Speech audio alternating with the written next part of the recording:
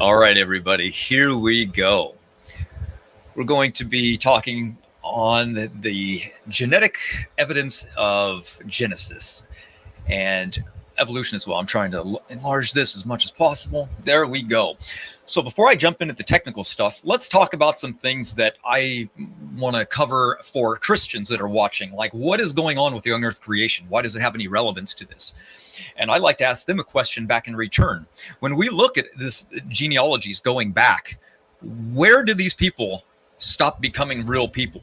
That's what you need to ask yourself. If this is a lineage and you trust that Jesus is real and that Abraham is real, where do you give up on that? Where do you give up on Noah? Do you give up on David? Do you give up on Adam? Because really we can't do that, right? Jesus said he died for the sins of Adam. So what's going on? Why do so many people today say, oh, it's not really a true story? We don't have to take it literal. It could be allegorical. Well, even historians that are against the Bible literally admit that Old Testament has always taught that it's been a literal version. The global flood, worldwide, literal, 6 days of creation, literal. And then we have people arguing all the time that, well, it was just James Ussher that really was the first one to ever do this. And nobody believed like him before that period. And that people today only use his arguments, and it's more of a modern day thing. But actually, if we look into history, we find that people have been doing that with the book of Genesis for a really long time. Matter of fact, it starts in 240 AD. That's not far after Jesus himself, that people were using the genealogical chronologies to determine the age of the earth and the age of humanity based on Adam. And if you go back to Adam and there's 6 literal days, well, that takes us back to creation. And a lot of people go, well, you know, what about the Jewish people? Well, they also believed in young earth creation, and they only changed their mind because of the theory of evolution recently. We can even look at their calendars to prove this. Guess what? Their calendars still reflect a young earth. This is the year that they believe that it is. 1 year behind, actually. I need to update that. But nonetheless, the theologians came along and they said, well, I guess we're just going to have to accept what the modern day science is saying because we can't refute this. So we're going to obviously have to change scripture. We're not going to have to like learn the science, you know, God forbid. We're actually just going to change our beliefs around because that's what we have to do. But there's a problem when you do that, because in order to like, you know, say, well, it's, you know, we can be creationists, but we can believe in evolution. We really can't do that because nothing makes sense. It's still contradictory. You have the Big Bang. Nothing about the book of Genesis goes along with it. It doesn't match anywhere. So if it doesn't match, what did the church do? Well, you know, the Catholic Church was the first one to actually come up with the Big Bang idea. So they just said, well, we'll just abandon the literal view and we'll just say it's all allegorical, the entire thing. Why not, right? I mean, why not just accept evolution? Well, here's why. Because if we look into history, we actually find that it comes from pagan ideas first. These ideas aren't new, really. They're scientifically new ideas, but they're pagan in origin, and they go really far back. Matter of fact, it wasn't that people thought the Earth was old all the time. Matter of fact, it was only just a little while ago in the 1700s that somebody actually questioned it and said it's more than a few thousand years old. And it was James Hudson who brought in uniformitarianism. But besides radiometric dating, what was there? There was nothing that said that the age of the earth was old. Nothing. So they have to have deep time. You see, they need it because it makes the impossible possible. Therefore, they can just say, we can just say that the days were really, really old. We can invoke that there's some evolution. Just add time, and time becomes everything. It makes everything possible because you don't need evidence. You can just say, well, add enough time. That's what did it. And for the critics out there, we already know that they don't question anything. We've already experienced that. Okay, so for the Christian, it comes down to not whether or not you have to be a young earth creationist to believe to be saved. It's just the foundation of what scripture is actually saying. And is it really true? Is God's word true? Is it a literal thing that we can trust? And we're going to go over the evidence of that today. But before we do, we have to talk about what is science, what is falsifiable, what is making testable predictions. How did Darwin come up with this idea?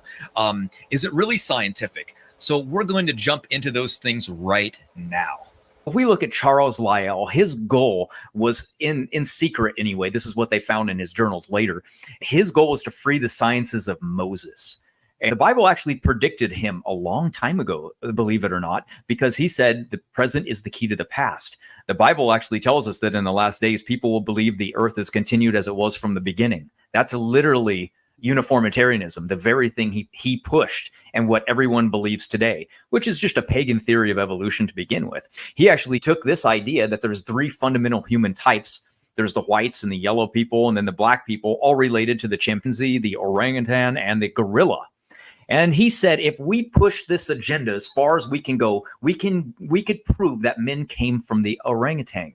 So you notice what he did. He literally pushed this hidden agenda, and he said, let's see, now I got to get people to believe this. Now I got to get them suckered into it. So what did he do? He went to the Niagara Falls. He went there and he started to catalog it, and he started conversing with people that lived there, as one of them in particular, which was a local geologist. And he said, how much do you think the water is eroding at that area? And the guy said, probably around 3 feet a year. What did he do? He went back and said, that's too fast. I'm going to slow it down. And I'm just going to say that it erodes at 1 foot a year. And I'm not going to tell anybody. I'm not going to tell anybody the math because he didn't run any. He's not going to tell anybody about any of his science because he didn't have any. He just made it up and he lied to the public.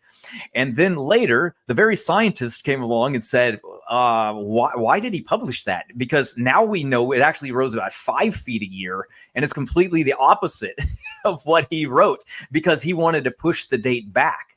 You see, the Creation Ministries International, Dr. Henry Morse, said that Lyell did this to make the uniformitarianism age 35,000 years for the falls. So his goal and agenda to lying to the public was to get people to drop the Bible, which again takes you back to his first goal, was to free the sciences of Moses. He hated God, like a lot of people do today, and they need evolution to be true. So they just make up this story. They follow the story, no matter if it was a liar. And then they defend the liar. That's what's shocking to me, Donnie, is they'll defend this guy who literally made these things up and lied to them because they want to defend their belief. This brings us to the next part, and that is that scientific theories must make testable predictions. And what strengthens a theory is whether or not these testable predictions come true or not. If they do not, the theory is now falsified. The real battle is over the exact same evidence. We view it one way, they view it another. But why do they view it this way? Their interpretation is that everything goes back in time for millions of years. This is the debate. Which one is true? Evolution or creation? You see, in Darwin's day, there were 3 camps of creationists. There were the young earth creationists, known as biblical literists, who are us and still exist today. There were the old earth creationists, or day-agers, gap theorists, intelligent design, and theistic evolutionists as we call them today. Then there were the non-literalists, or allegorical or symbolic genesis interpretationists, very similar to how Catholics are today. Many of them were theistic naturalists. So in Darwin's day, the majority of people believed in the non-literal version of Genesis, where the flood of Noah never happened, and God created species as they were, where they were. This is what Darwin focused his attention on by refuting and attacking the non-literal biblical view, such as the Catholics hold today, which of course he ended up proving wrong, thus winning the war of mainstream biblical creation versus his new theory of evolution, which states that animals can adapt and change in new environments. People just didn't know. He only refuted a very strange version of the non-literal Genesis way of thinking. This idea all began long before him, but by Darwin's day, it was established and very popular. And this is where the story leads to him going to the Galapagos Islands, which were colonized in the late 1800s.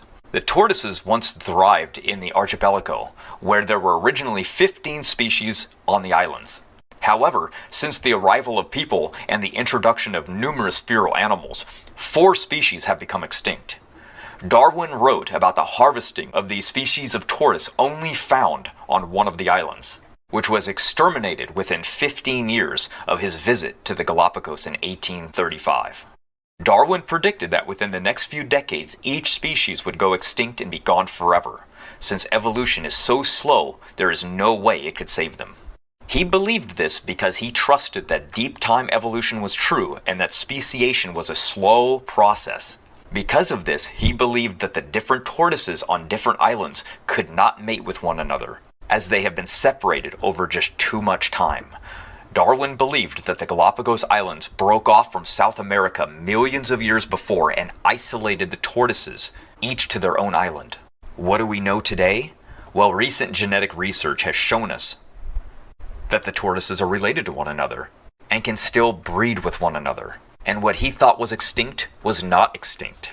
And that the species he thought were completely extinct actually were still living on today, and their genetics were mixed in with the other ancestry. Today, there are 13 tortoise species in the Galapagos, with more hybrids being discovered all the time. Darwin's predictions based on deep time evolution being true failed yet again.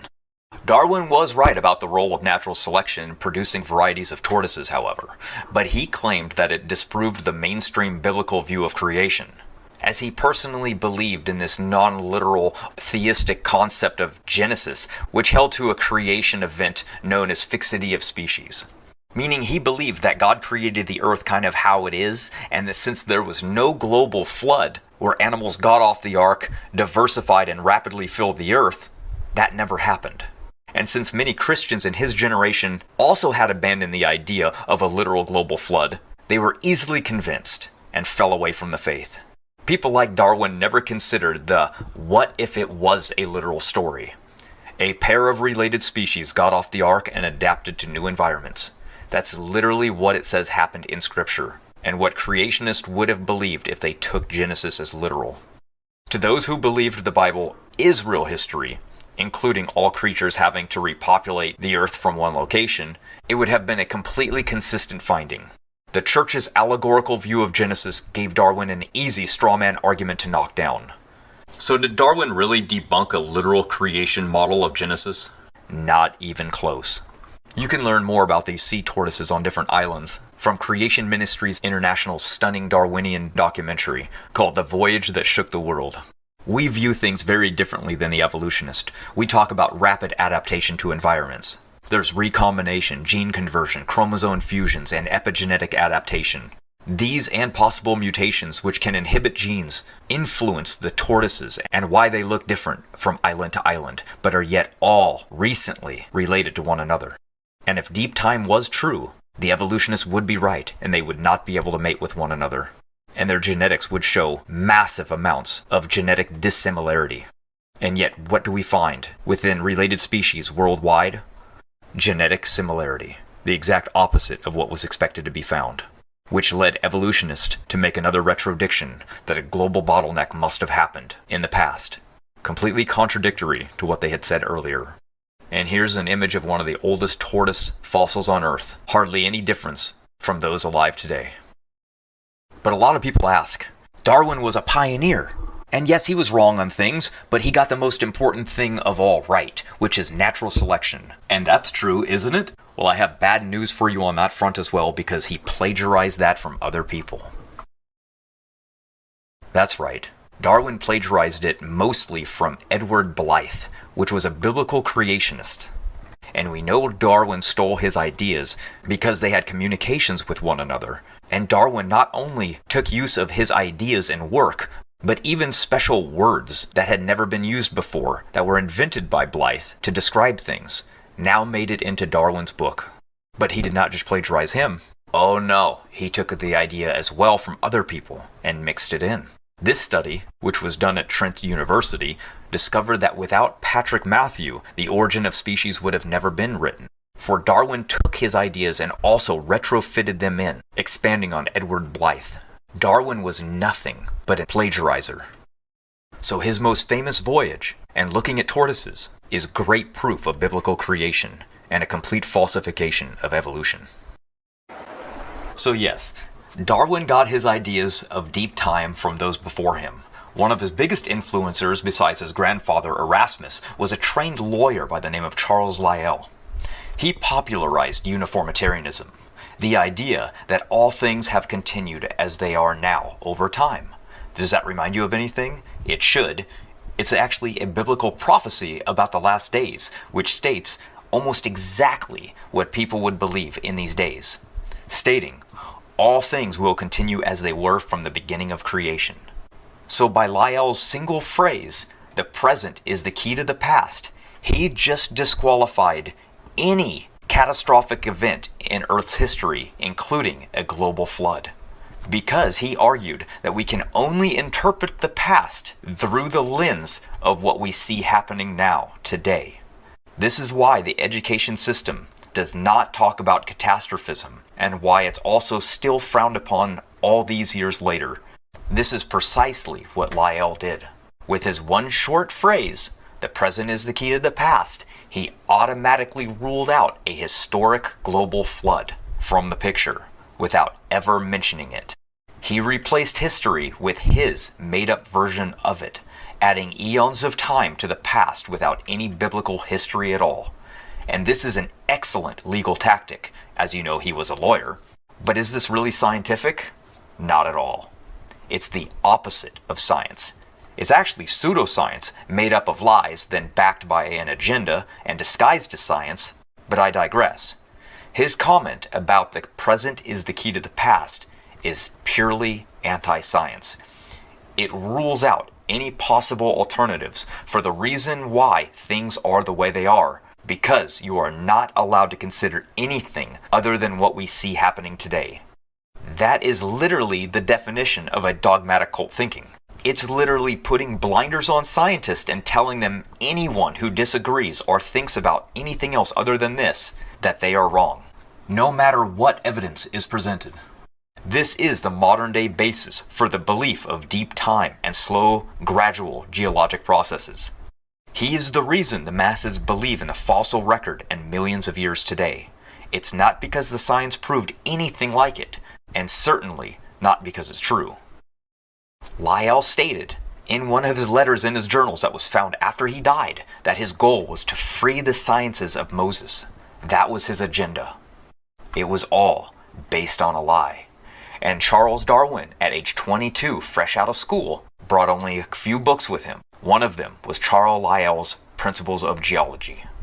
And one of the things that Lyell said was that if he were to push this as far as it could go, that he could prove that men came from the orangutan. And right after that, what was pushed so heavily in 1924? That's right, there were 3 fundamental human types, the white, the yellow, and the black, all related to their own primate species. The Asian, the orangutan, the black, the gorilla, and the Caucasians related to the chimpanzee. Charles Lyell, with his lies, influencing the science yet again, all these years later. So before the 1800s, we have Hudson's book, The Theory of the Earth, published in 1795, that made people doubt the Earth was young. And then we have Lyell's book, The Principles of Geology, which made people doubt Noah's flood. And then we have Darwin's book, The Origin of Species, which attacked a straw man argument of the fixity of species that was believed by people that did not even believe the biblical creation story was true. And he made people doubt the Creator. These 3 people influenced all of science that we believe today. And Charles Darwin is related to the Rockefellers. And today, they fund the public school education system. And they are notorious for saying that they do not want a nation of thinkers. They want a nation of workers. And they know that the people will believe whatever the media tells them to believe. And evolution is pumped out to kids and adults on a constant rate. And they admit that even if all of the data pointed to an intelligent designer, such a hypothesis is excluded from science because it's not naturalistic. So when you're not looking for something, you will never find it, and then they'll claim that there's no evidence for it. Let that sink in. Another problem that we have is atheistic evolutionists today have incentive for doing what they're doing. They also don't want to feel as though they've wasted their life. Not only have they gone through the entire school believing something, that would look really foolish of them to actually now admit that they were duped and fell for a lie, but then they actually paid to learn more of it in college. So that's money down the drain. So not only do they have time and money invested into this, But then they start teaching others. Then they have to admit to those others what they taught them was a foolish lie as well. That puts them in the sunk cost fallacy. It's the phenomenon whereby a person is reluctant to abandon their strategy or course of action because they have already invested heavily into it, even when it's clear that they should abandon it because it would be more beneficial to them. They just cannot do it. So these are the subjects that we're going to at least try to cover today. This is my intent anyway. And we're going to go down the list and we're going to show why creation is so superior to evolution compared to predictions that were made versus predictions that were falsified. And the first one we're going to get into is genetic similarity. Now, a lot of people know that today evolution uses genetic similarity as their best evidence for evolution. But the reality is this is the exact opposite of what they predicted.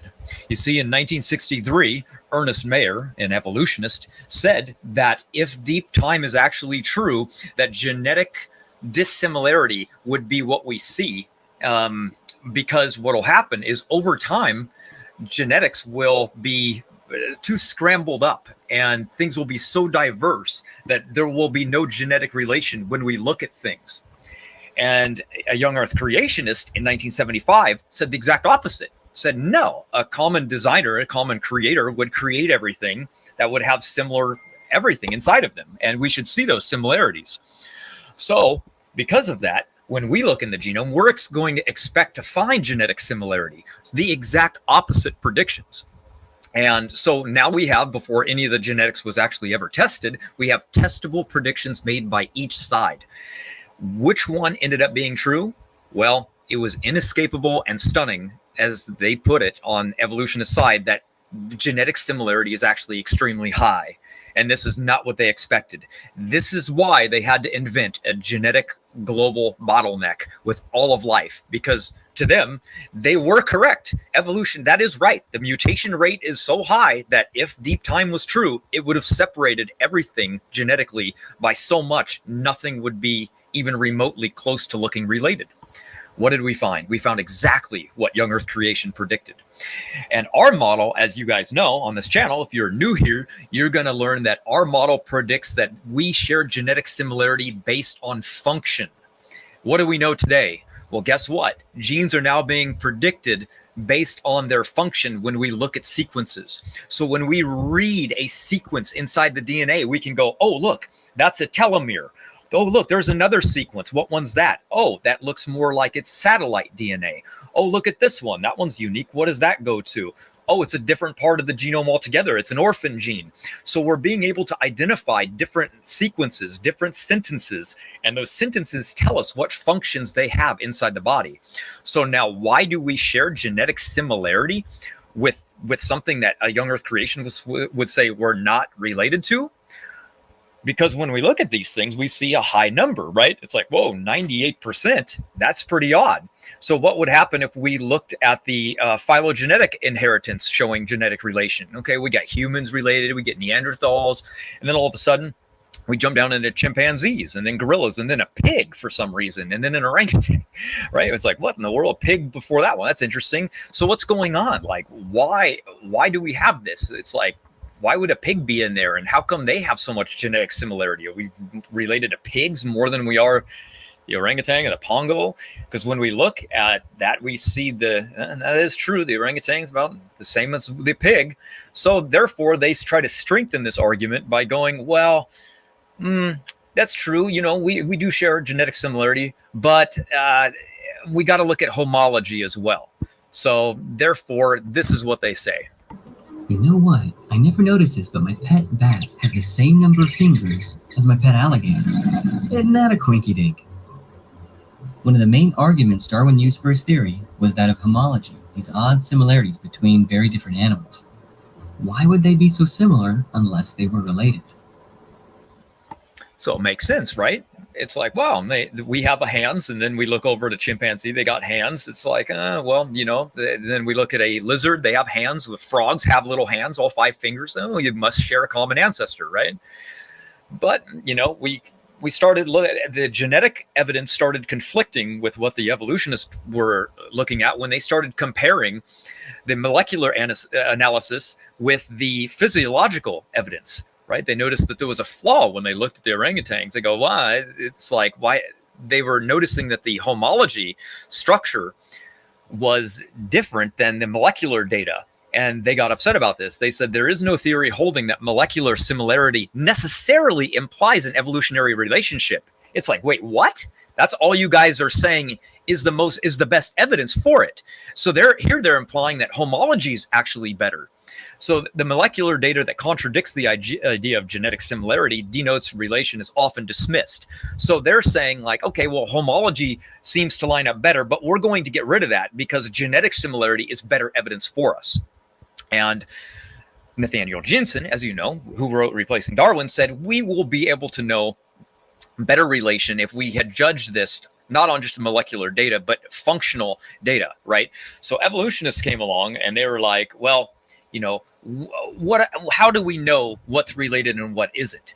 Okay, so we as young Earth creationists, we use the mitochondrial DNA, the autosomal DNA, and the Y chromosome DNA. Why? Because they are traced in a linear pattern directly to what is related, right? And we can follow this back in time to a single person. Evolutionists don't do that. Did you know that? When they build their phylogenetic charts, they don't look at the observable evidence. They infer it. They actually base it on something entirely different. And these are protein coding genes, which I'm going to get into. These aren't paternity tests, which show relation. They're entirely something else. So that's why I said we like to follow the direct line of evidence that can follow something. So when Jensen, as you know, is saying that these functional differences are what we see, we can come along and say, now, why is there genetic similarity even in these protein coding genes? Well, because we view function as something different. If we line up cytochrome C, which is something that they like doing, which is a protein coding gene, and they go, look, we can now build the phylogenetic charts using this area of the genome, this protein coding gene. This is really good. So now they build their chart. Well, they can't actually compare it to other parts of the genome by comparing something like cytochrome C because it builds entirely different charts. So they have to narrow down and cherry pick and look at particular types of data sets and ignore everything else. As where we can just take the data that comes from what we know to be true following the direct lineages, and we know that there is no phylogenetic chart at all. And we base this on function. That's why we share some protein coding sequences with other things. Take why we would share more genetic protein coding genes with a chimpanzee, like rather than a frog. It's because of how we also grow our hands, right? A human hand looks like a web. And as we mature in the womb, that web disappears between the fingers. So this is a functional role of that protein coding gene determining how we are built. So it's a function based on not only what the structure looks like, but how that structure forms. It's a functional difference. As where a frog, they grow their fingers out from the base, out from the root. So therefore, now we have reason on why these functional differences exist and why they make any type of pattern at all. And also why they refute one another and why they stick to that. And here's another short clip. I'll give you another example to break up the monotony of just listening to me. If you look at different creatures' DNA, the rule of thumb is the more similar, the more closely related, and vice versa. Biologists expected to see a gradual branching path of DNA mutations from species to species, and they did find some success. Take, for instance, this little guy. He's a gene called cytochrome C. You can find a version of him in such places as your handsome or beautiful self, chimpanzees, dogs, moths, even yeast.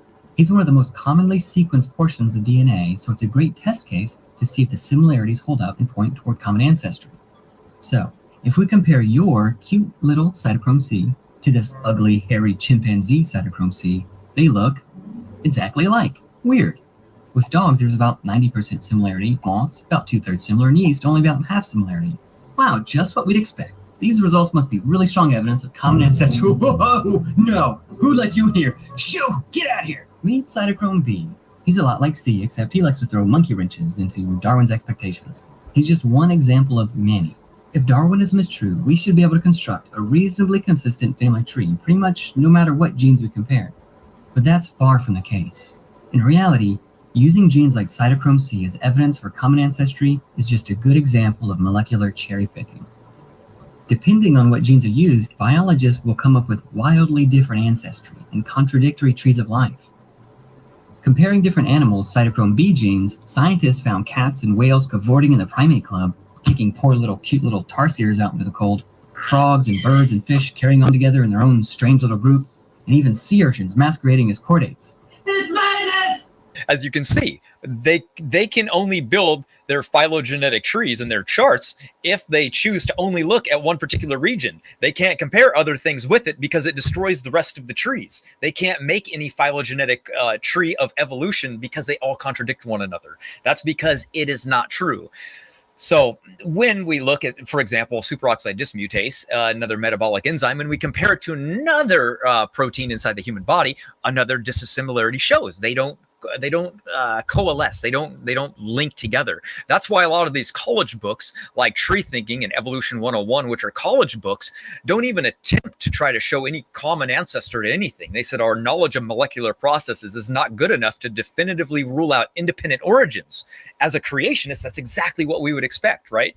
But they admit that in their books because they know that they can't prove anything, because every time they try to look at a particular region, it shuts the other prediction down. It disassociates it. It's not true. That's why they can't build it. And I made a book to go along with this so anybody can later follow along or get the book just to pass out, things like that.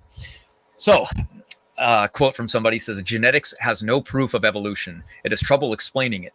The closer one looks at the evidence for evolution, the less one finds of any substance. In fact, the theory keeps on postulating evidence and failing to find it. It moves on to other postulations like missing links, natural selection, positive mutations.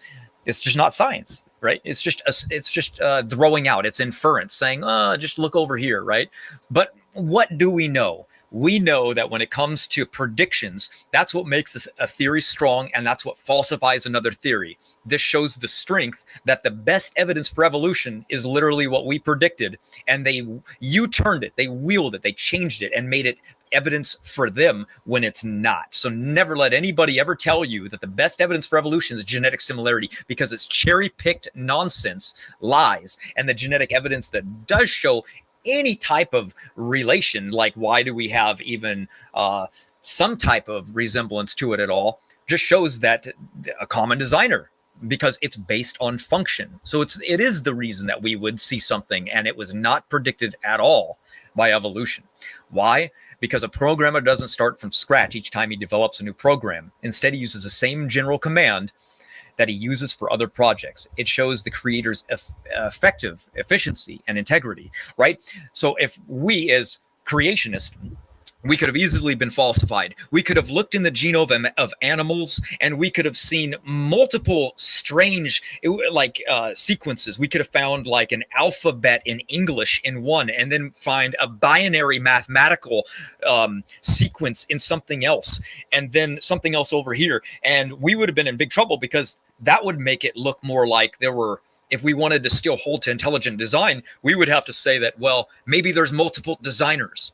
Maybe there isn't one God. Maybe there's multiple designers that created life. See, we would be in big trouble. But the fact that we do see so much similarity, and it all shows the exact pattern, it shows that there is only one designer in all life, because he used the same program, the same code. Why would a programmer use a different source code for every piece of software rather than use the same framework and language for each application? It only makes sense. And look at God's creation. Look at Look at how the regulatory network for E. coli is compared to the Linux operating system. God's design is superior than everything we can even make today. And design is everywhere. I know there's people like Godless Engineer out there and other atheists that deny this, but literally the biologists, the atheist community's geneticists themselves admit that this is true. Here's an example of that. Is the genetic code really a code? It is a code. It's definitely a code. But nevertheless, there is no problem in saying that DNA would be a code in just the same kind of way as a computer code. It certainly is a code. You can read it as a code. You could even transcribe. I think I put this in River Out of Eden. You could even transcribe a book into DNA letters, and you could read it out again. You could preserve it in DNA. That's how code-like it is. It really is completely code-like code. A digital code is merely quaternary rather than binary.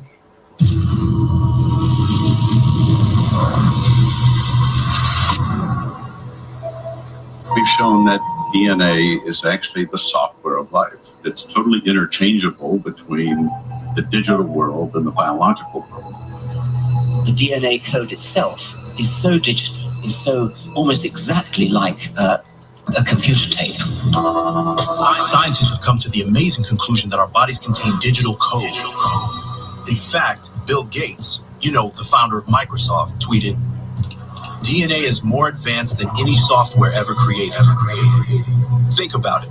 A program or code is written by someone very smart. The more complex the code, the more intelligent the author has to be.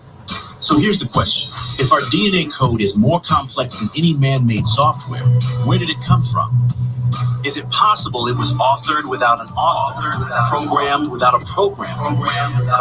Materialists think so, through neo-Darwinism, the modern version of Darwinian evolution. So yeah, when we look at the language of life that we see inside the human body, we see a language, a hierarchical pattern that describes a literal code, and it's everywhere. When we look at, they even use actually linguistic rules when we talk about genes. We talk about transcription. There's editase when we edit a gene. It's everywhere around us. So the evolutionists, they have a lot of problems because they want to ignore this type of data and just say, it's all by chance. Well, you can believe that all you want, but this is why Scripture made it very clear and very simple that God gave us creation so that we would know that there is a creator, so that no one is without excuse. So it's very, very simple. And when we go into the molecular data, and we look at different forms of life, and we're trying to build this hypothetical imaginary tree of life, there's inconsistencies because they're trying to use different forms of evidence to build and construct their phylogenetic trees. And one of those things is homology. But when we look at molecular data, it would show that rhinos are actually closer to hedgehogs than they are to elephants, which are obviously look much more similar. So they have to invent things like convergent evolution. And convergent evolution is when things cross pattern, then they gather the same type of physical appearance and look, even though they're not related. They came to the conclusion that they got this way through convergent evolution over time. That's why a shark and a dolphin would have the same fins, for example. So how did eyes evolve? Well, for them, these evolved because of convergent evolution, but they have to admit, they're so different, they're so highly complex, they arise out of nowhere.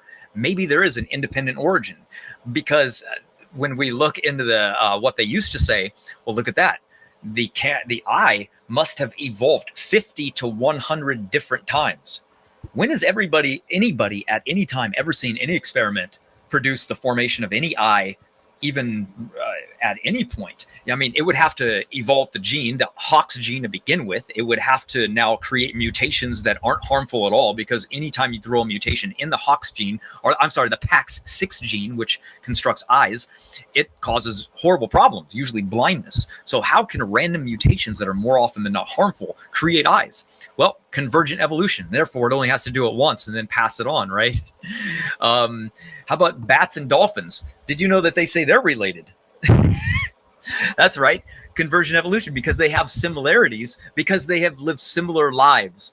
What are they talking about? How do bats and dolphins have similar lives? They don't have any similar life at all. They live in literally the exact opposite conditions. One lives only in the water. The other one lives only in land. How in the world can they say that they share similarities because of their environment? They don't share the same environment. How about milk? They know that mammals like cats and dogs, they produce milk, right? But did you know there's also ants that produce milk? That doesn't make any sense, right? No big deal for the evolution, right? Just throw in convergent evolution, right? It's no big deal.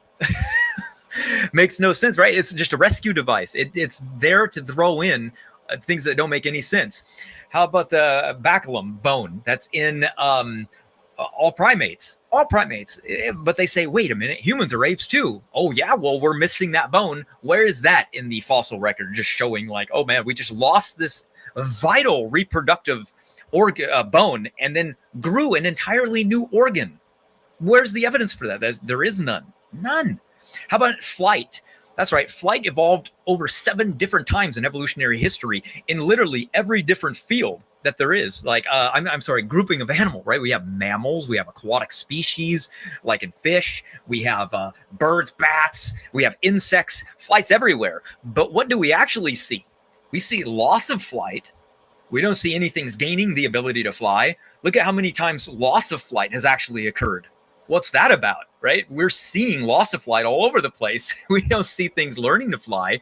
We don't see like, wait a minute, this thing has a little tiny wing, and then we investigate it. We go, oh yeah, it lost its ability to fly. We don't see anything going to flight. So it's just this imaginary scenario that they invent to help them through the fact that they don't have evidence, because what we see is the exact opposite.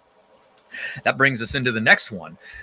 Creation would predict that we would only see one genetic line going back to single people of the X chromosome and the Y chromosome. But evolution predicted that there were multiple people every single time you go back to a bottleneck in history. There were at least, they say, 10,000 women and 10,000 men over 200,000 years ago, right? But like, what's going on? They say, these are the first pioneers of people. They didn't look much like us. They kind of did, but they were more primitive in features. We say, no. We go back to Noah with the Y chromosome, but you can trace everybody back to Adam and Eve, right? That's one of the things that we should be able to do. We are able to find a genetic sequence that we can trace back to single people, not groups of people. Because if you assume that there were 10,000 women or 10,000 men, then we should see multiple lines of that evidence inside of people today, but we just don't see it. We don't see this scenario of a bottleneck 200,000 years ago, or even the other one of 74,000 years ago in the genetics. That's not there. What we do see is the biblical ancestry, where we find people going back very recently in time to a Tower of Babel event where there was dispersion and massive population growth. And genetic similarity between all humans is really, really, really low. And that can't really be based on how fast the mutation rate is and based on how everybody is related to one another. But what is if you type in, you go, look at this, there is only one descendant that we all came from in both male and female. That wasn't what they expected, but it's exactly what the biblical model would have said. And they admit that we can safely say that with fair scientific certainty, that every man alive today descended from one man, and every human alive today descended from one woman. And it is exactly what our model predicted. And that is not an evolutionary idea that would have ever been predicted, especially in regards to, as a matter of fact, that's why they mocked the idea of biblical creation to begin with, because they when they named mitochondrial Adam and mitochondrial Eve, it was kind of a laughing at the creation, as saying, ha ha, you guys thought that everyone came from Adam and Eve 6,000 years ago or so, and now look, now there's populations of people that lived 10,000 years ago, and they lived 200,000 or 300,000 years ago, right? So they kind of mocked everybody by saying that, and now it turned around to be a slap in their face, which brings us to one of our first predictions, which is the haplotype block predictions versus the evolutionary haploblock type, right? Dr. Nathaniel Jensen would say that, we came along and we would say that the first haplotype people, Adam and Eve, would have had blocks the size of the entire chromosomes, right? Evolution would have never said that. So what do we see when we look inside of people today? Those balloons are going to represent haplogroups, okay? Now, we see different haplogroups, but a lot of people don't know why or when or how they got there or how they formed. So what we're going to do is we're going to look over at Adam's perfect genome, which was mutation-free. And the very next generation that came over with one mutation, got handed down, right? And then over time, another mutation, and another mutation occurred. So when this happens to a population, if we don't see very many mutations between people, they go back in ancestry not very far. But if we see more mutations in people, we can trace them further back in time. That means when we look at the populations of the world today, we can actually see that we can trace lineages back all the way to a single group of people. So that's how we determine what a haplogroup is. We look for markers and we go, oh, this group of people have one type of mutation that other groups don't have. So we can name them or letter them, whatever you want to call it. And now we have haplogroups. and those haplogroups form. And now we can say, interesting. So if we assume then that Adam and Eve had complete haplogroups that entire size, how fast would the recombination rate be to break down these blocks into smaller and smaller ones? That was one of the test group predictions that was done by Dr. Nathaniel Jensen, who said, let's test this theory. Let's break this down and look at gene conversion rates and recombination rates and not make any assumptions about the past except for a hypothesis that they were entire blocks that got broken down. How far in the past could we go? So his prediction showed us that we could easily explain the haploblock groups that we have today could have formed in the biblical timeline, and they don't line up with evolution whatsoever. So then, how is that possible? Well, gene conversion breaks up linkage blocks. And we know that when we're looking at populations and groups of people, this is a genetic drift indicator right here, showing a population size and how many generations. Look at this. If you have a smaller group of generation of people, fixation is reached really, really fast. Some are lost and others reach fixation quickly. And what would we say happened? Well, after the flood, there wasn't a very many group of people, right? There was not many. And they were in small groups and they migrated together and they stayed in smaller populations and they grew in a population together. And then all of a sudden they went to the Tower of Babel where God confused the languages. Then they dispersed and broke up into smaller groups of people. And then once they were in these smaller groups, it started again. Gene conversion, recombination rate, breaking up all these blocks into different groups of people. And when we look at the human history, we go, wow, something happened around 5,000 years ago where human diversity rapidly exploded. And this is looking at exomes, by the way. And then Jensen ran it on single nucleotide variances and got the same results yet again. And they admit that mutations are relatively new. They only go back about 200 to 400 generations, and then something happened creating massive amounts of harmful mutations. Well, that's the biblical timeline. That's literally what we say happened. You know, mutations are arising in people, and we can literally go, well, if they're new mutations, we can trace them backwards in time. We get to a person that has less mutations. That can only be a good thing for them. Evolution says, it's okay. No, they don't make much of a difference. It's just mutations. So we'll get into that soon. But we're saying that this Tower of Babel, which has actually been found in historical things, this is what a carving and engraving showing that our ancestors actually believed in it as well. And it's one of the rocks we found. We see that if we trust the story and we go, where did this happen? Was this the Middle East? Or was this in Africa? Because if people lived in Africa for hundreds of thousands of years, you would expect that massive people would also be migrating around in Africa and diversifying in smaller groups, getting mutations, and haplogroups would be forming left and right. But what do we see? We see the most haplogroups actually forming and exploding out of the Middle East, exactly where we would expect it to be, not in Africa. So think about that for a second. So we would say the exact opposite happened. We say that this happened, that all of these haplogroups started forming and grouping, and people began migrating around the world and getting isolated in different regions, but not this one. See, you're looking at Shem and Japheth's line, right? They branched off and they didn't have a border. Ham did. And let me explain it to you like this. The Tower of Babel is where all of the people were together at once. The languages got confused, and each son got handed down a inherited land. Ham's line got Africa. So they went into Africa from the Tower of Babel, and something unique happened. The Sahara Desert started to form, and it grew rapidly.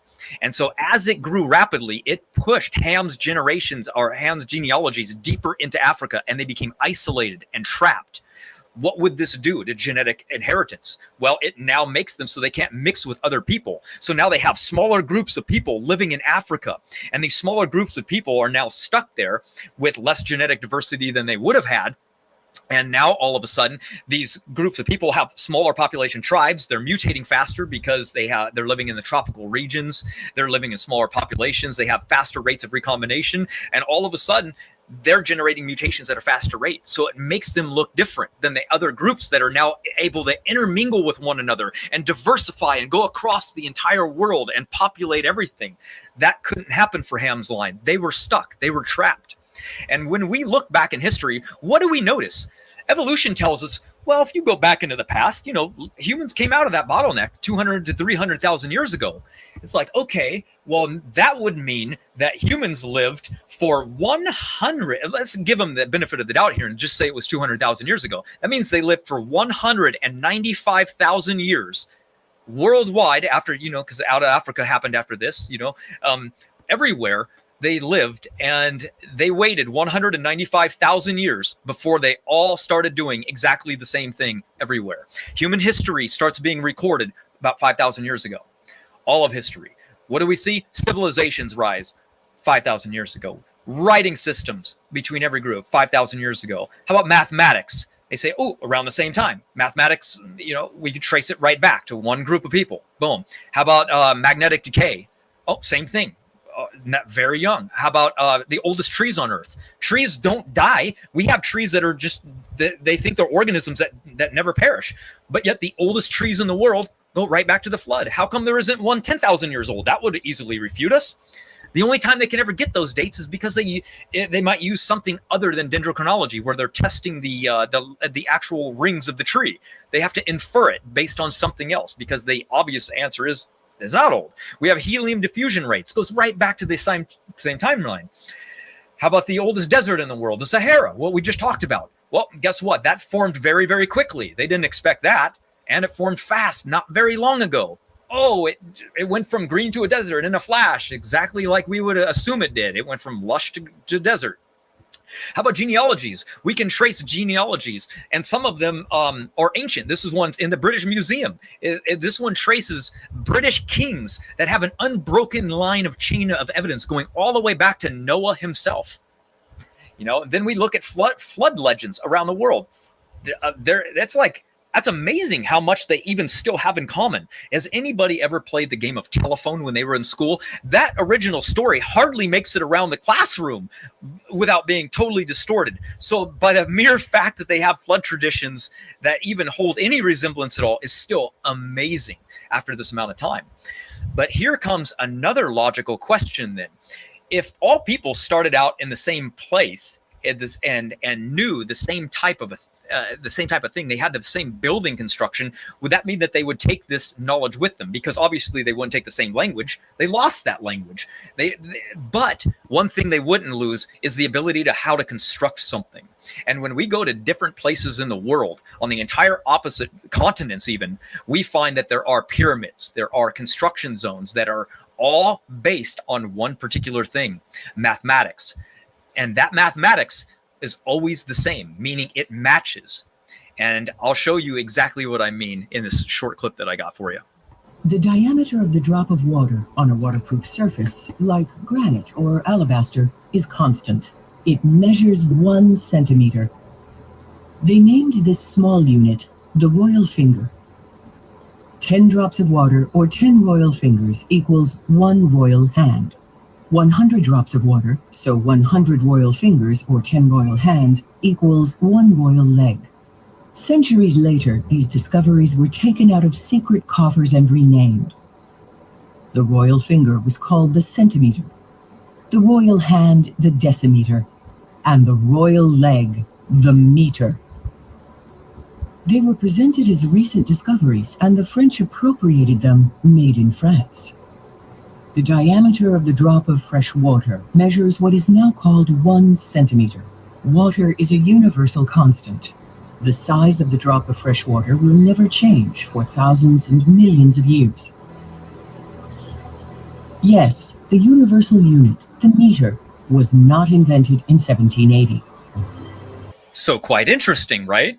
How in the world could we have a mathematical situation where all people around the world know the exact same type of measurement? Well, it's because you can trace them back to a single group. It's a single group of people that were building and constructing the same tower. It's why they knew what to build and what worked and how to measure something. They might have lost the language, but they never lost the math. Or what makes more sense, the Egyptians decided to travel around the entire world themselves, creating the exact same structures everywhere. I mean, that makes no logical sense. But when we look at the construction of all pyramids that we've ever measured, they all use the meter.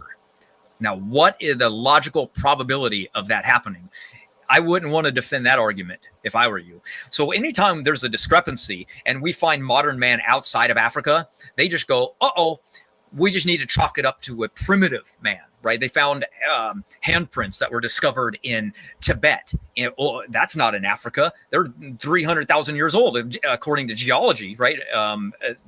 That breaks up the tree of life, right? Wait a minute, man's supposed to be evolving in Africa, and they're stuck there. They can't even get out for another 150,000 years. So what's an identical human handprints and artwork doing somewhere else? Well, they just blame primitive man. They just say, well, it's some other species that was literally identical. So humans evolved twice then, is what they're saying, in totally different regions.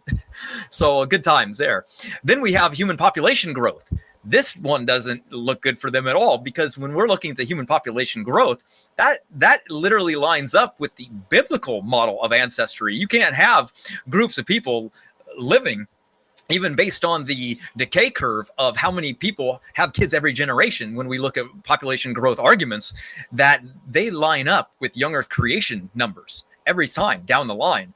That doesn't make any sense if they're telling us that human beings have existed for even hundreds of thousands of years. You have to account for them not being able to produce what we can today. If you say, well, you know, they were just in Africa. They didn't migrate out. They were just trapped in this one region. Wait a minute. You just said that they were in other regions of the world. You said they were Neanderthals doing this. There were Denisovans doing this. There were other populations of humans growing. Why couldn't they do it? It's like, none of the story makes any sense. It's like they all just waited to the last 5,000 years before they all decided, yeah, we're going to grow. We're going to populate the entire world, and we're going to explode in population growth. That doesn't make any sense. So the testable predictions come from what we know and what we can see, and we can go, interesting. Let's make predictions now based on what we observe. Let's based on mutation rates, based on population growth rates, and let's take these back.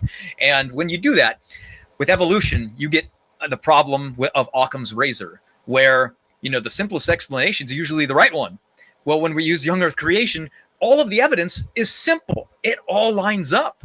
They have to invent these ridiculous rescue devices, and that's why we have no problem. We have no problem saying that these haplogroups formed exactly where we think they formed. They formed rapidly all at once. Dispersion happened. We have evidence that we can only trace back to a single person in the recent history, not deep time. And there is no march of progress. Here's a video I made specifically on that one. Rudy Zellinger's painting called The March of Progress was a fine illustration.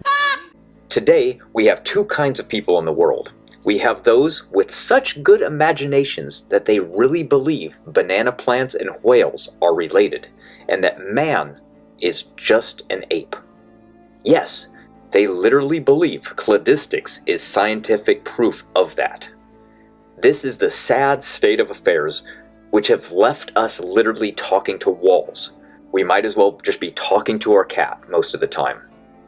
So I thought today we would try a new approach. Rather than just show them evidence that is on our side and explain why the evidence best proves young earth creation rather than evolution, let's show them out of their own books that they were lied to. So let's begin, shall we? In the book, Early Man by Life magazine, one of the most popular March of Progress charts ever sold exists inside of it. More schools have this image hanging up than any other image regarding human evolution. But let's actually zoom in and read what the small print actually says.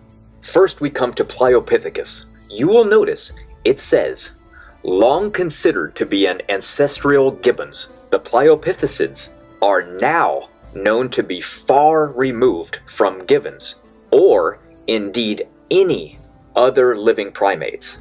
So they admit that this doesn't even belong in the very chart. And it's the first step of this process, and it says underneath it that it's not true. Now, on to the next one, which is another supposed intermediary, which to them would now be the first step of man, which is proconsul. Well, they consider it a very early ape, an ancestor to the chimpanzee and perhaps the gorilla. So we have another pure ape which they still cannot identify as to what species it even is. But yet, there it is, standing up, representing human-like bipedalism. That is strike 2. Importantly, though, each of these individuals depicted are monkeys, not just the first one. We humans are still a subset of Old World monkeys. But let's move on. Next we have Dryopithecus. We read that after investigation of the skull, rather than evolving earlier than the great apes was as previously thought, it was actually just a great ape itself. A knowingly admitted lie right there in front of your eyes. I give this strike 3 on proving any human evolutionary tree whatsoever, and we've only looked at 3. So literally, their entire first links of the chain are admitted to not be part of the chain in the small print underneath. That would be strike 3. It is already hard to tell where there could be a link still missing. Next we have Oreopithecus, and this is hilarious because they start off by literally saying this is a side branch of the human family tree, meaning, yet again, it is not part of the March of Progress chart that it's on. And they are showing you it is part of the human lineage. But let's keep reading. Oh, look at that.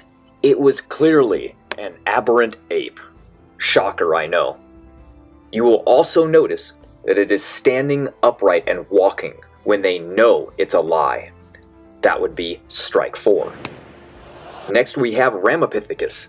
This was thought to be a distinct genus that was the first direct ancestor of modern humans, before it became regarded as that of the orangutan ancestor. Again, portrayed standing erect and walking, so strike 5, another fraud on the chart, shown in the March of Progress that doesn't belong there. Strike 5. Oh, man. Next, a famous one, Australopithecus africanus. It tells us they possessed the brain size of apes, had ape-like skulls, and was similar to body size and shape to apes. So if it looks like a duck, quacks like a duck, walks like a duck, shaped like a duck, the size of a duck, then surely it's a duck, right? Yet, there it is, an admitted ape species with the characteristics of an ape in the human family tree, portrayed walking just like humans. They don't even try to say anything about it being transitional or having any features of transitional because it's clearly an ape. But again, do you notice anything in the image? Is that really the truth that they're trying to sell you? No, it's not, and not even close. It was a primate, nothing more. No transitional. Strike 6. Now we have Robustus. It states below in the fine print. He represents an evolutionary dead end in man's history. So what's it doing on the chart? He's an admitted dead end on the very chart itself, meaning not part of the human evolutionary March of Progress chart that they're showing you. And yet there it is anyway. They know that nobody reads this fine print. But here is something most people don't know. They changed its name to Paranthropus robustus, and that's how it's known today. Do you know why? Because para means beside, and anthropus means man. So it means beside man, meaning not leading to modern day man. Not only was it a different lineage, but an entirely different evolutionary branch than us. Yet there it is on the flow chart, leading from primitive primate ape ancestor to modern day man. Another lie. Strike 7. So now, let's look how far in we are. Notice that? Halfway through, and every single one is an outright ape.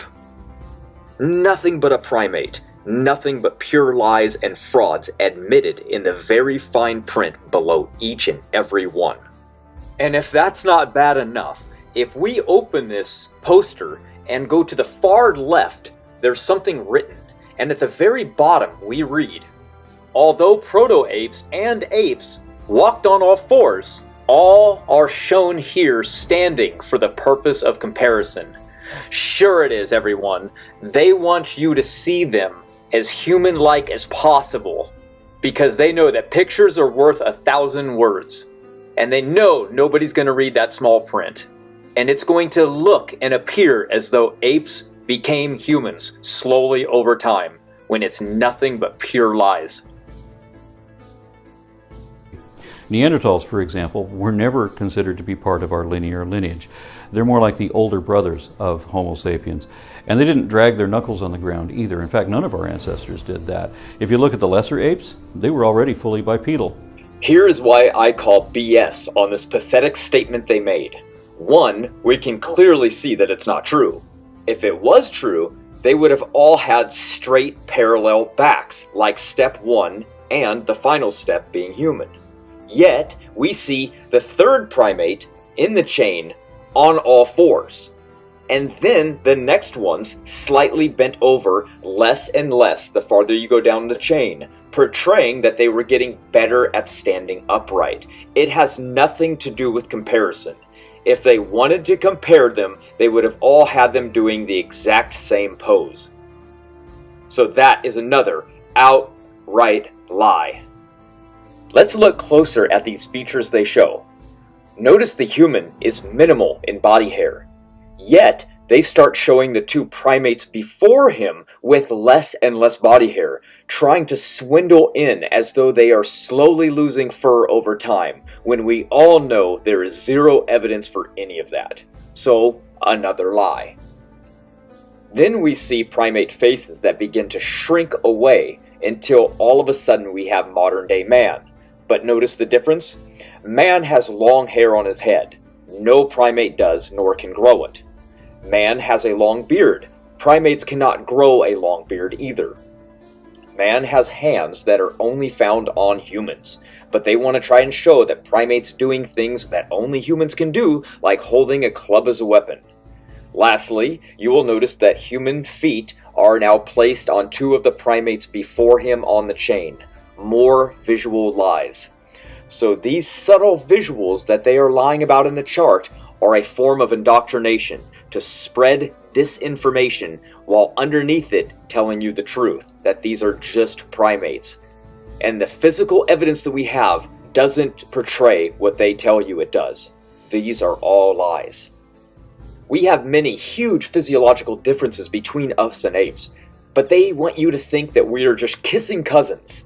Everything from our hair, our brain, our eyes, our lips, our tongues, our hearing, our visuals, our strength, our skin, our posture, our gut flora and digestion, our appendix, our muscles, the subcutaneous layer of fat that runs under our skin that apes don't have. The list goes on, but they want you to think, and they want to portray to you, that they are right next to us and that we popped right out from them along the chain of human evolution. Humans do not speciate. We did not come from another species, and we will not speciate in the future.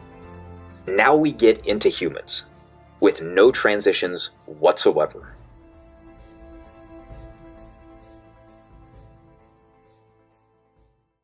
The first thing I want to point out is, look at this human that they have here. Do you notice something? Do you notice that he is not an African? Why is that? They believe it is. So why does he have no African traits? They want to have them appear as the average Caucasian for some reason. Yet, it's not what they believe. Just more subtle deceit. And they even admit that they're guessing. So let's read this together. It is a revealing story, not only for the creatures it shows, but also because it geographically illustrates how much can be learned from how little. What do they mean by how little? Well, actual evidence, that's what. Let's keep reading. Many of the figures shown here have been built up from far fewer fragments of a jaw, some teeth perhaps, as indicated by the white highlights, and thus are products of educated guessing. Let that sink in. And importantly, all of these actually existed. They admit that these are hypothetical, imaginary drawings made from educated guesses. This is the best evidence they have for human evolution. Nothing but pure SpongeBob imagination assumptions, in their own words. But let's move on now to humans. First, we come across Homo erectus, The illusion in the Time Life book is based on entirely different fossils. The Ternurka fossils were unearthed during and after the early 1970s. Before that, Homo erectus stature could only be estimated from two discoveries, one in Java, the other in China, from femur bones. Now that we have more complete skeletons and fragments, we have even more of the story. They state, first man of our genus, modern limbs, but more primitive hands and brain. But let's investigate that. Oh, look at that. Modern day research has discovered that modern day fingers and hand bones have been discovered, and they actually turned out to be the same as ours. Shocker, I know, right, creationists? But if that's not bad enough, the brain size is far more similar to ours and far from other primates.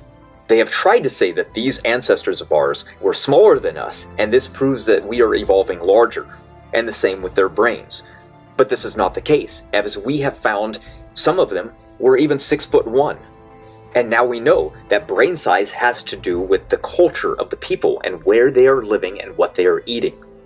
The most complete skulls that we have show us that a lot of isolated tribes all have the same thing in common: smaller skulls and brains, and some bone abnormalities, usually the ribs and spine. The average African's height is 5 foot 5.5 inches, but then we go to the Netherlands and it's 5 foot 10 inches. So conditions play a huge factor on height and brain and skull. And if that's not bad enough for evolutionists, they recently discovered they were sailors and had language and navigation skills. Clearly, this is not a primate or some missing link ancestor to the human species. Just look at how they depict Homo erectus still to this day. If this isn't visual indoctrination using pure frauds and imagination to push a narrative, I don't know what is. Let's not take my words for it. Let's go to a paleoanthropologist himself. Listen to what he says. Or should I say, listen to what he admits. This is regarding height, by the way. On the very bottom, we read, "It's a case in the fossil record where discovering more seems to have resulted in us knowing less. But that's just because we can now reject several categorical statements that people used to accept uncritically." You see what he's saying here? He's admitting that their bias is in their own way. They cannot break the paradigm. It must be true, so it's rooted in their brain like a dogma. Something they cannot question, something they cannot fathom not being true. They are indoctrinated to believe it and cannot critically think of an alternative, because it must be true. And this is one of many reasons why evolution theory isn't science at all. And the sooner you wake up to that, the better.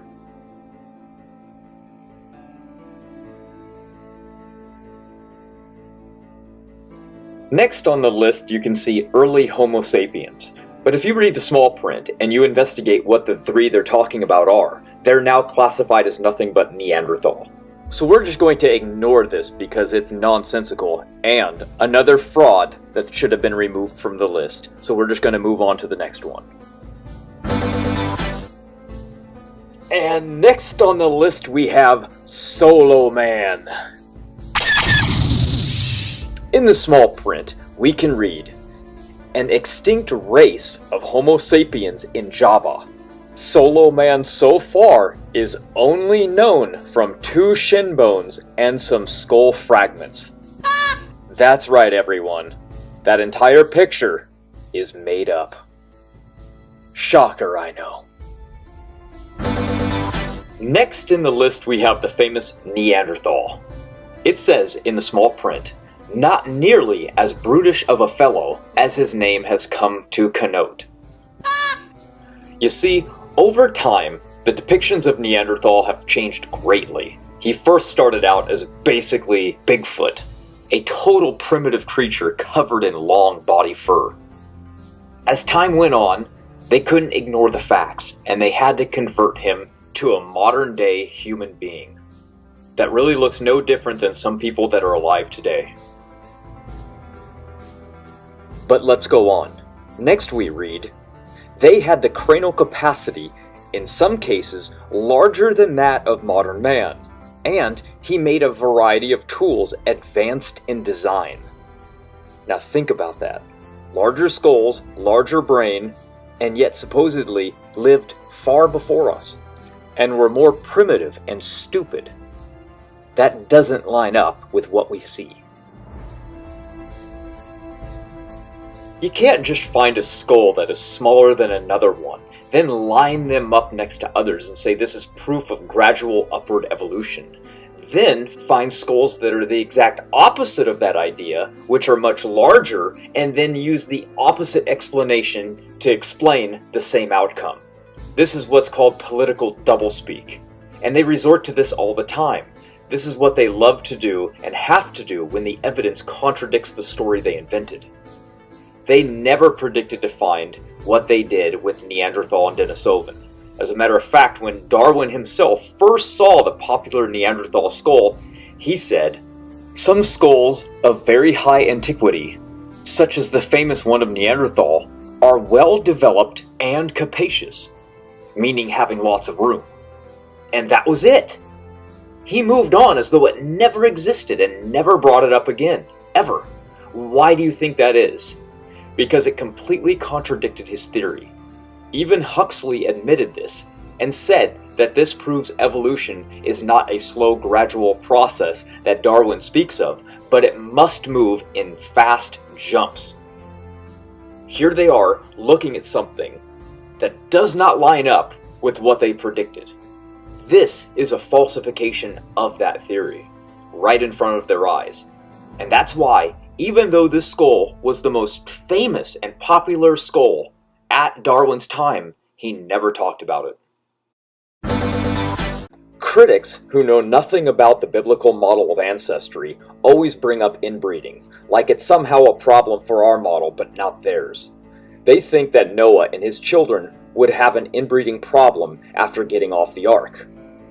Let me take a brief moment to explain why inbreeding is not a problem and how Neanderthal and Denisovan fit into the biblical perspective, and why it makes way more sense than the story they've invented around these people, and why over the decades they've been falsified time and time again. First, no, inbreeding was not a problem for Noah's offspring because of one major factor: population growth. God knew this because he created us and gave us two rules from the beginning, both to Adam and Eve and then again to Noah. It was be fruitful and multiply and fill the earth. What is funny about this is that evolution theory does have an inbreeding problem. Just ask Darwin himself. Just kidding. But you see, small populations over long periods of evolutionary time would lead to horrible problems. One that proves evolution cannot actually happen. Imagine small populations of people living for many tens of thousands of years, from bottleneck to bottleneck to bottleneck. Then, after the last bottleneck about 200,000 years ago, humans are stuck in Africa in small tribes for something like 150,000 years. Inbreeding. How could this be? It's nonsense, and genetics tells us it's nonsense. Humanity would have died out long before any of this story played out. If this was the case, there would be far more genetic evidence of fixed substitutions in the human population, especially with a fast mutation rate and how few fixed substitutions there actually are. There can only be one explanation, and that is mankind is not old. There are no other options, people. So not only are they mocking the concept that doesn't have an inbreeding problem, they actually forget how bad of an inbreeding problem their own model has. Oh, the irony in all of this. But they have put their foot in their mouth yet again, and they go on and say that it's not just people, but animals as well that would have an inbreeding problem, and that there is no way Noah's Ark could be true because of it. Sadly for them, we literally have examples of this bottleneck scenario playing out, proving that this is not a problem yet again. You see, the Bible gives an account that God sent Noah 2 of every kind of animal and 7 pairs of the clean. These animals got off the ark to migrate around the world and repopulate the earth. That is what Noah took them for. So, if this was true, could we just take two animals of a single kind and place them on, let's say, an island and see how they do? See if they can survive from incest. Oh, look at that. The answer is yes. This exact thing happened in 1957 when we took a single pair of mouflon sheep and left them on the Krulligan Islands near the Antarctic Circle. In 1977, when they returned, the number had grown to 700 sheep. That's just 20 years being stuck on a small island. And considering male sheep are nomadic travelers by nature, yet they couldn't being isolated, this utterly proves that even though the conditions which were not even suitable for them, yet they had no problems whatsoever. And given that the population began with only 2 individuals that were isolated on an island, the researchers had the perfect sample to test this inbreeding scenario of a bottleneck and what would happen. Their biased belief in evolution made them predict that this could not be possible, yet it did, and the study confirms it. And it shows, even in their writing, how shocked they were and at how unexpected this was. But this is just one of many examples of this scenario playing out in real time, which falsifies a global bottleneck scenario inbreeding problem. The problem is small populations who do not expand in size. And this is what we see with Neanderthal and Denisovan. So this takes us into the next chapter. Who were they? These were just grandchildren of Noah, who were just a small group of people who left the population to live on their own and eventually became isolated with a shrinking population and died from incest. And yes, we have evidence for this. They lived together in small groups and reproduced amongst themselves, and that could cause genetic problems. A healthy gene pool needs constant imports and exports of material. It appears that they lived in small groups with perhaps 20 or 30 people. A large clan might have 2 or 3 families. These small groups moved over relatively large areas. Well, think about it. How could a small population confined to inbreeding last? Well, that question has been asked, and a new study has found that there is no possible way that Neanderthals could have existed for even over 10,000 years. So much for 400,000 years, huh? Everything they thought is literally crumbling and falling in between their fingers. And they still can't see the obvious.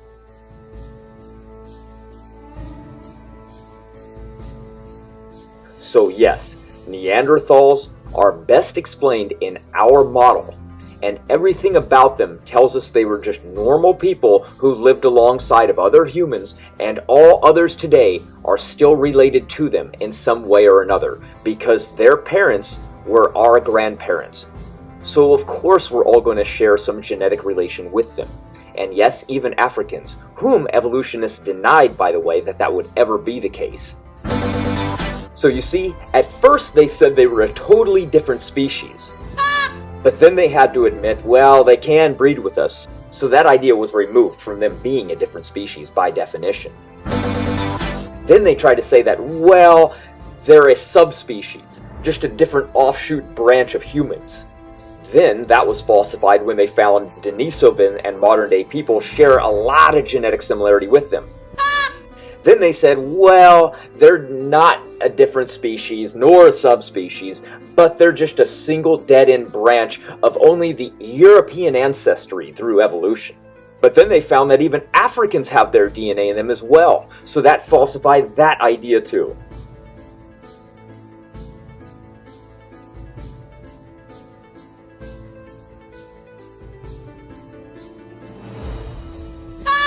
Basically, everything that they once said about them has turned out to be 100% wrong.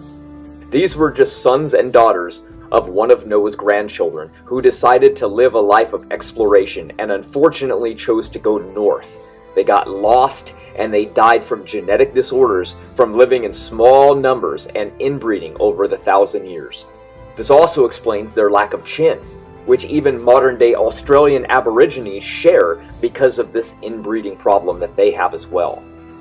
So the last question would be, Why don't we share more genetic similarity with these ancient Neanderthal if they just lived a few thousand years ago? Wouldn't it take tens of thousands of years for DNA similarity to be weeded out? Actually, no.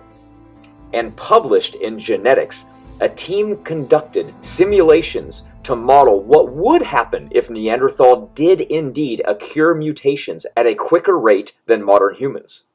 What would happen to the offspring shared between humans and Neanderthal? Well, the study revealed that rather than genetic similarity slowly declining over time, Neanderthal DNA in modern human genomes would have been rapidly decreased during the first 10 up to 20 generations. So a time period of less than 600 years maximum. Then it would remain unchanged throughout all future generations. And this is exactly what we see. Neanderthals being a product of evolution is falsified. But now let's listen to what evolutionists have to say about Neanderthal and when they flip-flopped on what they once said was a fact. The science constantly changes how we envisage Neanderthals.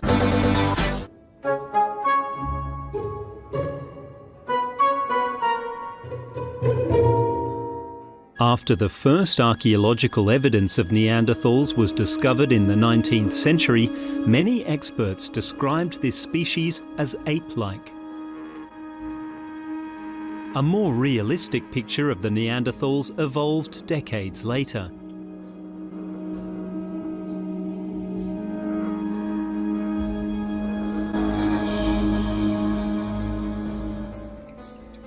It's sad how they can just get away with pushing lies for decades and then just use the excuse, well, we've learned more now, and then all of a sudden it makes it just okay.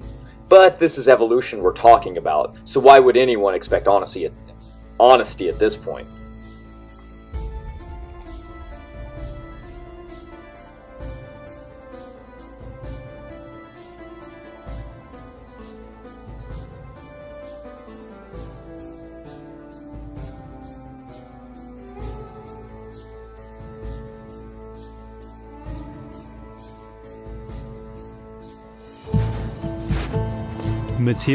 Were the Neanderthals able to develop a culture as we understand the term today? Expert opinion on this topic is divided, since there's no hard evidence of songs or dances, if indeed they had any. No evidence of song or dance. What do you expect you're going to find a fossil of a Neanderthal dancing as he's dead? What kind of nonsense is this? And of course we know they had songs. Why? Because we've literally found an instrument that they made. The insanity at this point is just next level. They cannot break out of the evolutionary mindset. It has hindered them from thinking critically and using basic logic at this point. But let's move on. The evidence indicates that there were several groups, and each had its own territory. And once or twice a year, they'd meet at one place to engage in common activity.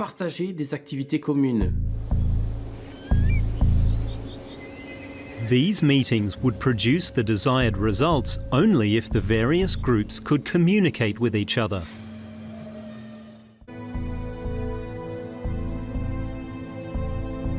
Scientists have been studying what sort of language the Neanderthals may have spoken. In any case, these ancient humans do seem to have had the physical capability to speak. But we know that the ear bones of Neanderthals seem to be functioning like ours do for sound transmission, the same range of frequencies, so their hearing certainly would have given them the same capabilities as we have in terms of hearing language. So I think all of that suggests Neanderthals had a basic language. They were talking to each other, they had speech capabilities. Like you're going to go and meet up with a group of people that you're going to be building things with and hunting with and trading with and not even have the ability to communicate to one another? I mean, come on. See, the reason this is so confusing for the evolutionists is because, one, they thought they couldn't speak, have the capacity to speak, nor the brain power to do it. Then they learned, oh, they have all of those, so I guess they could. So, yet again, more evidence against them, and what they used to say. They were nomads, but they lived in a rather limited region, where each site fulfilled a specific function, like extracting raw materials or slaughtering animals. And they created living spaces in sloped areas that protected them from high winds. They knew how to make good use of these narrowly defined areas. And yet, no matter where we look or where we go, whether it's Denisovan or Neanderthal, we find that they had advanced technology for primitive people. Now consider this. Imagine you went back in time with nothing except for what you have in your own mind. We would already have an edge based on our knowledge. But could we survive just like they did, and then also take the time to make what they made in their spare time? That's pretty incredible, actually, considering the harsh conditions at the time when they lived. This is after the flood, when the Ice Age came down all the way to where they were living. Let's look at some of the things that they created. This, for example, was made by the Denisovans. This incredible object was dated between 40,000 and 50,000 years ago, but just under a decade later in 2017, there was some speculation it was even older, being between 65,000 and 70,000 years old. Although, as far as I can see, this was never confirmed. In 2008, the world's oldest stone bracelet was discovered, the handiwork of a now extinct species, subspecies or population of humans that scientists call the Denisovans. It was found in stratum 11 of the world famous Denisova cave, located in the Altai region of Siberia. And it truly is one of a kind, showing technical skills in fine stonework long before we ever thought was possible. Whoever its wearer and whatever its importance, it is a find that fundamentally changed our views on the Denisovans, showing us they were far more advanced than we ever thought was possible. In bright sunlight, the green chlorite would have reflected the rays of the sun, and at night by a fireside it would have cast a deep shade of green. It is also delicate and very fragile, which is why the experts believe it was worn on special occasions only, and wasn't an everyday object. We can see the smooth, clearly polished curving outer edge of the bracelet, and the circular drill hole that's running through it, which has a diameter of 8mm. The bracelet is less than a centimetre in thickness, and it has an estimated diameter of around 7 centimetres, shown here on the wrist of a mannequin. Inspecting the artefact, and scientists stated that the drill that was used to make the hole had a relatively high speed with minimal fluctuations. Some kind of implement was used, and so the technology for the day was certainly advanced. The Denisovans had clearly mastered skills that were considered uncharacteristic for the Paleolithic. They could precisely drill, grind and polish even the most intricate of artefacts, and the outcome really is truly stunning. Chlorite was also not local to the cave it was found in, and would have had to have come from at least 200 kilometres away, meaning it was likely a precious and valuable material for the time. Next to the hole on the outer surface, there is a specific zone of polishing, indicating it was in constant contact with some kind of soft organic material. It's possible there was a leather strap attached, likely with a heavy charm hanging from it. The polishing around the hole has helped the experts to distinguish the top and bottom of the bracelet. Although this is the most spectacular find, the Denisova cave has also brought forth many other objects, including a 50,000-year-old needle, as well as a ring that's carved out of marble. Here we can see pendants made from animal teeth, as well as tools that were fashioned from bone. This is a 50,000-year-old tiara that was made from woolly mammoth ivory, another artefact that shows incredible technical know-how. The Denisovans would have had to remove the tusk from the mammoth, cut it into thin pieces, and then soak it in water before bending it into shape. Then there was scraping, cutting, grinding and polishing, a variety of different techniques to achieve the final product. The Denisovans were clearly sophisticated, and experts believe they were more progressive than both Homo sapiens and Neanderthals. So how and why Homo sapiens outlived them we still don't know. It really is sad how the theory of evolution makes people not see the obvious, but let's move on. Next we have Cro-Magnon man. They state, only a cultural step away from modern man. The brain capacity was about 1,600 cc, somewhat larger than the average modern-day human, but produced a variety of sophisticated tools, such as retouched blades and scrapers, nosed scrapers, the chisel-like tool known as a burin, and fine bone tools as well. So they separated Cro-Magnon man from us originally because of the tools they found. Think about that. Let's really look at the difference between them and us, shall we? Oh, look at that. They're actually modern in every anatomical respect to us. What a shocker. Jeez. It's amazing what happens when you actually read the small print that they don't intend for the public to ever read. The only reason any of these should exist is because evolution is true, and none of these would exist otherwise. Forensic investigators find a corpse in a river about a week old, and they can't tell you anything about it. But they find a finger bone in the middle of a field 1 mile underneath the ground, and they build an entire life story off of it. That should tell you something right there. Paleontologists are excited about this, Mr. Speaker, but no one's pointing out that the textbooks, I guess, will need to be changed, because the old theory of evolution, taught for 77 years in the classrooms of America as fact, is suddenly replaced by a new theory, or I hasten to add, I'm sure we'll be told, a new fact. Evolution theory is, was, and always will be a racist theory at its core that died decades ago. But unfortunately, it's always going to plague our school system and society because it's protected by law and pushed onto our children with no alternative. The sooner people wake up to this reality, the better. Sadly, most will never see the agenda, nor be able to break the indoctrination, even when better evidence is presented. I would simply and humbly ask, can we teach it as such? And can we also consider teaching other theories of the origin of species, like the theory that was believed in by every signer of the Declaration of Independence? Every signer of the Declaration of Independence believed that men and women were created and were endowed by that same Creator with certain unalienable rights. The Bible tells us that God created man in His own image, male and female, He created them. And I believe that, Mr. Speaker. There's a reason intelligent design isn't taught in our learning institutions.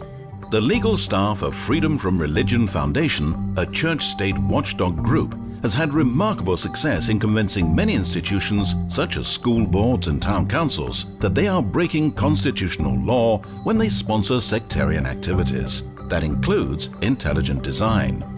When the authorities can't be convinced, Freedom from Religion Foundation sues, and it wins more often than not. The reason I made such a long series debunking this is because the human evolution chart still plagues the schools to this day, and it is one of the most popular images on Earth regarding human evolution. So when someone comes along and tries to say, this is an old, outdated chart, remind them, if it's so outdated and worthless, then why haven't they removed it from the classroom? Why haven't they told everybody that the March of Progress visual is a lie? Because I agree, it is old, outdated, and 100% worthless. And the fact that they still use it shows how little they care about lying to the public and how little has changed since that time it was made, including how pathetic the overall evidence for evolution actually is. Since that time, have we actually discovered more missing links, supposedly? Yeah, of course. As long as you want to count frauds upon frauds and lies after lies as missing links, we have a lot. But if you actually investigate and can read in between the lies, you will quickly see that the fable falls apart on every one. Every one of them is nothing but fancy stories hyped up to sell and get famous from, and get more government grant money, and make a name for yourself in the field of paleontology. That's what it has become all about. They know that all they have to do is just find some new strange anomaly and create a story for a quick headline that makes them very popular, no matter how wrong it is. The public quickly forgets about the fact that it was a lie and retracted later. But we will cover all of these frauds at another time because there are so many.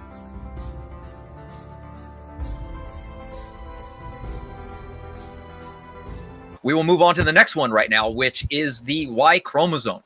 Now, this one is unique because this one really destroys all of them, because mutations build up in the Y chromosome, and we can literally say, well, if deep time evolution is true, we should be able to trace these backwards to a common ancestor split, right? Where the Y chromosome would be saturated in mutations because mutations happen there so quickly. But if young Earth creation is true, we'd be able to trace backwards in time to a recent common ancestor of Noah with only few mutations and not even close to mutational saturation. So what happens is when we look in there, we go, we can build a phylogenetic chart on the ancestry, and we see the Y chromosome mutation rates higher again in Africans. So therefore, the evolution goes, that must mean that Africans are the oldest again because they have the most mutations. Well, that comes down to predictive power yet again, because that takes an assumption. And that assumption is that mutations are always the same between every single people group in the world. And that also assumes that mutations are slow and always constant between all people groups, and that Africans always existed first and that only people came later after them. But that is where it gets destroyed again by Dr. Nathaniel Jeanson. And he wrote this information in a book that you can find called Traced. And in this book, that's highly technical, I'm going to break down for you.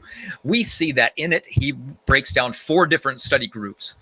And when we look at the 2 blue ones on the left, we see that these are pedigree studies. And these pedigree studies only looked at a very small section of the Y chromosome. And they didn't look at the entire thing because sequencing the entire thing is very hard. And the reason why is because it's about 58,000 to 600,000 base pairs with 200 genes. So it's very, very complicated. And what happened is when they were looking at the 2 on the left, by just looking at a small section, they only found a few mutations. And they said, oh, good. Just a few mutations is really good for us because the mutation rate's very slow if you just count those mutations up. And therefore, we can get very old dates. And therefore, they plastered everywhere that humans must go back hundreds of thousands of years because the mutation rate is slow there. But then somebody decided to sequence the entire thing. And this is really good because once they sequenced the entire Y chromosome, the exact opposite evidence came in with a mutation rate more than double of what they had expected it to be, because they didn't expect other mutations to be in the other regions of the Y chromosome. And the reason they didn't expect it to be there is because in mitochondria and in other parts of the genome, the mutations occur in what are called hotspots. And so they gather there, for example, in the D loop of the mitochondria. So therefore, when they found mutations in the Y chromosome in one little region, they said, oh, they must not be occurring in another region. So it makes kind of logical sense, but it wasn't for sure. Nobody had ever tested the entire thing. So then what happened is Dr. Jeanson ran that and said, oh, look at that. There is tons of mutations in that region. And when the study discovered this, they went, uh-oh. So they actually hid this information in the supplemental area and didn't let the public know. And they said that this information prompted us to explore additional filters, meaning they went, oh, that contradicts what we need to be true. That's way too fast for deep time evolution. We're just going to say that we have to look at other filters now that give us a slower rate. We're going to ignore that area. And then another study in 2017 came out, making the mutation rate even faster.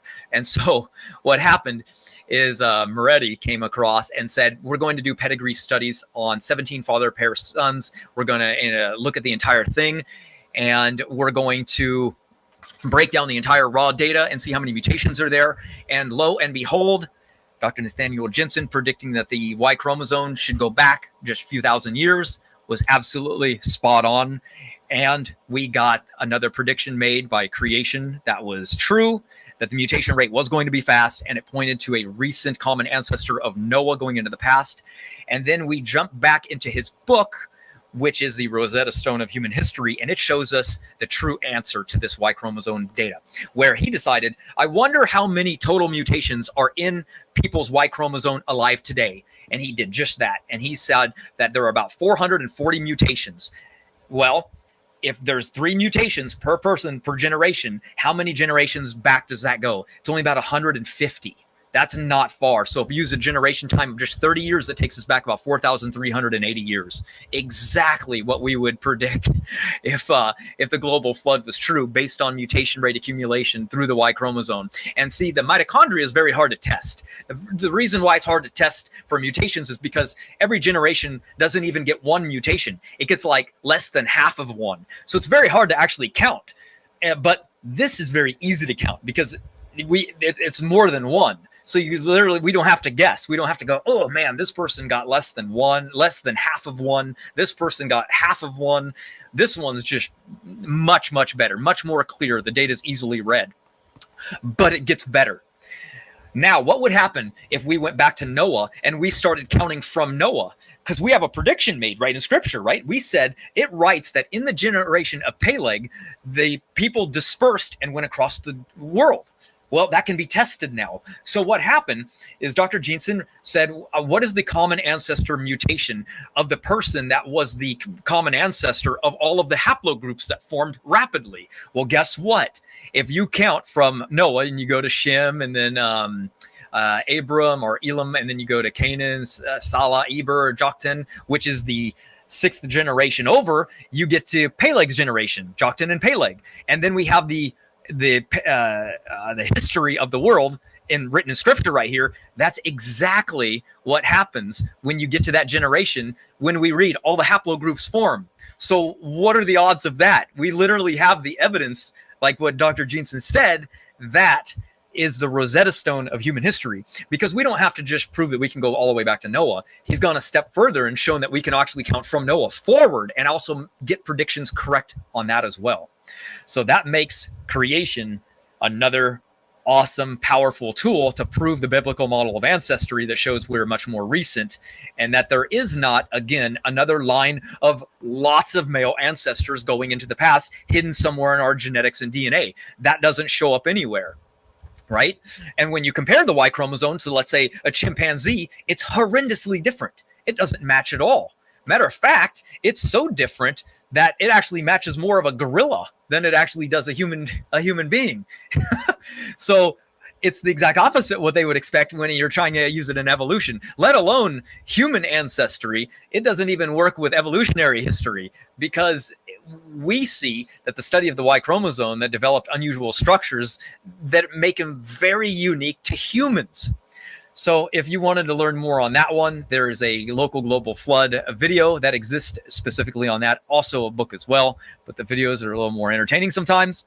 And then that brings us to the next one, which is females now. This takes us into the mitochondria, which gives us the same thing. What did evolution predict? Well, they predicted very few mutations, right? And so creation, we predicted a lot of them. So evolution came along and they didn't have any observable data yet. So what did they do?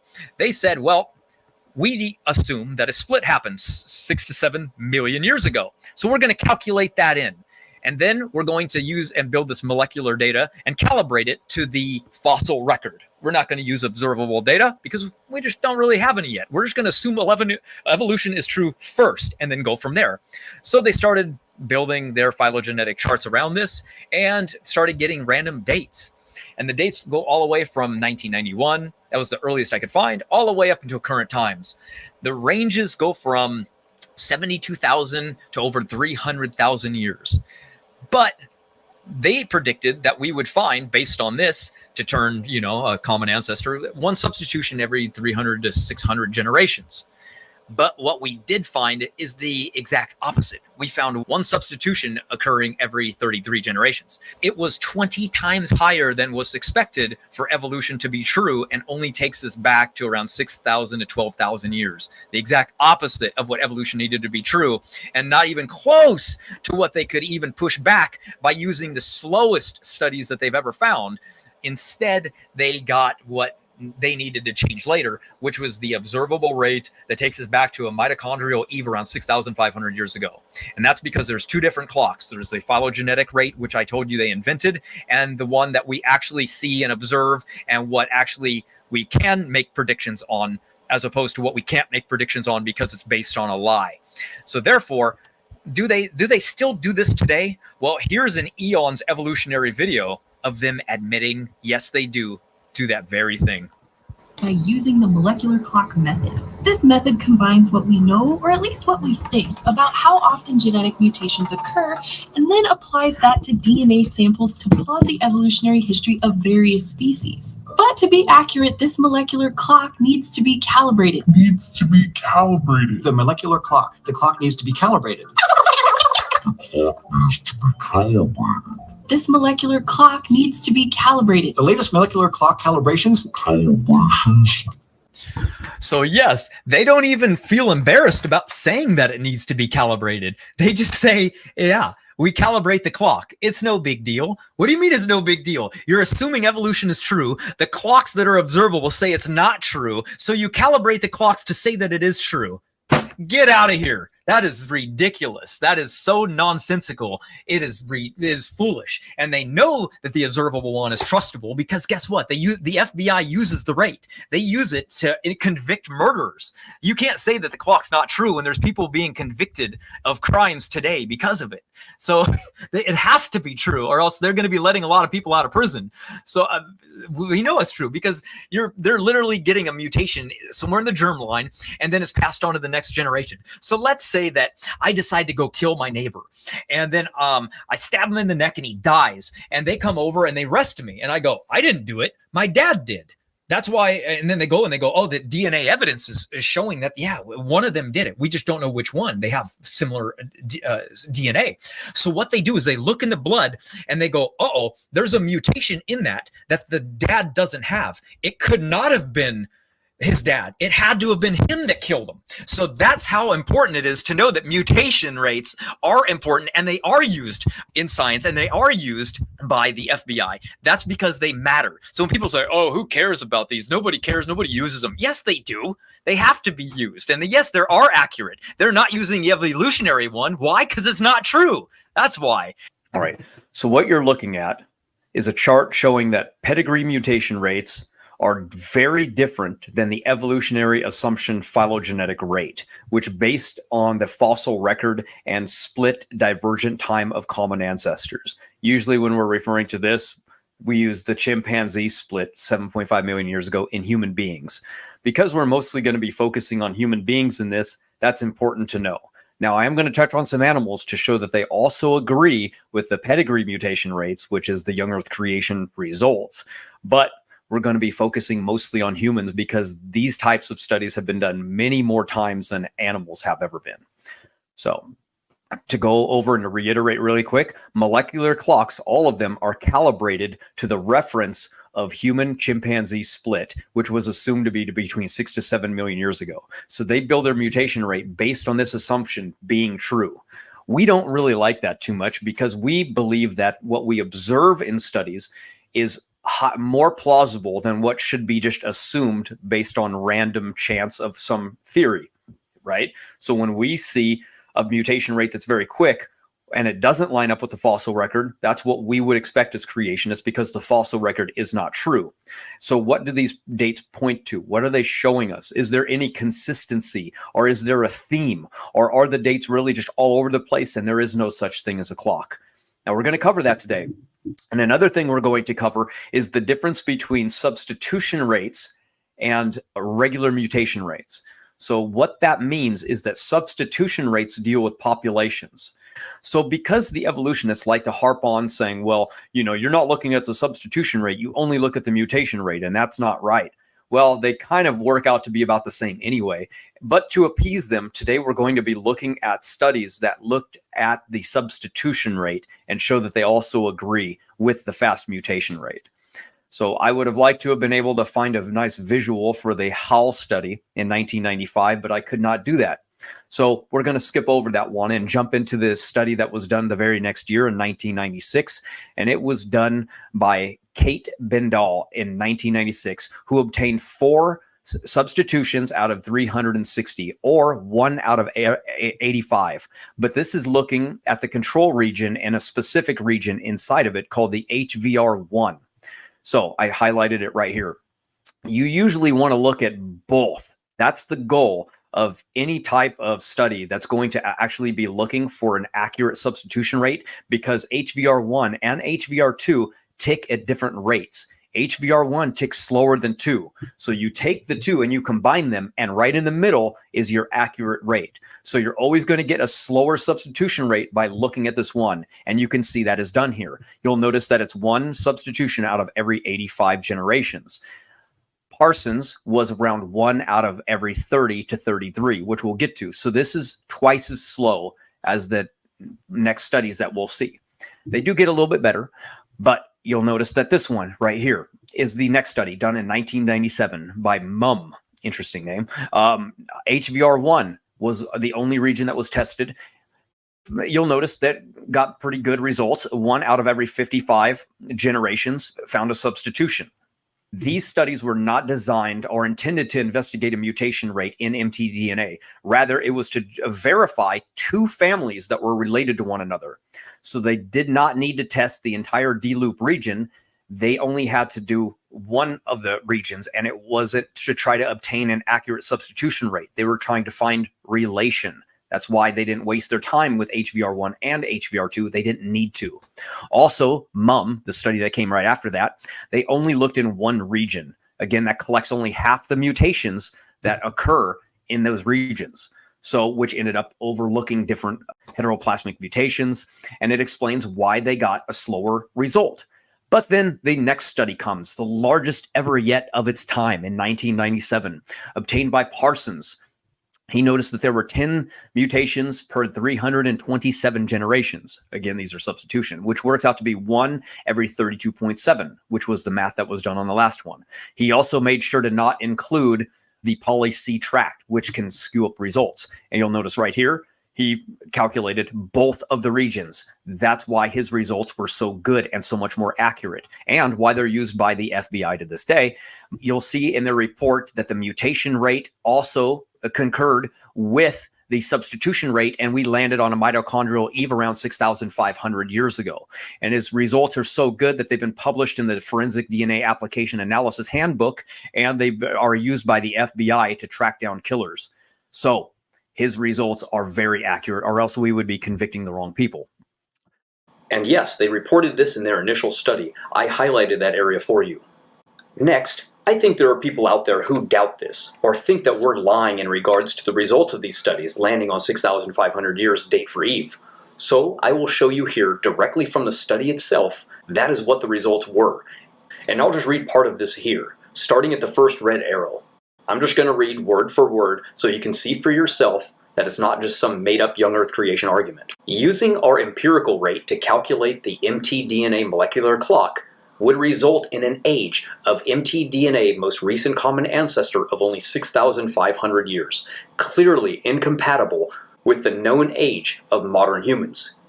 Even acknowledging that the most recent common ancestor of mtDNA may be younger than the most recent common ancestor of modern humans, it remains implausible to explain the known geographic distribution of mtDNA sequence variation by human migration that occurred only in the last 6,500 years. So as you can see, they can't explain it, but that's what the results were. Next, they didn't believe it, so somebody joined his team named Holland, who came to join him to refute his work and actually confirmed it, but actually even made the rate faster because they actually discovered that there were 10 substitutions every 306 generations, which would make that 1 out of every 30 generations, confirming the fast mutation rate yet again. So fast mutation rate, fast substitution rate, they both land on the biblical time frame. Of course, some people would be like 6,500, that's 500 years off, you know, if they want to really get petty. But that doesn't matter because we also have the Greek Septuagint, and which would say that actually Adam and Eve were around 7,500 years ago. But I guarantee you, you give that to them, they'll just discard that anyway. They don't want answers. They're not interested in these kind of facts. They're just interested in you being wrong. Just remember that. Next. The next study that was done, she found 1 substitution every 61 generations, right? Which is close to the previous ones. So then we have another fast mutation rate. Why aren't these landing on evolutionary deep time frames 150 to 200,000 years ago? Because those dates are made up. They're not true. That's why they invented this phylogenetic method, because these dates confirmed that it's not good for evolution. The next one, How et al. He comes forward and he does another one, but he pooled his information together. He used the control region and he pooled data together from all of these other studies. Some of them found no mutations at all. But guess what he obtained? 2 substitutions every 88 generations, which works out to be 1 out of every 44. Very close to Parsons and Holland anyway, even though they were pooling the data together with other studies that were not generally as good. So again, what is his conclusions on this? In 2003, he stated, as in other studies, our estimation is much higher than those obtained by phylogenetic methods. See, they're starting to realize, wait a minute, every time we do one of these observable studies, it doesn't match. You see, the critics will say things like, oh, well, maybe they're counting somatic mutations, like these experts don't know what they're doing, right? Or, oh, in the deep past, selection was a lot stronger. You'll notice that they just throw out stories without any evidence, without any facts, with nothing, because they need their story to be true. And these studies prove that their story is not true. That's why they hate these mutation rates. There's other reasons they hate them too. But I digress. Next one, Sergren, I'm not even going to try to begin to pronounce his last name here, came to another study, and guess what he found? Both of our studies, his and Parsons, came to the remarkably similar conclusion. They state that right down here. Another one, extremely fast mutation rate, came to the same exact thing. The rate of mutation, 1 substitution every 25 to 40 generations. Oh, amazing. Exactly the same thing yet again. It's a concurrent theme, isn't it? So as discussed by Sergrid, remember, in 2000, it is rather a phylogenetic rate estimate that it may be biased. Interesting. Now he's saying their evolutionary rate is biased because it doesn't ever agree with what we see. Amazing, right? It is clear that the pedigree studies prove a more direct estimate of the mutation rate. Are they? Can I dare say they're actually onto something here? How about the next one? In 2005, Santos here, this study looked at the entire D-loop region, very similar to how Dr. Nathaniel Jeanson did in his 2015 Ding et al. Study, and they found 11 substitutions out of 321 generations, which is 1 substitution every 29 generations. Basically the exact same as Parsons, who got 1 out of 30 and 1 out of 33. Amazing, right? Constantly finding the same results. Then in 2012, we're getting more current. Basically found the identical mutation rate as Parsons did. Look at that. And here in the highlighted section, it says these values are much higher than those even estimated by Howell's estimations, and 13 to 42 times higher than the phylogenetic estimates for HVR1 in the same range. So imagine that, right? The phylogenetic rate, based on evolution being true, assumes, well, what do they assume? Let's look. They predicted that there would be 1 substitution every 6,000 to 12,000 years. But that would not even be close to 1, even in our entire lifetime. That means that 1 substitution would occur at how old the Earth is. Yet we're seeing 2 or 3 substitutions occurring in a human lifetime, if it's every 30 years. So very easy for us to explain. And theirs is based on the unobserved guessing of the fossil record. So when we see these admissions here, that it's 13 to 42 times higher than their estimates of that particular region based on the fossil record, which is also a slower region, as you guys saw earlier, then what does that tell you about the faster region of HVR2? And it's just that much more devastating to them. How about this one?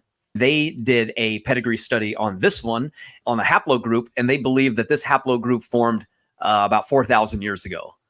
Oh, the ancestor to that haplogroup is just 4,000 years ago. A whole people group. Interesting, right? So we're going to get more into that one when I'll move that even further down so we can cover it in a minute. Here's a model that was created, a simulation based on the data that they had. They pooled everything together up until this point in 2004, and they said that the MCRA, most recent common ancestor of all present-day human beings, lived just a few thousand years ago in all of their models. So every time they ran it, they could only get it back a few thousand years, exactly what we would expect in the biblical time frame, in the biblical model. Even simulations agree with it. So evolution theory estimated that one substitution every 300 to 600 generations to go from this to this. That is why they need to slow these rates down. It is devastating to them. So that study that I had just showed you, I believe it was this one. Yes, the simulation. This was their result on their time frame of that. And you'll see that the most recent common ancestor was about 300 BC, and all modern human beings 3000 BC. Oh my goodness, look at that. What a shocker. What else do we have? We have another study here that was done on demographics. It says the more realistic model estimates that the most recent common ancestor of mankind lived as recently as 3,000 years ago, and that the identical ancestor point to a recent several thousand years ago. Look at that every single time.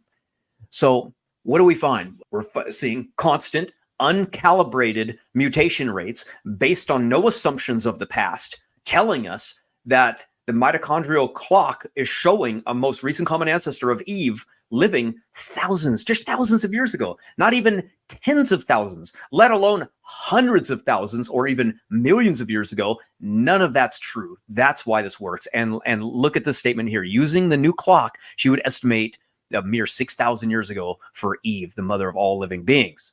Interesting, right? It is pretty clear that pedigree mutation studies provide a better direct estimate of that. So the critics don't really like Nathaniel Jensen. They'll say, well, he didn't consider coalescence.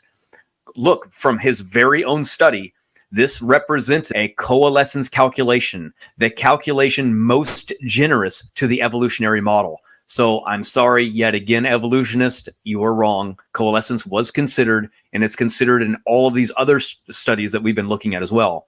Another one, they said, oh, well, they're probably counting somatic mutations. Well, guess what? They thought of that a long time ago, because this was early on in these Parsons studies in the 1990s and early 2000s. And listen to what they say. Our data clearly show that the heteroplasmic mutation in their lineages were inherited through multiple generations, and therefore they cannot be somatic. They can't be. Here, somatic variance is untenable. It's not even a good argument anymore, is what they're saying. So remember, they're trying to say that we're counting mutations that aren't being inherited, called somatic mutations, and that is why we're getting such a fast clock. They're admitting that that is not the case, and that is not true. Even one of the biggest critics of Nathaniel Jensen's work has stated, when you compare the two different regions, the D loop and the mutation rate of the entire mitochondria, and you line them up from his own study, the Ding et al., that it is true that these approximately match. So you can't just say, oh, it's just Nathaniel Jensen's results that's skewing everything. It's just another creationist lying to you, when they match the secular studies that aren't young earth creation oriented whatsoever. All of these studies, the people believe in evolution, and yet they're getting young earth creation results. So the coalescence agrees with exactly what we would expect, because as you can tell, we're using Mendel's accountant on our model, and Mendel's accountant takes into consideration these variants. And when the NIH, which is the National Institute of Health, when they want to use a simulation, what are they using? They're not using some evolutionary assumption-based model. They're using the young earth creation simulator right here, which shows that deep time cannot be true because of the waiting time problem. And it shows how rapidly mutation and cancer spreads through a population. Why aren't they using some evolutionary model? Because it's not true.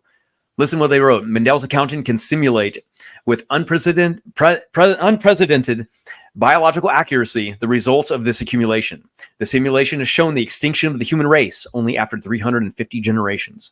If these result is anywhere close to correct, that humanity's genetic mutations would have led to extinction within 350 generations, how could it possibly fit with the evolutionary timeline? It can't. That's what they're running into, is into a wall. And when we look at how long it takes for beneficial mutations to become fixed, this is called the waiting time problem. You can see on the very chart, you're waiting 84 million years for just 2 mutations to be fixed. It can't be possible, everyone. So coalescence is taken into a consideration. Now, look at all these studies right here. I made this chart nice and easy for everybody to see. Mutation rates and substitution rates over here. going all the way back to the early 90s, all the way up to 2015, we have a range for mitochondrial Eve living between 4,000 and 10,000 years ago. Nothing even remotely close going back to a bottleneck 200,000 years ago. So that's why they invent their stories, right? So we have the substitution rate right over here on the side. It's a nice little picture cheat sheet for everybody. But what about Neanderthal and their substitutions? Well, let's think about that for a minute. Look at this. We observed a similar number in Neanderthal, which was 20, and humans 18. So they only have 2 more than us. So what's going on? How could they have just 2 more than us? Because what would be the average in a Neanderthal? Look at that. We find 8 substitutions plus or minus 3. That's the average amount of substitutions. But wait a minute. They tell us that Neanderthals lived for 400,000 years, and humans have only existed 200,000 years. Do you see the problem with this? That means that human beings living in a population for 150,000 years before we broke out of Africa, we were getting substitutions up to 20, and then we kind of plateaued, right? What do we see with Neanderthal? Well, how in the world could it possibly be true then that Neanderthal have fewer substitutions than humans when they lived in a smaller population of just under 20 for 400,000 years? They should have a minimum, a bare minimum of 40 at least. And we're talking they have a much smaller size. Now, remember, a population substitution fixation is based on population size. What's going to take longer for one of these people to walk to the top of this pyramid or to walk to the top of the smaller one? Obviously, it's going to take a lot shorter of a time to reach the top of this one. Well, that's how fixation works. You get a mutation. If the population is small, only, let's say, 15 people here, well, it doesn't take long for it to spread through the population until everybody has a fixed mutation in that region. That's how substitution works. We can explain this from Adam and Eve going to the noble flood bottleneck. Then there's a small population because people were all living together until the Tower of Babel. Then they disperse. So there's a good 1,000 years at least of rapid substitutions reaching fixations in populations and people groups, which we're going to get into in a minute. But this is better explained from our model about exactly what's going on and how fast and readily it can happen in a population. I cover all of this in the book, The True Mutation Rates. So let's look at a chart that was made by Howell in 2003, I believe. He said, this is what we observe, and we don't find anything in between, but yet this is what is estimated based on evolution being true. What's going on here? Why is this here? What's the problem? Can anyone solve this? Besides assumptions, nobody's been able to resolve it whatsoever because you need evidence to resolve something. They throw out hypotheses and stories all the time, but this problem still exists. What we observe is the exact opposite of what is estimated to be true, and they can't figure out why. And it's so simple. The story is not true. That's why. It's really just that simple, guys. This one says it all right here. We find that the mutation rate is approximately consistent per year and largely similar among genes. Ooh, look at that. I dare say, are they admitting something here? Look at this. Now we read what the study states about the lowest rates they obtained. You will notice that even the slowest rate they can honestly allow for is twice as fast as the common phylogenetic estimates. So based on pedigree studies, under the most conservative assumptions, we can conclude that HVR1 mutation rate from the Costa Rican population, which is about a 95% probability, fall between 2.75 times 3. Oh, look at that fast substitution rate there. In other words, the lower limit of our estimate is approximately twice as high as the most commonly accepted phylogenetic estimate. Isn't that unbelievable? Their slowest rate, they can't even possibly get that close to it. I like this one right here. This was written by Ann Gibbons. Of course, she wrote at the very ending what we read earlier. Eve would be a mere 6,000 years old with what they found from these clocks. Now, here's the funny part. This is what's concerning them. For example, researchers have calculated that mitochondrial Eve, the woman whose MtDNA was ancestral to all living people, lived 100,000 years ago to 200,000 years ago in Africa. Using the new clock, she would be a mere 6,000 years old. Now listen, pay attention. No one thinks that's the case, right? Because they believe in evolution. But at what point should our models switch from one mtDNA time zone to another? I'm worried. Yes, you should be worried. You should all be worried if you believe in evolution, because you're believing in a fairy tale. That's why you're throwing out selection and all these other random things in hopes and in dreams that you're still related to a sponge. Next, the evolutionary dates are clearly dependent on many tenuous assumptions. Oh my gosh, they admitted that. Really? What else are they going to admit? Uh-oh. There's a general perception that there is a competition to get the oldest date, and there's kudos in it. Oh, could it be if they can prove evolution, they're actually going to get raises and benefits and more notoriety and be in more magazines? You bet they are. And that's their incentive and that's their drive. It's not about truth. It's not about evidence. It's about proving their fable correct so they can get more grant money and pat each other on the back. That's what's going on here. So reading the entrails of chickens, guess what they found on their molecular clock when they were looking at it, trying to say, let's view this from our evolutionary advancement. Despite their allure, we must sadly conclude that all divergence estimates, divergence from a common ancestor, discussed here are without merit. Our advice to the reader is, whenever you see a time estimate in the evolutionary literature, demand uncertainty. Do people ever demand uncertainty that believe in evolution? Of course they don't. They're immediately defensive against it. Matter of fact, they get mad at you when you tell them they were lied to, and then they go and defend the liar. That's how crazy they are. So they're being even told, like, to demand uncertainty. There's no truth to any of this. What's going on here? It's all over the place. This evolutionary nonsense. It's just stories. So question it, look into it, investigate it. And we just had Darwin's Day happen. And guess what? They didn't question anything. I was on social media challenging people. Question this.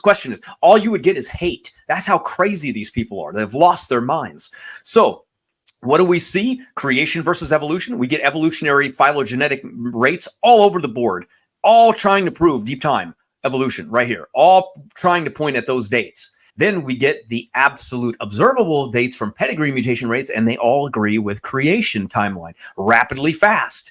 Isn't that amazing? What we observe matches what we believed the Bible to say, according to the genealogies and the timeline.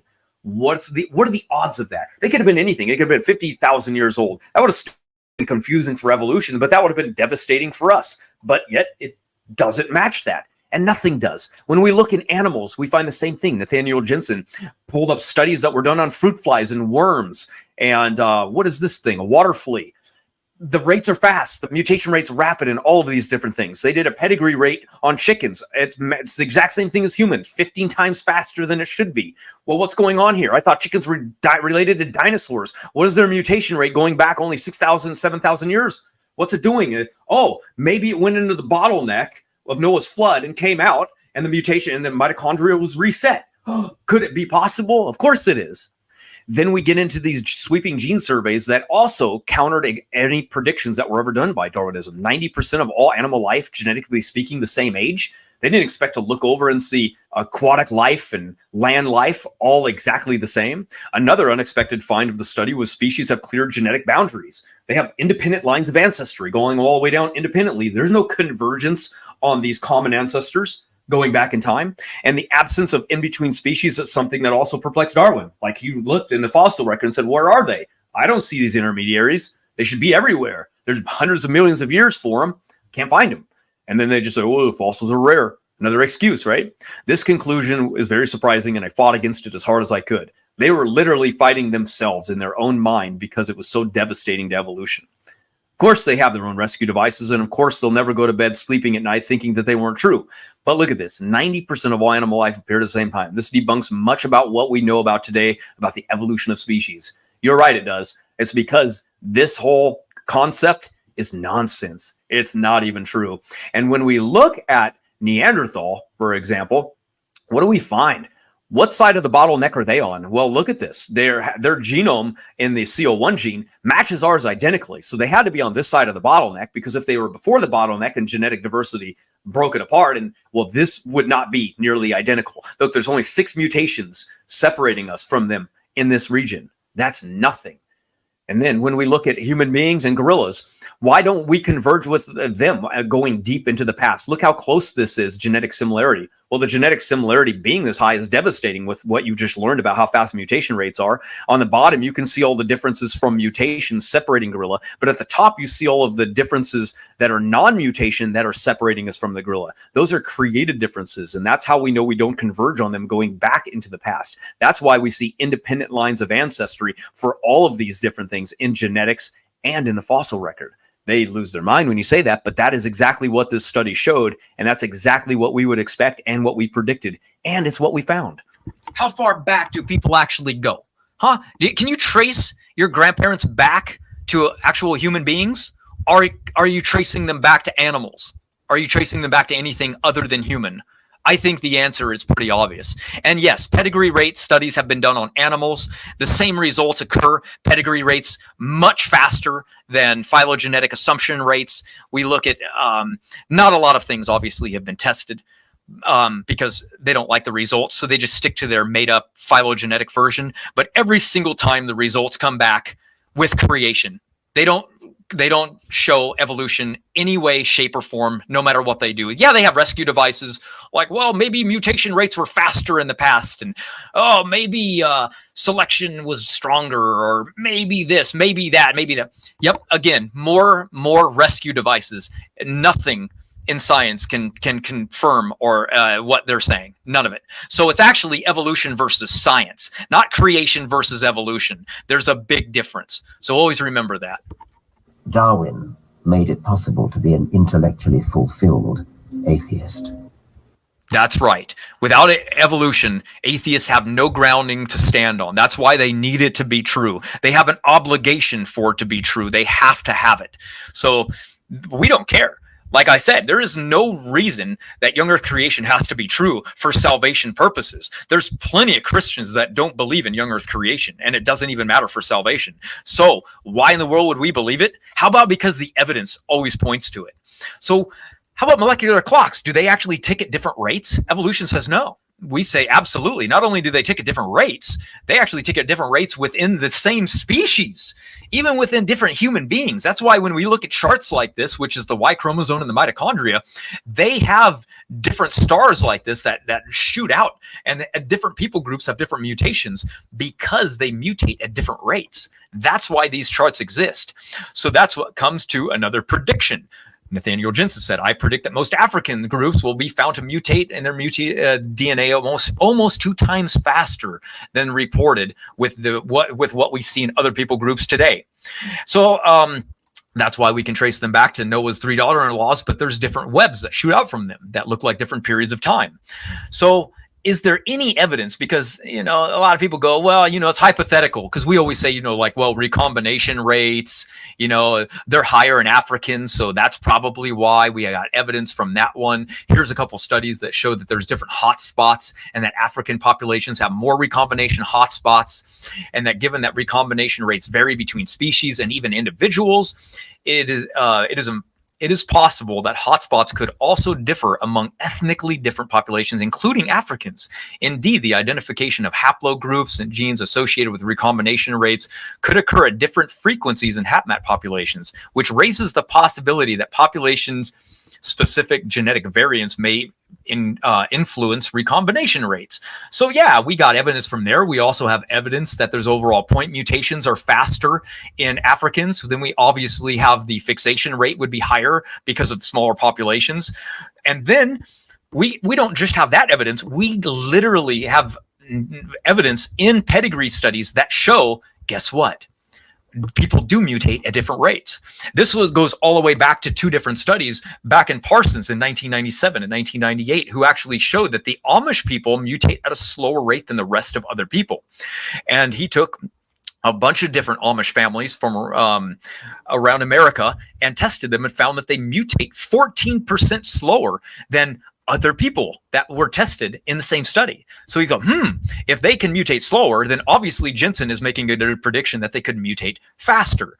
And then, but that's not it. Another study was also done looking at a particular family in a region that was that showed a bunch of different families of the same descent in one isolated region, and they mutated 7% slower than the other Europeans that were around them. So yes, if even different people groups can mutate at different rates.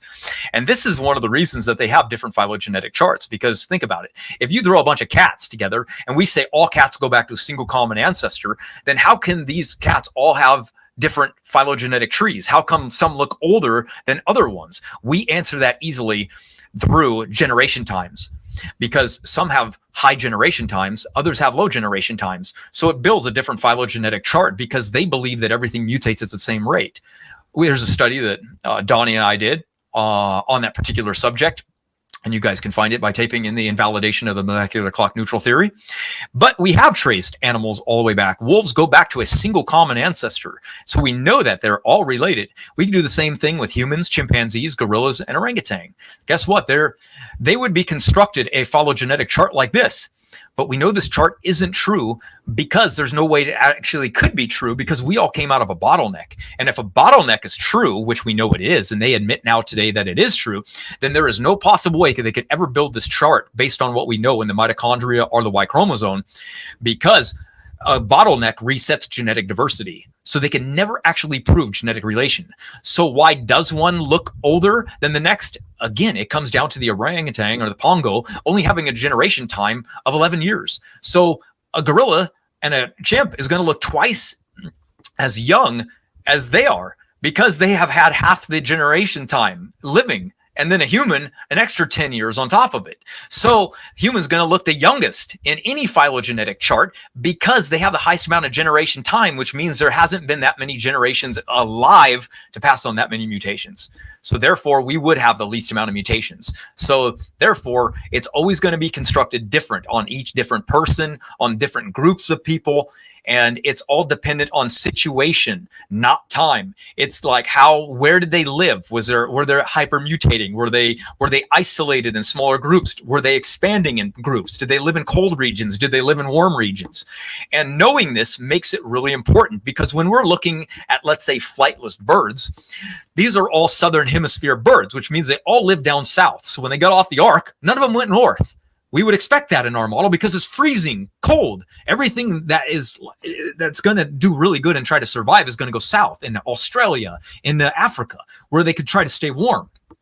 Humans didn't do it because they were inherited lands that they couldn't go to, right? Ham inherited the south, so other people weren't allowed to go in Africa. So they went into other regions, but animals didn't know any better. They just went where they could survive.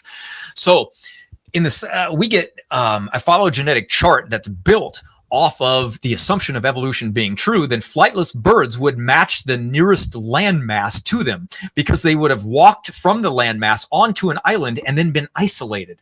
So that's their assumption based on evolution being true. We would say that no, animals lose the ability to flight.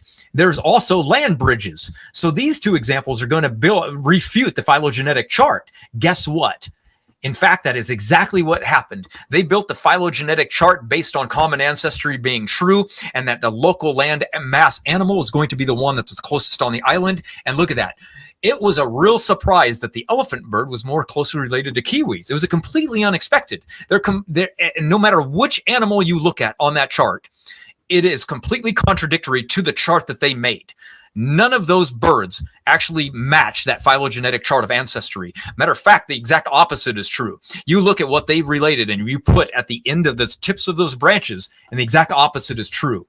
And that brings us to our next prediction, which is a novel prediction by us here at Team Standing for Truth. Donnie and I were looking here at the phenotypic diversity of people in the world. Now, remember, we would say that there was an equal distance between all people, because all people are the same age, meaning all people group formed from that group of people that dispersed from the Tower of Babel not very long ago. Evolution would predict, no, Africans were alive in Africa, stuck there for hundreds of thousands of years, or 150,000 years at least. And then later, Europeans came, and then Asians branched off. So that would make a hierarchy with Europeans and Asians being more similar and more distant to Africans, with a hierarchical pattern of Africans looking far more similar than either of them.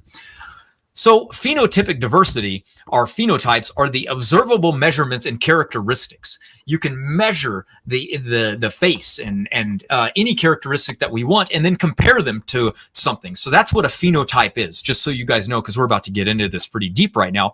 So we would say that Ham, Shem, and Japheth broke off from each other, and they started diversifying in phenotypic diversity at equal times. So if we were to look at something phenotypically, we would see no hierarchical patterns. We would see a genetic similarity in phenotypic diversity, about the same. Evolution wouldn't do that, right? Evolutionary model would predict that humans arose out of Africa, and they have a problem with this, right? Because they assume that because Africans have the highest amount of genetic diversity, they're the oldest. Therefore, they would have the highest amount of phenotypic diversity to match this genetic diversity. However, this isn't the case. So they wrote, it is the key challenge of human genetics to figure out this paradox. So when we looked and we compared the different people groups and we split them down the middle and we start comparing, we find equal phenotypic diversity between everyone. Now that's very unique and very unexpected for the evolutionary thing. That's why it's a paradox. It's a confusing thing that they're having to go, what can we do about this? There are differences between every, what they would like to call race of people. All right. But this is where the fixation index comes in. You can take the most diverse group of people and they have the phenotypic diversity that's exactly the same in wild animals today. And they also are very similar looking. So that brings us to like, wait a minute, if these animals lived over great vast amounts of time, how come they are so close to phenotypic diversity? What's going on there? And we're going to get into that. But first, let's compare human beings, okay? So I want you to look at the human, gorilla, chimpanzee, pongo, and then the human, right? So look at the phenotypic diversity. So you can see the humans are very, very different. Very high amounts of phenotypic diversity in human beings, but not in the animal kingdom. So what's going on here? These species are all related to one another, right? So supposedly these have existed for millions of years longer than human beings, but yet they have less phenotypic diversity. That's not expected. So again, look at humans in comparison. We have the lowest amount of genetic diversity out of all these animals, but yet the highest amount of phenotypic diversity. This tells us that we're not related to them at all. The common ancestor between humans and chimps would have carried the genetic diversity capable of giving them, both chimps and humans, high phenotypic diversity capabilities. Yet they want us to believe that humans inherited it, but the chimpanzees didn't inherit that same phenotypic diversity. Why not? That makes no sense at all. We literally split. We would share the same amount of genetics that would allow diversity. So we can see that the phenotypic diversity is the same between all of these different species, including humans, right? So what does that tell us? It tells us many important things. One, that all human groups must be the same age, as their phenotypic diversity is the same between all people groups. Two, it tells us that phenotypic diversity between animal species is also the same, meaning that we all went through a recent bottlenecks and animals species formed soon after that, and not in the deep past, right? Because deep time obviously would be letting us know that a lot of phenotypic diversity would occur over millions of years. It also tells us that humans have the same phenotypic diversities between Asians, Caucasians, Africans. And this is what we would expect with the biblical account of creation, biblical flood, I'm sorry. And if hundreds of thousands of years had actually passed, life would be far more phenotypically diverse in some species, but not in others that they're related to, right? There is no phenotypic hierarchy either, right? So we look at these, we go, look, tigers, all of them can interbreed, all are related. Very low phenotypic diversity. You would look at one and be like, I can't even tell the difference between a Bengal tiger and a Siberian tiger. If I was in the wild, it would take a specialist. It would take somebody that knows the species to identify that. And same with the orangutan. But humans, very, very different, very diverse. We line up the animals. We can actually see the same thing. And then we go, but look at just Africans. Look at how different, right? We can see that the diversity within Africans is still really, really diverse. It's the same thing no matter where we look in different people groups today. And these are people groups from all around the world. We can see massive phenotypic differences looking at the skulls. very, very unique, very different than the animal kingdom. And again, more Africans. That was supposed to be showed earlier. Phenotypic diversity off the charts, but yet the same between every single one of us. So keep in mind, those images do not even include people groups that have died out in the past, like Denisovan, Neanderthal, Erectus, Heidelbergensis, which also show even more phenotypic diversity, which would be expected in the past, right? We get closer to Noah, higher amounts of genetic diversity, more diversity will be seen as time goes on, get lost, right? So yet, and this is what we see. I showed this because it looks pretty funny. Look at all the diversity we have from dog breeds today. Okay. Why is this? What's going on here? Right? Dog breeds are something that hide the genetic diversity within them. Okay. We know that. So we're going to get into that in just a minute. But first, this is what we would see. If evolution was true, we would find the highest genetic phenotypic diversity in African people today, and that phenotypic diversity would be hugely uncorrelated. And then we get into the Europeans, which would be more close to the Asians, right? That's what we would see in phenotypic diversity. So instead, what do we see? We see the exact equal proportions between all groups of people, exactly what we would expect in a biblical model. But an evolutionary model has us going bottleneck to bottleneck to bottleneck to bottleneck. Each one of these bottlenecks would be lowering genetic diversity every single time we go into one, because you only get a handful of people surviving each one. So we would, if we looked into the fossil record in the past, we should see massive phenotypic differences between all these supposed human ancestors. And the phenotype, because if we see that with people groups today, which would be at the end of the spectrum, we would find that the phenotypic differences would be minimal in what people would be able to produce today. But instead we see the opposite. We see massive amounts of phenotypic differences looking at the populations, and we look over at people groups in the past, and we don't see that in the fossil record. We go, oh man, there's not really much going on there. Why? If they live for hundreds of thousands of years, and where are the corpses? Where are the bodies? Where are all the differences? I think our model makes far more sense with what we see when it comes to this phenotypic difference.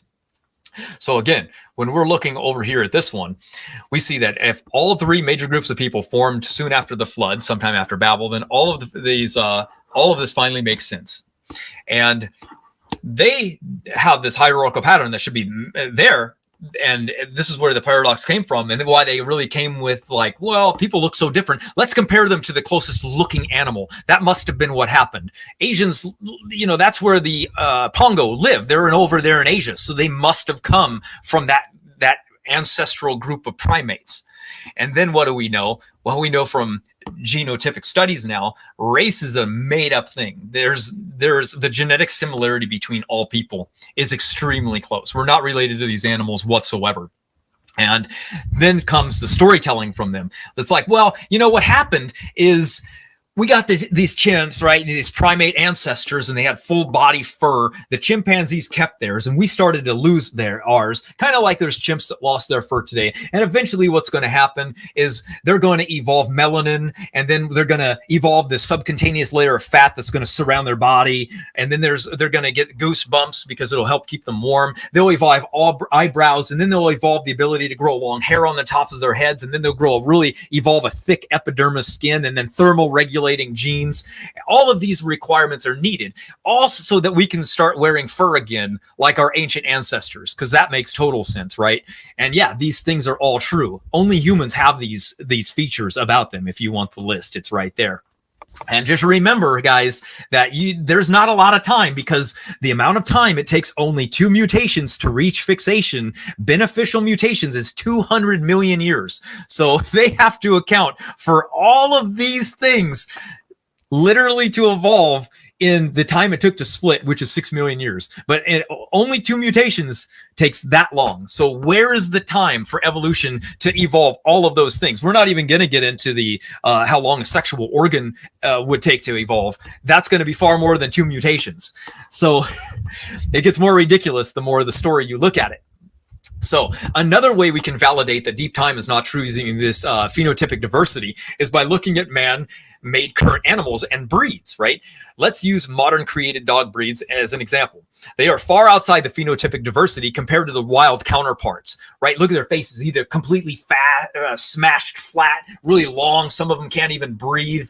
They have all kinds of diversity within that group because we've manipulated their genetics. So we can see how much we can change their genetics around. Breeding has shown that it has a hidden reservoir inside this genetic capability, but wild animals don't show much diversity. If deep time was really true, wouldn't we see the story that they admit to? Because if we look, they say that the wolf has lived almost 1 million years. Well, wait a minute. That story reminds me of something. It reminds me of the story of where they said the Pachycetus evolved into an aquatic species in the same amount of time. Wait a minute. That's a huge amount of phenotypic differences. But yet they want us to believe that the wolf had that same amount of time, diverse and spread around the world, and yet almost no phenotypic differences whatsoever. Wait a minute. The story doesn't match what the science is telling us. Why? Because the story they're telling us is a lie. It's stupid. It doesn't make any sense.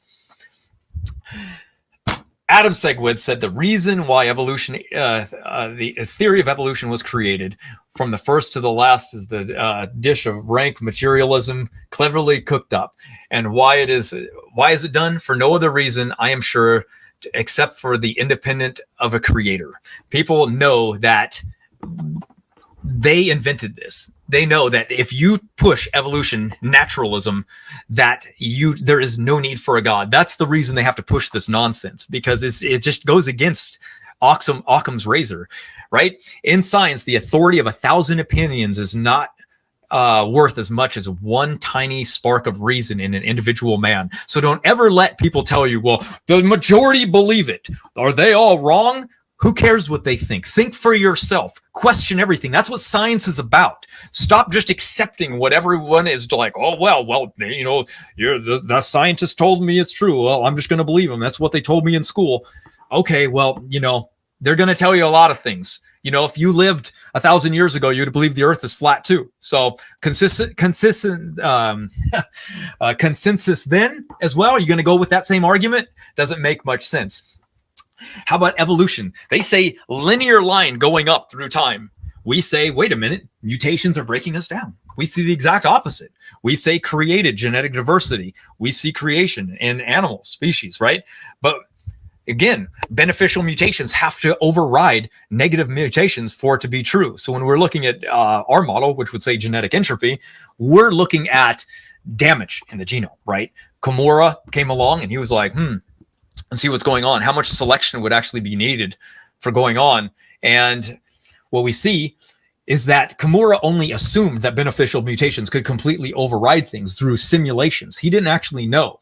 So what we actually found out later is most of the mutations that are building up are actually taking place within this distribution area where they can't be selected for. So this is another one. I think I was going to cover going through genetic entropy for a minute.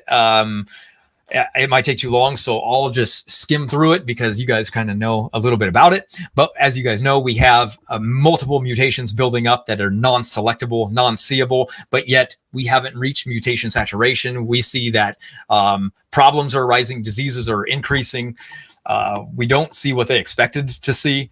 And when we look for these beneficial mutations, they just infer that some could happen, but there's not enough, guys. There just really isn't. The great majority of them, 99%, are harmful in some way, shape, or form. And when we look at things like in Africa, we go, ooh, look at that. There's malaria. Malaria is taking place, and this isn't good. I mean, 300,000 babies are born with sickle cell, and 50 to 90% will die before their 5th birthday. So yeah, it's true they don't get malaria, but they're dying from this mutation anyway. So it's helping, but it's like, hurting yourself just so it could happen. Just so it can help a little bit. It's like evolution's just trying to make you survive, basically. But that's all that's happening, is barely any survival. So we see a buildup of these new mutations every single generation, and it's based on the age of the father. And now we're starting to really learn that, wait a minute, most of these silent mutations are harmful. They're not neutral. And that is unexpected at a point of where they say that 75% of synonymous, which they always thought synonymous mutations don't have any effect on something at all, are actually harmful. That was really, really surprising. And what we know now is that these random mutations, they even admit that they're not leading to the type of evolution that they need it to in the textbooks. Because remember, they can say evolution can do anything. It can go left, it can go right, it can go up, it can go down. Well, that's not what the textbooks show. The textbooks show a linear form of evolution. So that's what they have to prove. Don't ever let them tell you otherwise, because it's just absolutely ridiculous. And too long to go over some of these. And most of the things that they actually thought were beneficial mutations are more epigenetically regulated than anything else. And epigenetics doesn't even change the gene, and mutations are what change the gene. And if it doesn't change the gene, there's no evolution. So epigenetics is a really good subject. It's a fun one. It really shows the limit for what we thought evolution really have. Then we have the waiting time problem, where again, another huge subject, where there's just not enough time for evolution to be true when we go through the simulation of DNA changes required based on mutations, beneficial mutations, rising and reaching fixation. It's just not there. So we show that the waiting time problem is very severe when one or more mutations is required to establish any new function. And evolution needs new function everywhere you look. If you're going to turn something into the ability to fly in multiple different organisms in every single different environment, you're going to need massive amounts of new functions to get there. So we're able to actually predict that there's the loss of function, and that loss of function, we're able to say, if we're losing chromosomes over time from chromosome fusions, we can make testable predictions on that. And therefore, we can actually trace back lineages based on where animals migrated to, how much farther they got away from the ark, and then trace those back to more of a chromosome count, and therefore it performs in the function of showing us that the biblical model of ancestry is more true and giving us an indicator of what animals were probably on the ark, rather than their counterpart species that later came about. And we can do that by tracing chromosome fusions. That's in the young Earth creation model. And then Dr. John Sanford came out and said that he hypothesized that the humans will go extinct after 350 generations. And as you know from the Y chromosome, we're about at 150 right now. So that puts a time limit on humans and pretty much all life in general. But that doesn't tell us anything except for more testable predictions. And again, Mendel's accountant is the simulator that was run for this. And a lot of people don't like Mendel's accountant that are atheists because it completely destroys their paradigm of evolution being true. And they say, who cares about Mendel's accountant? Well, I'll tell you who cares about it. The National Institute of Health, the NIH, the largest health organization on Earth. They don't use the evolutionary model. They use the young Earth creation model because it is the true model. It doesn't care about the fight that we're having between creation and evolution. It only cares about what works. And if evolution worked, they would be using an evolutionary model of prediction, and it doesn't. It uses ours because ours is what's true. It's what we see. It's what we can test. It's what we observe. And it's the one we're making testable predictions on. So why are they choosing the young Earth creation model if it's wrong? If they say, oh, it's garbage. Oh, really? Oh, it's garbage, is it? They're using it with success, and they don't care about the debate going on. So that's destructive. And the final conclusions is beneficial mutations can't keep up with the deleterious ones. They're not strong enough to override it. And if they are strong enough to override it, it actually makes things worse because it speeds up the negative ones, which I forgot to show you the slide on. That brings us to the next one. Genome studies confirm creation, or do the genome studies force evolution into early retirement, right? Do we have genetic boundaries, or are these genetic relations that they're talking about by looking at particular areas of the genome and protein coding region genes?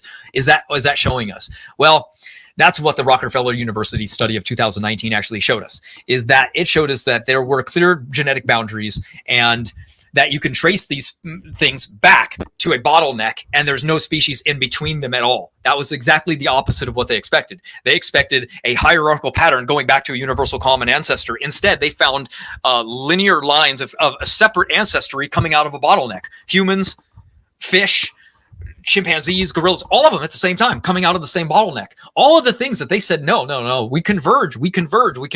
No evidence for any of it. And the evidence, they said, was so surprising that they fought against it. That's right. They had to They had to tell themselves like, whoa, what's going on here?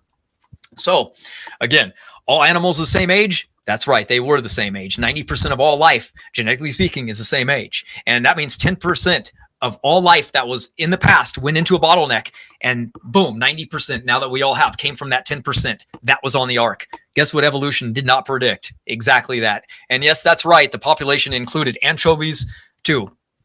That's right. Fish went through the bottleneck. So they can't say, the bottleneck was just some, random thing that was for land life, or maybe it was just a volcano that wiped out some things. Oh no, global, completely global.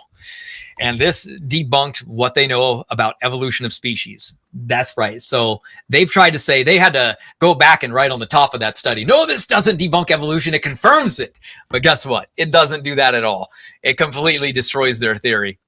And if you want even more on that, make sure to watch the video called Genetic Boundaries on this channel. Go back. I recommend it. It's very, very powerful, because what we see are living species going back in a single line of ancestor to exactly the same species of the family, right? And then a branching out from that, exactly what the biblical model predicted. That's why phylogeny has to use cladistics as play words and games, and all they use is assumptions, right? They have to use cladistics as their word salad game to prove relation now, because that's the only way they can do it, right? They've lost everything, so now they have to use semantics. They have to go, well, we're related to apes because we are apes. We named ourselves that. So now we can say that we are apes. Oh, okay. So here's the assumptions that are based on cladistics. They require assumptions based on it. Carl Linnaeus, he based groupings on similarities of traits, right? But Darwin classified these based on the assumptions of ancestry. That's the difference. The animals stayed the same, but the lenses they used to interpret it have changed because of the classification systems and the assumption of evolution being true. What do we see? Carl Linnaeus was in many ways, none of the least of which was how he classified humans. He named humans Homo sapiens and placed them in the genus Homo. Although Linnaeus believed that humans were a specially designed God's creation, he plotted them like he would any other animal. So Linnaeus did not recognize humans alongside of apes with any idea of evolutionary link at all. He did this with the same reasoning he used to categorize all life, which is similarities that he identified with species. That is it. It doesn't mean that it's true. It doesn't mean that evolution is true. It's just like, oh, you have a hand and an arm that can do this. You have a face that's forward. You don't have a tail. You're an ape. Close enough. So therefore, people will go, oh, I guess I'm an ape. Oh, I'm gonna classify that way. I might as well be an ape, right? Here is the definition of a human. It's a human being distinguished from an animal. I'm sorry to tell you guys. That's just the way that it's going to have to be for you. Homology is not evidence for evolution. The original prediction on homology is not an evolutionary one, but a biblical creation prediction. Homology itself is the concept that similar anatomical features portray universal common ancestry. But is that really the case? Today, you are going to learn that it is the exact opposite. So buckle up and get ready to have your mind blown. Evolutionary homology-based predictions were based on the idea that features produced by similar genetic sequences are phylogenetically homologous. Exceptions to this prediction, that the concept of genetic homology cannot be said to be the rule but the exception. Since that is true, what does that mean for the fossil record and phylogeny, or the textbooks themselves that have been teaching this for decades? Well, it means that they're all arbitrarily lining up things to prove common ancestry, which can all be thrown out, because homology itself points to a creator, and the concept was plagiarized by Charles Darwin from a creationist named Sir Patrick Owens.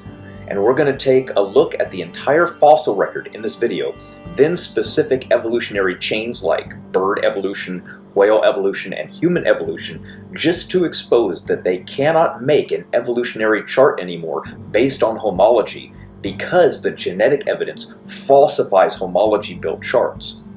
So, to reiterate, they can no longer assume common ancestry based on homology in the fossil record. Since it obviously doesn't work today and doesn't align with the genetic evidence, then trying to mix the two together, known as phylogenetics, has actually made problems worse for them rather than solve their already existing problems. Since the data now confirms that homology and genetic similarity no longer confirm one another, the evolutionary tree of life falls apart. Think about it.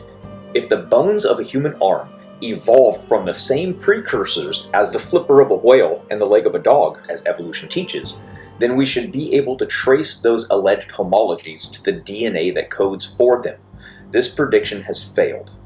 So they have fallen back onto a newer concept called convergent evolution to help save the day. But does it actually save them? No. It just hand waves away the entire problem, ignoring the elephant in the room. Take, for example, the gene that controls the mouse eye color, which also happens to control the mouse physical size. But the same gene in a fruit fly that controls the same eye color does not control the fruit fly's size, but rather has a secondary function on the female sex organ morphology. Completely different. Some geneticists thought this knowledge would allow them to find the chemical formula needed to produce an arm, a leg, or other structures. But once biologists acquired a greater understanding of genetics, they found what are labeled as homologous structures in different species often are produced by quite different genes. The biblical creation model predicted functional differences through common design long ago, and that is what we see. A single code from a single designer in all of life. Sonar genes in dolphins match that in bats, yet they share no common ancestor in the remote past. And these are one of the reasons they had to invent convergent evolution as a rescue device. But it doesn't save them when it comes to common ancestry looking at the fossil record, which is constructed using only homology and not genetics. So clearly you can see the problem and the impossible hurdle they need to overcome. So we have no precursor common ancestor to bats, whales, birds, primates, cats, sloth, armadillos, humans. The list literally goes on and on. We only have independent lines of ancestry, not only seen in the fossil record, but genetics as well, just as the Bible describes. And no amount of made-up SpongeBob storytelling will save them from these facts. Only their deep indoctrinated mind or anti-biblical young earth creation stance would even remotely allow somebody to hold onto this pagan lie of evolution theory once they've been exposed to the truth. So let me break this down for you. Pay attention. The reason homology does not match genetics is because evolution is not true. That is why the patterns break down. And that is why homology is not good evidence for evolution, but rather for creation. Let me make that clear to you one more time. The reason things line up so well via homology is because all life has the same designer, and just as any human designer would use the same base model to branch off of in making new designs, so did God. Since we are created in His image, it makes sense that we would copy these patterns and can find them in nature. So the reason homology makes such a pattern is because this is expected if there was a single creator designing all life, and that is why it was originally a biblical creationist to predict such a pattern of design in nature. And we know that this pattern breaks down when we add genetics to the equation because evolution is not true. Only the pattern of created design with independent lines of ancestry is what we see. There is no convergence going back in time, and only through their cherry picking of particular parts of the genome can they even remotely build evolutionary trees. And in comparing them, they also break down and contradict one another. So in closing, homology, which refers to the similarity in structures between different species, does not align with genetics, which is known as phylogeny. Therefore, if homology and genetics do not agree with one another, then it is falsified, which means it is worthless for evidence for evolution. Plain and simple. This discrepancy shows that the concept of evolution is not true. They cannot make a consistent tree of life even when cherry-picking the data and ignoring others. This falsifies the fossil record and universal common ancestry. What about all the evolutionary charts that are based on the fossil record? Does that not show that homology works and that can be traced back to a single common ancestor for all life? Well, actually no, not at all. and we will use their own charts and diagrams to let them refute themselves here real soon. But first, let me show you a nice little clip that I really enjoyed, and I think you will too. So the question remains open, is homology due to common design or common descent? Because the argument was so central to Darwin's case, his followers eliminated the question by simply redefining the word from simple similarity to meaning similarity due to common ancestry. They baked Darwinism into the definition of the word. Homology now typically means similarity due to common ancestry.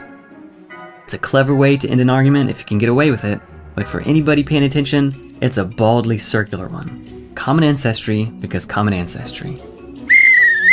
We got a flag on the play, circular reasoning, illegal use of logic, 5-yard penalty, repeat the 4th grade.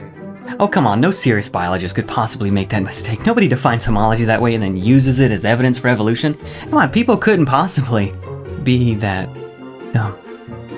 The circular argumentation is still regularly used in high school, even college level textbooks, and many a YouTube video. The surprising thing is that many otherwise very smart people didn't realize this. However, more and more people are seeing the problem for what it is. They have done the exact same thing with the geologic layers. You cannot even say the name of a single geologic layer without it portraying some imaginary time period. They have done an amazing job baking Darwinism into the proverbial cake, so to speak. It is in everything, and that is how they swindle it in to everything without making people even notice it. Why do we find some creatures with features of 2 different kinds? Isn't that a missing link? Actually, the examples of these things are so far and few in between that we can easily place them into their own kind. Think about it. The only examples they really have are Tiktaalik, which has features of a fish and amphibian, the bear dog, which obviously mixes the bear and the dog kind, Archaeopteryx, which mixes reptile and bird, and the famous Lucy, which has ape-like features and human. Take away these few examples, and they're left with the majority of fossils being in stasis. If stasis is the theme, and missing links are the exception, then why would we build the foundation of an entire theory around this rare exception? It should be the norm, don't you think? If they did go by the norm, then they would be left with the creationist model. So it makes sense why they can't. Now that we know that species adapt and change rapidly, how could we have so much stasis over supposed hundreds of millions of years?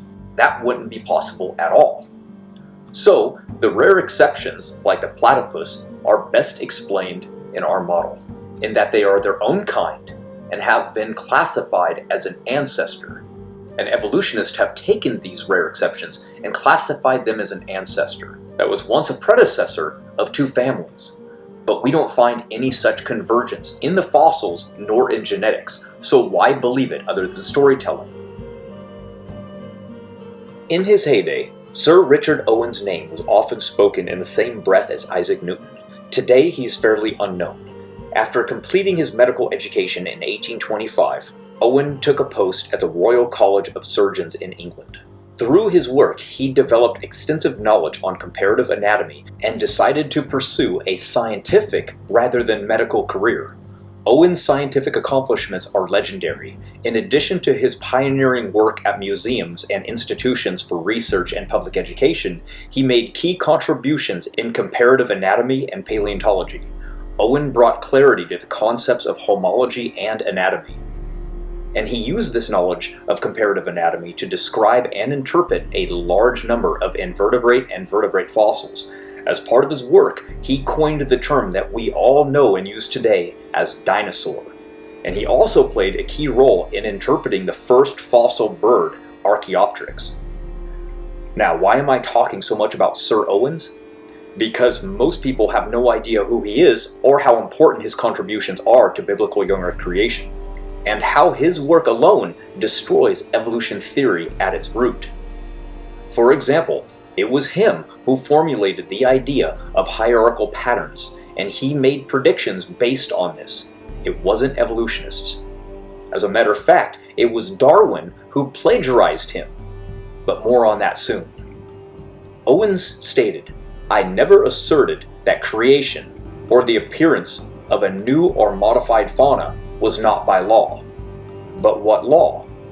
Not, I may say, of natural transmutation, but by turning fishes into reptiles, whales into pachyderms, or monkeys into men, in the way of natural generation, but by a higher law, of which we may reach the conception hereafter, as you have reached the conception of an archetypal form.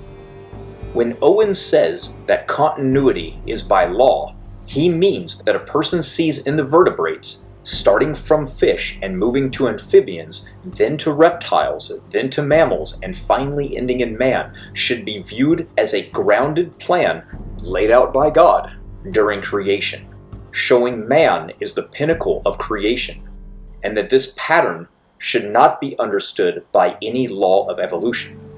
Owen's model and predictions of continuity were built on something called the archetype.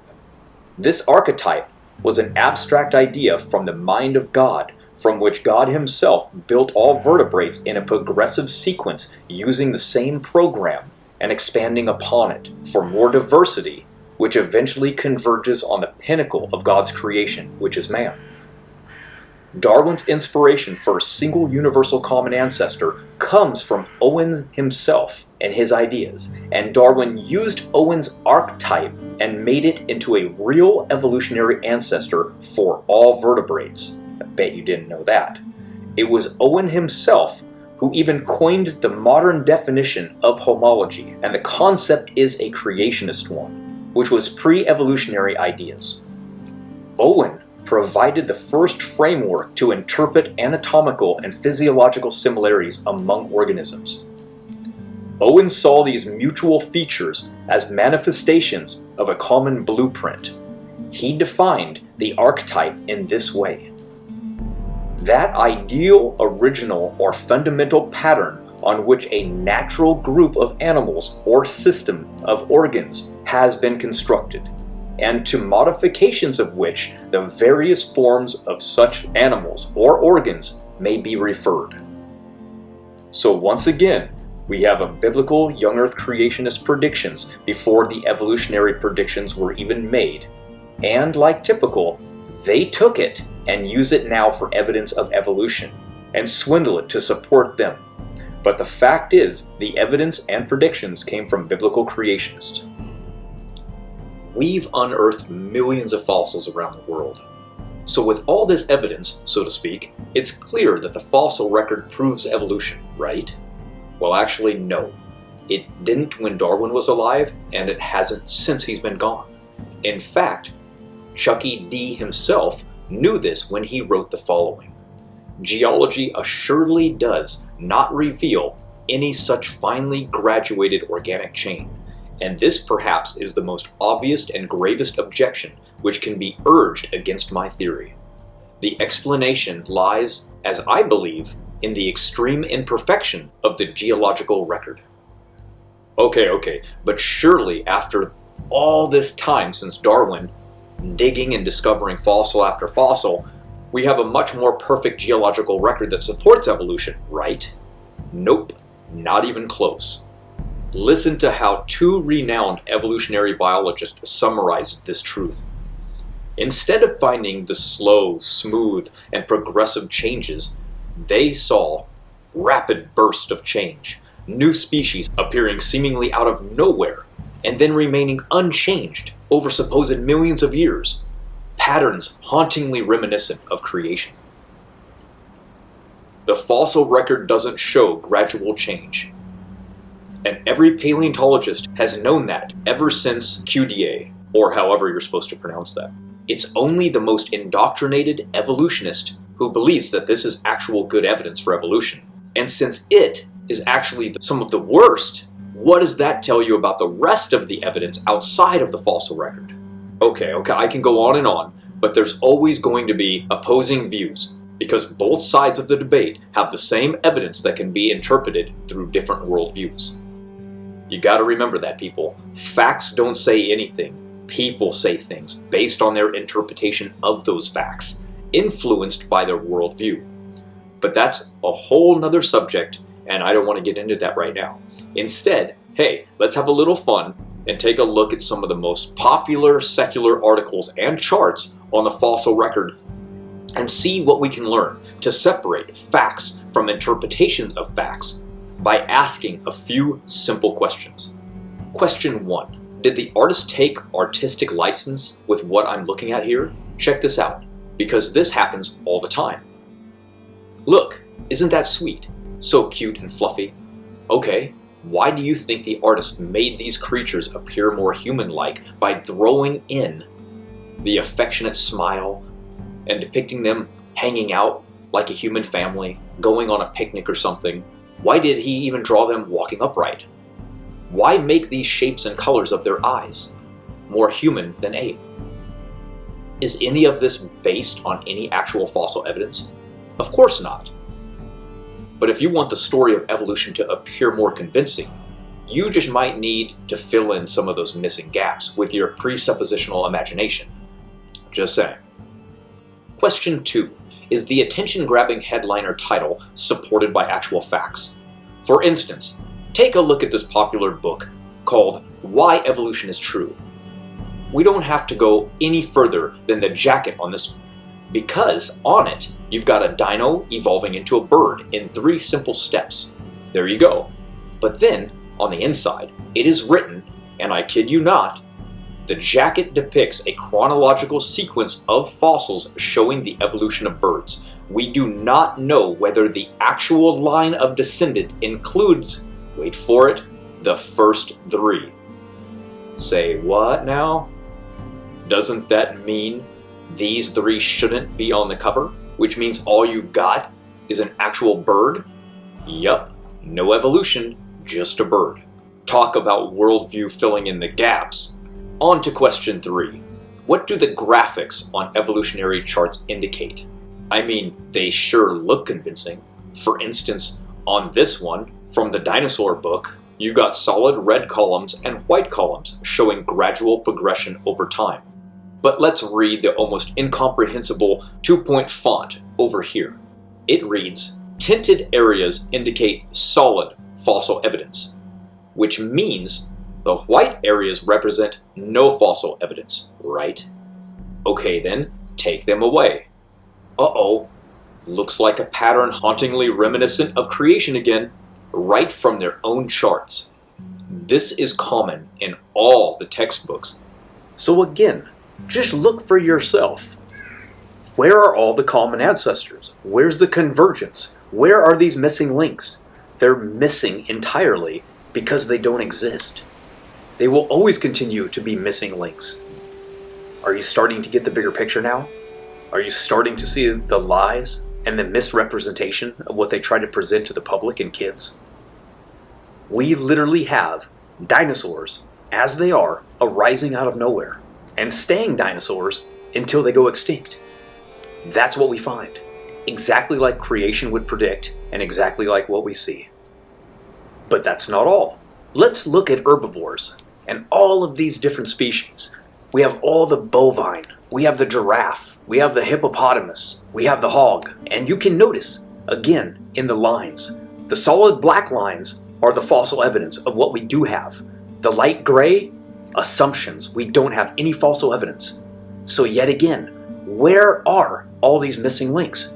Where's the convergence to the common ancestors that supposedly produced all of these in the future?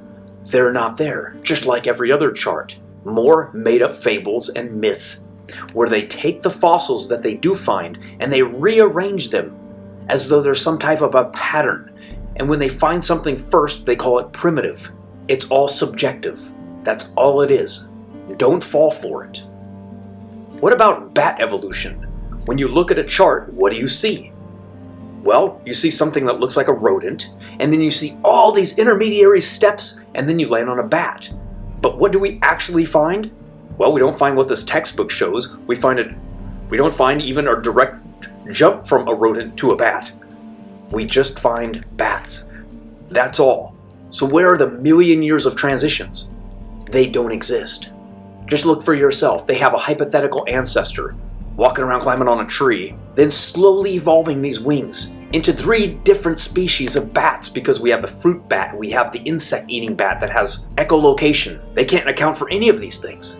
What about fish? Well, just look for yourself. Again, we have the solid white line representing what we do have in the fossil record. Then we have that thin little tiny line, which is no fossil evidence. So yet again, without a doubt, what do we find? The exact same pattern we find every single time. The pattern reminiscent of creation, with no convergence going back to a common ancestor, no missing link common ancestors, nothing, except for the pattern that's reminiscent of creation yet again. Are you starting to see the pattern here, people? Where are all these missing links? They're all missing. Isn't that ironic? That they want to tell you this is one of their strongest assets for evolution is the fossil record, and it's that pathetic. What do we find? Exactly what we would expect to find in the fossil record. We find tracks before we ever find the bodies, because creatures were trying to outrun a global flood. I know that's a hard pill to swallow, evolutionists, but those are the facts. And the same thing goes for the dotted lines on this one. Look at all them. Just so we're clear, dotted lines indicate 0 evidence. Remove them, and what do you get? No transitional forms or evidence of gradual progression. A bat is a bat, a kangaroo stays a kangaroo, a horse stays a horse, of course. Unless, of course, the horse is Mr. Ed. Look, people, all I'm saying here is, if you've got facts, put them in there. If you don't, leave them out. And in summary, we agree with Mr. D. Geology assuredly does not reveal any such finely graduated organic chain. Not then, not now, not ever. We have all been conned, everyone. We were duped into believing some bogus made-up concept, pushed because of an agenda, and not discovered by any actual science. Rather, retrofitted data based on an assumption that has been falsified time and time again, where the only truth actually found in it comes from biblical creationists Edward Blythe and Patrick Matthews that was plagiarized by Darwin, which is natural selection. But I just don't understand. Why didn't God get creative and make us super unique? Like Yoda or something. It wouldn't matter anyway, because even then, evolutionists would just say that Yoda evolved as well. So what about the fossil record? Can that be falsified easily? Yes, but let's get into specifics. Darwin predicted slow, gradual evolution over vast amounts of time, which became known as Darwinian gradualism.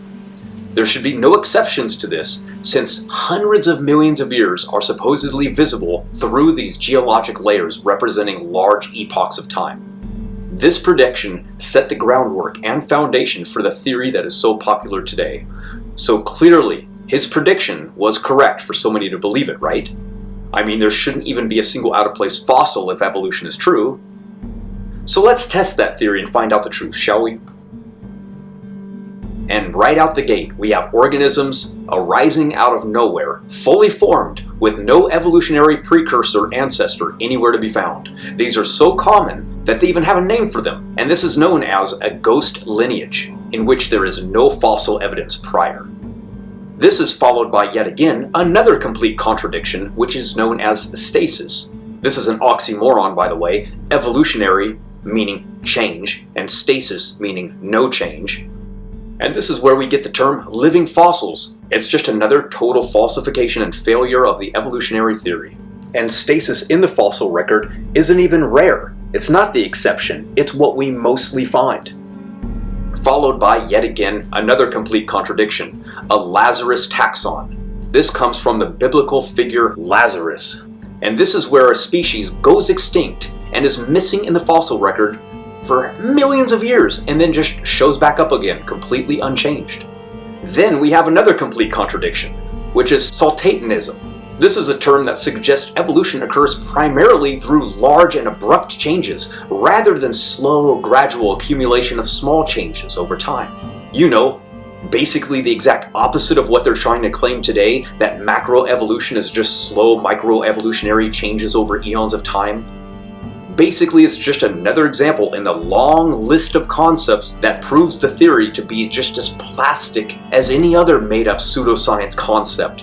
that is outside the realm of even being able to be proved wrong, because they will just make up any story, no matter how contradictory or implausible, just to save it from disappearing. And this is followed by yet again another complete falsification, where completely unrelated organisms were found to share almost identical similarities. They invented convergent evolution as a rescue device for this problem.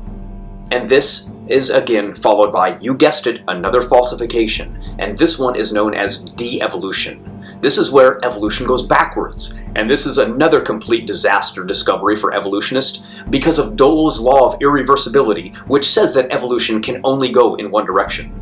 And then we have punctuated equilibrium. This is supposedly where something lived for millions of years basically unchanged and then drastically changed extremely fast over a short period of time. All of these are falsifications of slow Darwinian gradual change over eons of time. So let's pretend that you went to court and all you had to do was find a single piece of evidence to prove the prosecutor wrong. They're claiming that the fossil record shows a picture of true history of common ancestry over slow, vast amounts of time. Then you show them not one, not two, but 10 examples of physical pieces of evidence that prove that story wrong. What do you think the judge would do? You only needed one. It's a case-closed argument, and so is evolution based on the fossil record itself.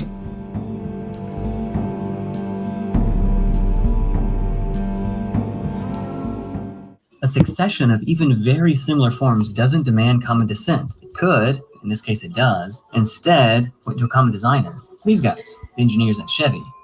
Intelligent agents are free to reuse things however they want. Just like I use the same password, FluffyBunny123, for everything I do online.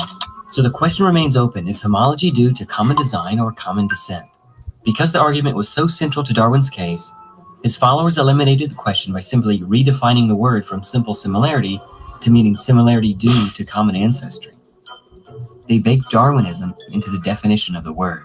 Homology now typically means similarity due to common ancestry. It's a clever way to end an argument if you can get away with it, but for anybody paying attention, it's a baldly circular one. Common ancestry because common ancestry. We got a flag on the play, circular reasoning, illegal use of logic, 5-yard penalty, repeat the 4th grade. Oh, come on, no serious biologist could possibly make that mistake. Nobody defines homology that way and then uses it as evidence for evolution. Come on, people couldn't possibly be that. No. The circular argumentation is still regularly used in high school, even college level textbooks, and many a YouTube video. The surprising thing is that many otherwise very smart people didn't realize this. However, more and more people are seeing the problem for what it is. That brings us to our next one, which is, of course, the evolutionary bottleneck versus creation bottleneck, right? We would have to say that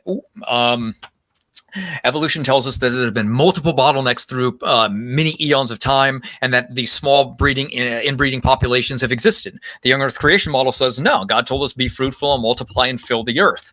Well, which one of these is true? Because people love to mock us. They go, you guys are so ridiculous. You believe that all the animals were inbreeding and then all of a sudden they could populate the world. That's stupid. It's unseen. Humans can't inbreed without genetic problems.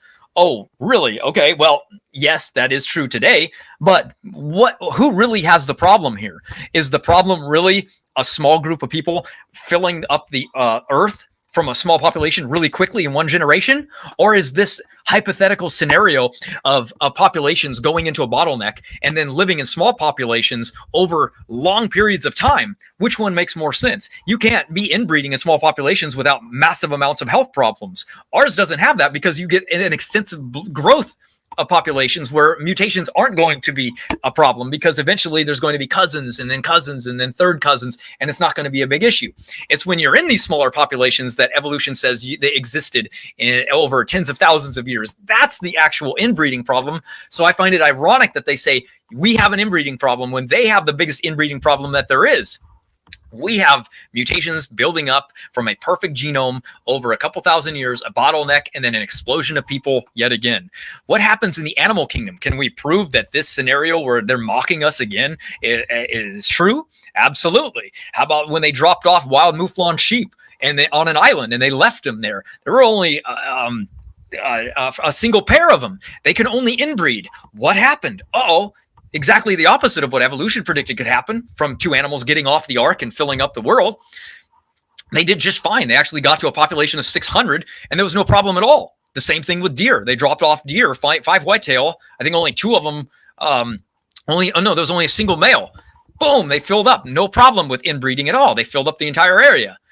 How about the in Catalina when they dropped off buffalo? They dropped off like a handful of buffalo, like 14 of them or something on this island for a movie. Yeah, they dropped off 14 of them and they exploded to 600 of them. They were like, oh my gosh, they lowered them down to 150 because they were like, oh man, that's maintainable. We can't maintain 600 of them. They actually had to try to slow down the population growth.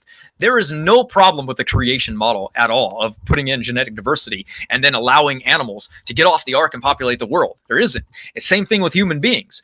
Matter of fact, we know what Eve's sequence is.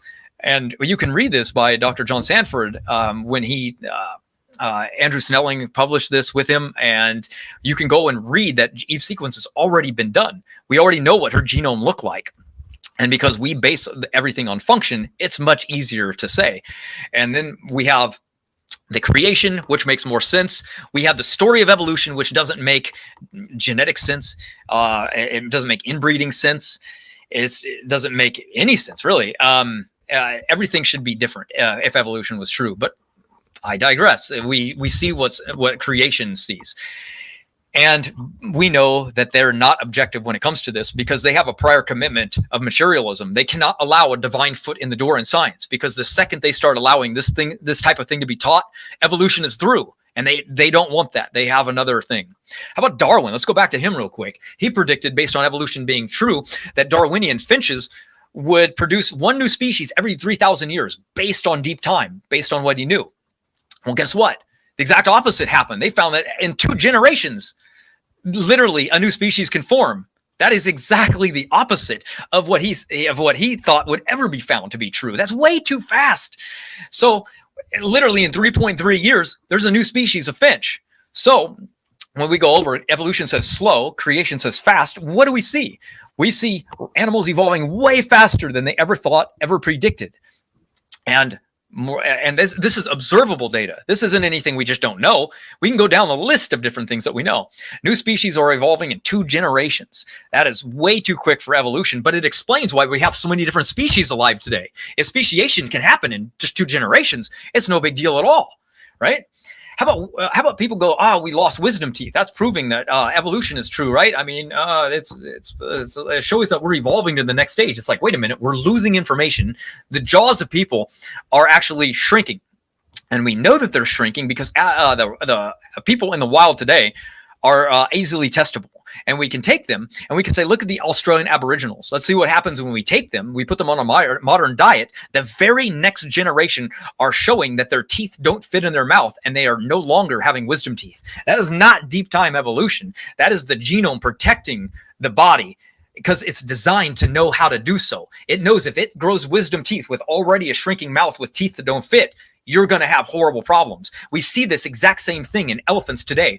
Because if we look at the Zimbabwe civil war that arose, elephants were being mass slaughtered for their tusks. And remember, elephants have a generation time like humans, very high, one of the slowest reproducing mammals on Earth. And within just 2 generations, 98% of all female elephants never develop tusk. How do they know to do this? Or are they like thinking, wait a minute, if I don't grow my tusks, maybe they'll stop killing me? No, the design network kicked in that was like, you're being killed for this reason. It's almost like it was designed, wasn't it? To like protect the animal from being killed. And you're like, well, that's really good. That proves evolution. That's a very good mutation. Oh, really? Because it's lethal when the mutation gets into males. And males are dying left and right because when they get the mutation, they die. So only females can exist with the benefit. The males die immediately. So when we look at Aboriginals, people, guess what? They lived, when they migrated into Australia, it was extremely hot there, right? And so it was so hot that their body adapted to this heat extremely fast. The Central Australian Aborigines actually have the ability to withstand massive amounts of temperature. Their body stays 50% cooler than you and me, naturally. All because of a gene variant that they got that isn't in other even Aboriginals that don't live there. And that happened very, very quickly. But yet they want to tell us the Aboriginals have been there for 65,000 years. Well, if that was the case, then guess what? Humans would be a different species, wouldn't they? Because if animals are evolving into different species within literally a couple generations, how can you isolate a group of humans in an area for 65,000 years and then come along later and then reproduce with them? It would be physically impossible because of all the gene conversions and all the other problems that would arise from isolation from that amount of time. The only way to explain the ability to assimilate and to breed with Aboriginals is the young Earth creation timeline. So that is it. How about the Dairy Queen? This is showing us that when we look at Vikings in the past, we know how tall they were because we know when they lived and when they were buried and who they were. And literally 1,000 years ago, they were a different height. They weren't very tall people. But yet, when we look at Denmark, Norway, Sweden, the Netherlands, all of them have the same gene variant for height, which makes them extremely tall. That means that gene variant arose within literally like 100 generations and spread through all the people. How about snakes? They're losing their white stripes. Why? Because when pollution gets into their environment, melanin absorbs toxins. So when a toxin dumps into the ocean, literally in the lifespan of that snake, they start losing their stripes so that the melanin can absorb the toxins, and their offspring are born without stripes, and they never get the stripes back again. So again, we see loss of information. We see something that was already there being lost. And then we go over to islands and we see that beetles are losing their ability to fly, because what happens is when they come on a, like, let's say debris brings them to an ocean, and then they get off and they are out on a new island, the wind picks them off and blows them back into the ocean, and they end up dying. So what happens is natural selection goes, what's going on here? Why these things are dying? So it's, again, they're not saying, like, they're not choosing to not fly. They're just using that ability if they have it. So what happens is the olfactory sensors in their nose now don't allow them to smell flowers far away. So they don't want to fly. So now they just walk around everywhere. And after just a few generations, they are now not able to fly at all because there was no need for it, because they lost that ability to smell. Think about that. That is insane, right? So we're talking about built-in design, right? You guys might like that slide, but I got to move on because I'm running out of time. Plants, same thing. Rapid, 10 to 100 years, they're adapting. Very, very fast environments. Mutations are not random. It seems like they're piling up exactly where they were supposed to be to help the species, like they were built-in designed. It took 100 years for the insects to adopt to eating it again. This is the cherry plum tree. Let's play it real quick. This is the black cherry, an American tree species that has spread invasively in Western Europe over the past century. And for a long time, people thought that this was because it doesn't have any native natural enemy. But when you look at herbarium records over the past century, you see that more and more insects have started feeding on the black cherry. And actually nowadays we found that there are more different species of insects eating from this tree than from the native bird cherry. We also found that some specialized insects have evolved, have changed genetically to adapt to this new food source. And we think that over time this may help to control the invasive character of the black cherry. You can read all about this research in our latest publication in the journal PeerJ. So what's going on? Again, we have a tree species that never existed in a place being moved in, and now all of a sudden it's growing and the insects are adapting to eating it. Really good, right? Well, guess what? When they removed the trees, the insects weren't able to adapt to living back at the environment that they once lived in and able to eat from. Isn't that incredible? The very own food source that was their main one is now they're unable to eat it because they lost that genetic information. Very similar to the E. coli experiment with Linsky, right? They moved into a special environment, they adapted to it, and then when they tried to move them back to the original, they couldn't live there anymore. They lost genetic information, exactly what our model says. We say the same thing in butterflies, and we see the same thing in deer. We see the same thing in toads. We see the same thing in animals. We look everywhere. Guppies, lizards, mosquitoes, mice. evolution is happening extremely fast, you see. But this adaptation, they've stolen the word adaptation or any change to mean evolution, right? So therefore, if anything changes, oh, it's proof of evolution. No, it's not. Every one of these examples is literally contrary to what they thought and predicted, right? So what do we see? The genetic variance fitness indicates rapid contemporary adaptive radiation of evolution in wild animals. Are there any of these examples proof, though, that any of these other organisms are related in the past? So does that prove now that these flightless insects now were related to something else? How about fish, right? Freshwater fish are genetically adapted from ocean dwelling. That's weird, right? In just 120 years? Oh, man. Yeah, even faster than that if you actually read the data. How about birds evolved virtually overnight to keep up with invasive prey? Wait a minute, that's too fast. How about the cliff swallows? Everyone's been driving down the freeway probably at some point and seeing these birds living in freeways. And yet, they've only started doing this recently. And as they've done this, they have actually shortened their wingspan because larger wingspans actually are required for them to glide at a different rate. A smaller wing is more aerodynamic and allows them to turn quicker. But within just a few generations, what do we see? These birds have adapted to living under freeway overpasses really just that quickly. That's way too fast for evolution to be true. And how many bird families are there? 249. To me, that's how many would have been on the ark. And then the amount of species today. How about cat breeds? Well, wild cats, there's not very many of, but in breeds, there's tons of them. So we see the genetic diversity going on inside of wild animals, and we see the limit to what evolution would be able to produce. And it's not that much, guys. So how about rapid evolution in kinds?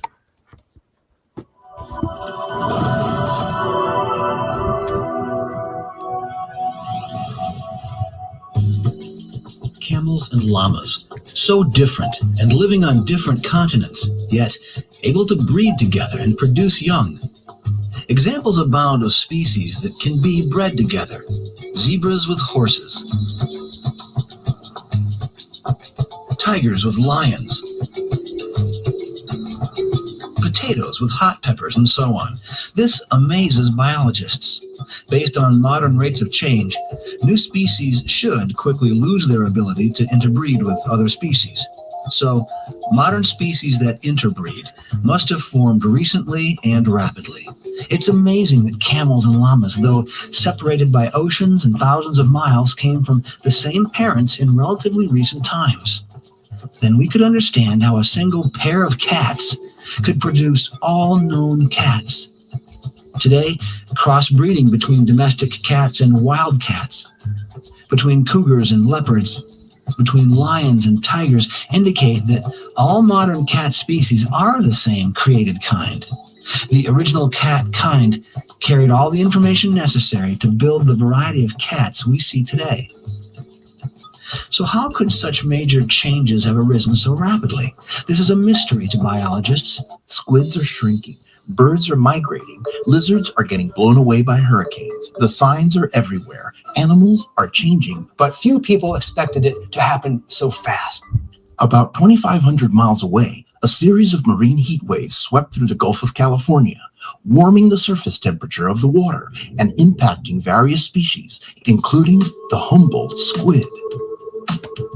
Humboldt squid are also known as jumbo squid because they grow so large. They can be 3, 4, 5, even 6 feet in length. Fishers in the Gulf of California were the first people to notice that something had changed when they stopped catching the Humboldt squid. When the scientists arrived to study this situation, they found that in fact the Humboldt squid were still there and in some places more plentiful than before. What had changed was their lifestyle and their body. These were not immature or juvenile squid. They were Humboldt squid at full size, reproducing and carrying out their lives in half the time they used to. Dr. William Gilly and his team measured the squid they caught and found a reduction of 50% or more in their body size in response to the stress of the higher water temperatures. This adaptation is known as plasticity. Plasticity is already built into the genome of a species. It's already there. From the warm waters of Mexico, we travel to the frigid north to study another example of plasticity, behavioral plasticity, in the feeding patterns of this Arctic bird. I think we're all familiar with that iconic climate change image of the polar bear stranded on a shrinking iceberg. But if you could look beyond the bear to the edge of the ice, you might catch a glimpse of a tiny seabird called the little auk or dovekey. Dovekies feed along the edge of the ice floes where there are a lot of plankton, and that has been their strategy for thousands of years. It worked just fine until the ice floes began to shrink and retreat farther and farther from the islands where the dovekies breed. And you can imagine, as that ice gets farther and farther away, the dovekies have longer and longer to travel to reach a place where they can get food for their offspring. And they have long been predicted to be an early casualty of climate change. French scientist David Grimley and his team placed transmitters on the birds and wondered how long they would need to fly to their usual plankton meal, which was now far away at the edge of the retreating ice. So when they gathered around to collect the first batch of data from their transmitters, they were astounded, because instead of flying an hour, the dovekies had been in the air for less than 4 minutes. David and his team realized that the dovekies had found a new food source right on their very doorstep. At the mouth of the fjord, where the milky blue meltwater from island glaciers was slamming into the dark, cold currents of the Arctic Ocean and creating this place of plenty for the dovekies to feed upon the stunned plankton. The dovekies continue to thrive by being flexible enough as a species to switch up their traditional feeding patterns and adapt quickly to a changing environment. Plants and animals all over the world adapting their behaviors, sometimes changing their bodies, sometimes even evolving in response to climate change. We can take inspiration from plants and animals in terms of our own response to the crisis. After all, if a tiny lizard can evolve in response to climate change, then it stands to reason we can change some of the behaviors that are bringing it about. Just so many examples, time and time again, of this rapid adaptation that was never predicted by evolution. And so we've run out of time, I guess. So I'm going to have to skip junk DNA, mutation, saturation, longevity, genetic potential, vestigial organs, leftover remnants. We're going to have to stop on chromosome 2 fusion, races. But one thing that I do want to finish up is predictions. And we have 3 novel predictions that are going to be made right now tonight that I'm going to break down real quick. We are going to say that ancient mummified Egyptians, animals and people, are going to have fewer mutations than people alive today, going back and making predictive power based on the young Earth creation timeline. Meaning, if evolution is true, they wouldn't really have very many mutations different than us today, because obviously, they only lived a few thousand years ago, so not a lot of mutations will be there. But in our model, it was this is almost 4,000 years ago, right? So they're going to have a lot of mutation differences from us. Another one is ERV knockout prediction, the more beneficial than not, and fewer orphan genes in Africans and the Khoisan people. And the reason why is because if we're going to make predictions based on these things, if we see going backwards, ERVs we're going to say have function, and these functions are going to be more beneficial than the detriment that they actually bring. And as far as orphan genes, we know that on a study that was done with flies, where we forced them into reproductive isolation, and we took younger species, our flies, and we forced them to breed and produce offspring, they eventually lost their orphan genes. So that would mean then, if Nathaniel Jensen is right, then what we would do is Africans are actually reproducing at younger rates, then therefore they should have less orphan genes within them as a human population. It only makes sense, right? The only caveat with that would be is that the fruit fly study was done on flies that were very adolescent. I'm not sure around puberty age, so I'll have to check that one out. But regardless, what that would mean is that if Africans have less orphan genes, it'll show that human beings didn't come from Africans. It would mean that we branched off with them. So it would clarify multiple things of our model.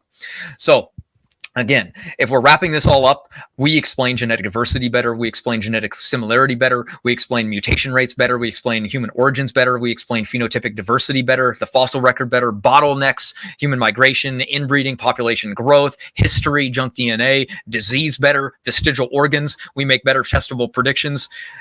So when I see clowns like, other people, atheists over here just saying, I don't see any evidence at all, they're just looking through the lens of what they want to already believe to be true. Today, I'm going to show you one more piece of evidence that totally falsifies evolution, yet again, and how our model far better explains the data.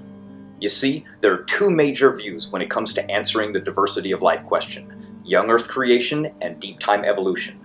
We both have the exact same evidence, but view them entirely different. So I ask you to set aside emotion and just look at the data, what it shows, and make up your own mind based on the evidence and nothing else. I am going to show you why our view of the past is far better than evolution, and how it not only better answers what we see, but solves the paradoxes that evolution theory runs into. Let me break it down for you this way. When we look into the mitochondria, we go to a specific region called the CO1 gene compartment, also known as cytochrome C. We find that the region is highly conserved, but still accrues mutations rather quickly. When mutations do arise, they do not always mutate in the same spot. This is really good, because it allows us to know what sequences have mutated and which ones have not. Therefore, we can know exactly what are mutations and what are not mutations, so we know what the original sequence looked like. So, how does all this fit together? Well, it comes down to predictions. It was Nathaniel Jensen who predicted that if we looked in the mitochondria, that we would find nowhere near the amount of mutations expected if 7 million years of time had passed. That was predicted in 2015 and published in 2017 in his book Replacing Darwin. So the predictions were laid out and in print. Now it was time to test which model made the best prediction. Over time, mutations build up in the mitochondria. If deep time evolution is true, then we would expect to find the mitochondria completely saturated in mutations. If young Earth creation is true, then we would only find a few mutations. This is based on how fast the mutation rate in this region is, and we would expect to find 21,457 mutations would have built up in this region over that amount of time. This means we should find complete mutation saturation of 12,000 mutations in the mitochondria. We are not even remotely close to equilibrium. I decided to run these same numbers on a highly conserved region of the mitochondria called the CO1 gene, and I got the exact same results. Nowhere near the amount of mutations have occurred and nowhere near mutation saturation. We find a fast mutation rate and few mutations. This can only mean one thing: young Earth creation is true, and the genetic evidence supports this. This was discovered in 2018 in the Rockefeller University study that showed clear genetic boundaries. And in that same study, we noticed when we look at humans, we find up to 10 mutations have occurred in this region in some people. When we look at chimpanzees, we find the average is about 65 mutations. So now, let's use the evolutionary timeline and take that back. Not just 200,000 years, when they believe that there was a global ice age that caused a bottleneck to occur, but let's keep going, back 6 to 7 million years, to this elusive split between the human and chimpanzee line. Look at how many mutations would have occurred over that vast amount of time. There's plenty of time for there to be tons of differences between us and them, yet there are so few. They have even admitted that this paradox is perplexing to them. We can read it right here. Unlike our closest genetic relatives, chimps, all humans have virtually identical DNA. In fact, one group of chimps can be more genetically diverse than all 6 billion humans alive today. It is thought we split from a common ancestor with chimpanzees 5 to 6 million years ago, which is more than enough time for substantial genetic differences to develop. So why haven't they? Well, if young Earth creation is true, we would have God creating a fully functional mitochondria, and just a few thousand years until the flood, and just 5,000 years or so until current day. So what makes more sense with the data? it should be obvious. But because evolution is not allowed to view history through the biblical lens of creation, they will never solve their paradox. And this is just one in the long line of problems with evolution theory, and they will never be able to solve it. The evolutionary community even admits that this discovery confounds the prediction made that we should see much more genetic diversity, yet we don't. How have evolutionists tried to deal with and explain this destructive evidence that's against them? Well, it has been ignored overall, with the exception of an atheist blogger who goes by Evograd, and one of the biggest critics of Dr. Nathaniel Jensen's work.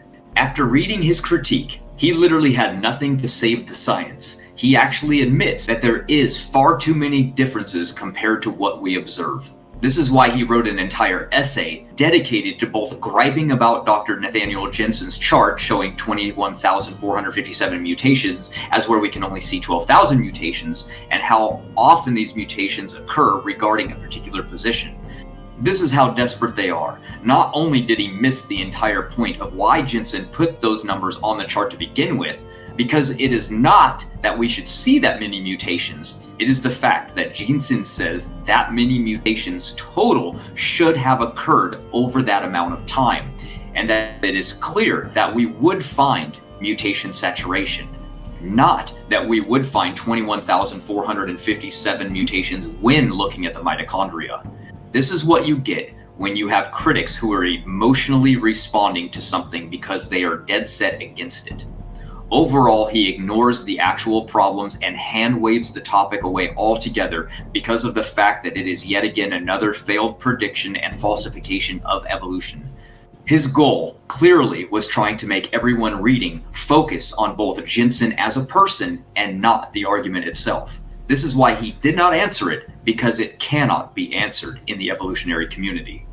As they begrudgingly admit, evolution is unfalsifiable nonsense that is so plastic it can use any evidence for it, and nothing discovered will ever be good enough to falsify it because it's complete pseudoscience.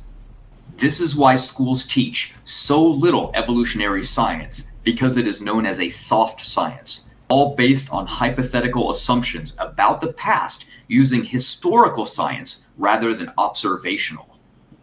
And they even admit that over the last 100 years, biology itself has progressed without any help from evolution theory. None of the fields from molecular biology, biochemistry, physiology don't even take evolution into account at all. Evolution theory really is the origin of nonsense. It holds back actual progress in many fields, and this is why the NIH, or the National Institute of Health, the largest health organization on Earth, uses the biblical young Earth creation model called Mendel's accountant, created by young Earth creationists Dr. John Sanford, Robert Carter, and John Baumgartner. If evolution was true, why would they not use some evolutionary program based on the rate of mutation effects and proliferation spreading through a population over deep evolutionary time? Instead, they used the rate of fast mutation spread through the population, which was predicted by us young Earth creationists.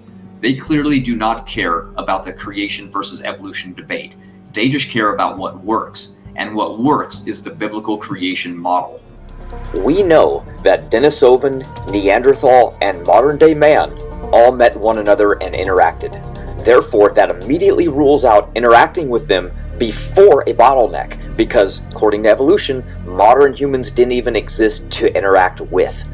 Therefore, we have the smoking gun refuting evolution, and that all of these people were just living together at the same time, and mutation rates show us that there is no possible way that they could have lived before the bottleneck, since they were all on the same side of the bottleneck together, and mutations all line up and take us right back to the same bottleneck together.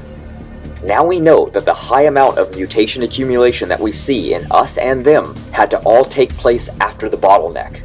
And this fits perfectly with what we've been saying all along, based on what we know about isolation, divergence, and population size. So the genetic boundary already existed at the bottleneck. It is the boundary of the genetic differences that separate different kinds. This boundary cannot be bridged by just assuming common ancestry is true and using imagination to bridge these gaps and go back in time before a bottleneck. then presume something that we've never seen happen today happened back then, such as a common ancestor splitting into different animal families. Believing a split between humans and chimps happened is fine, but it's faith-based and without evidence. As I stated earlier, that if it were true, there would be far more differences if this split actually happened in the deep past. We just don't see that. Nor do we see this convergence in the deep past with any of these so-called splits. Take myocytes, for example, which supposedly split into dogs, bears, cats, mongoose, skunks, otters, badgers, raccoons, hyenas, weasels, polecats, and even aquatic walruses and seals. The genetic convergence doesn't exist for any of these. There is no evidence for it, and there never will be. Do not be deceived.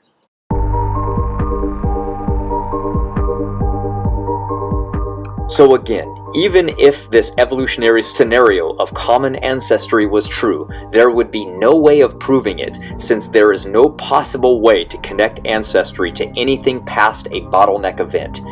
And even they were forced to admit that a global bottleneck genetic reset had to have occurred. So they are stuck ever being able to prove common ancestry because of it. So they had to save their dying theory by invoking something else that also destroys their theory. That's evolution for you. So, what has genetic testing using DNA barcoding exposed in the last 5 years? Well, it has validated the young Earth creation position of independent lines of ancestry with genetic boundaries that should not exist if evolution was true. It also confirms scripture, which states that a global bottleneck happened, even killing the aquatic life on Earth. Evolution never predicted this, and originally stated it did not happen. When the undeniable genetic evidence finally confirmed that it did, they went looking in their own made-up fossil record created by an atheist with an agenda, and they found nothing. The absence of transitional fossils that should be everywhere in the fossil record, if it was true, is another telltale sign that the story is another myth based on imagination and lies. We see fast mutation rates, low genetic diversity, independent lines of ancestry with genetic boundaries, and biological evidence of a global bottleneck inside of all life on Earth. All of this only points to one conclusion: the young Earth creation biblical model of ancestry. There's no way around it. So the case for independent origins versus common ancestry is really a dead issue.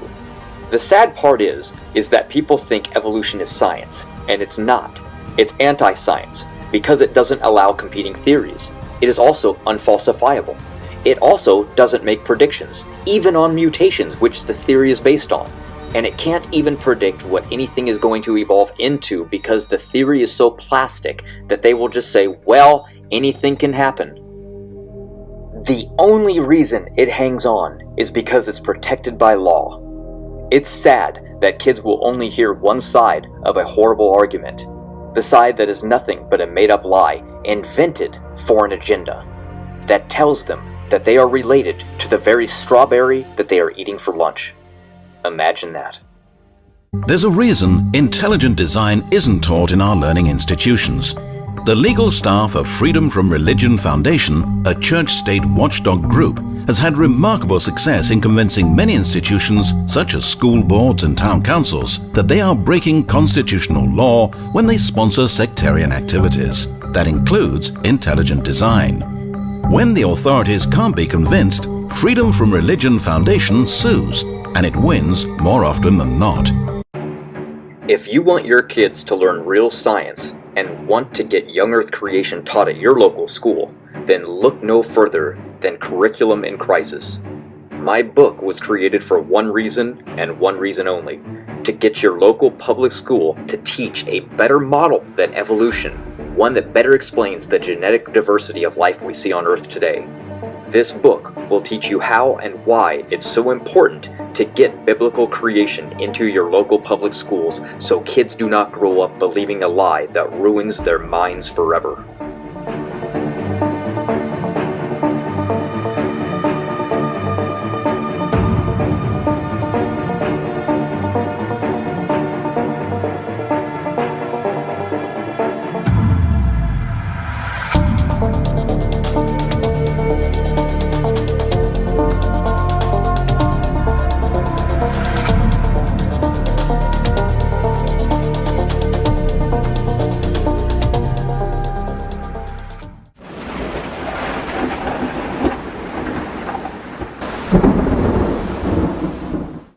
There's a popular story that radiometric dating is reliable and accurate.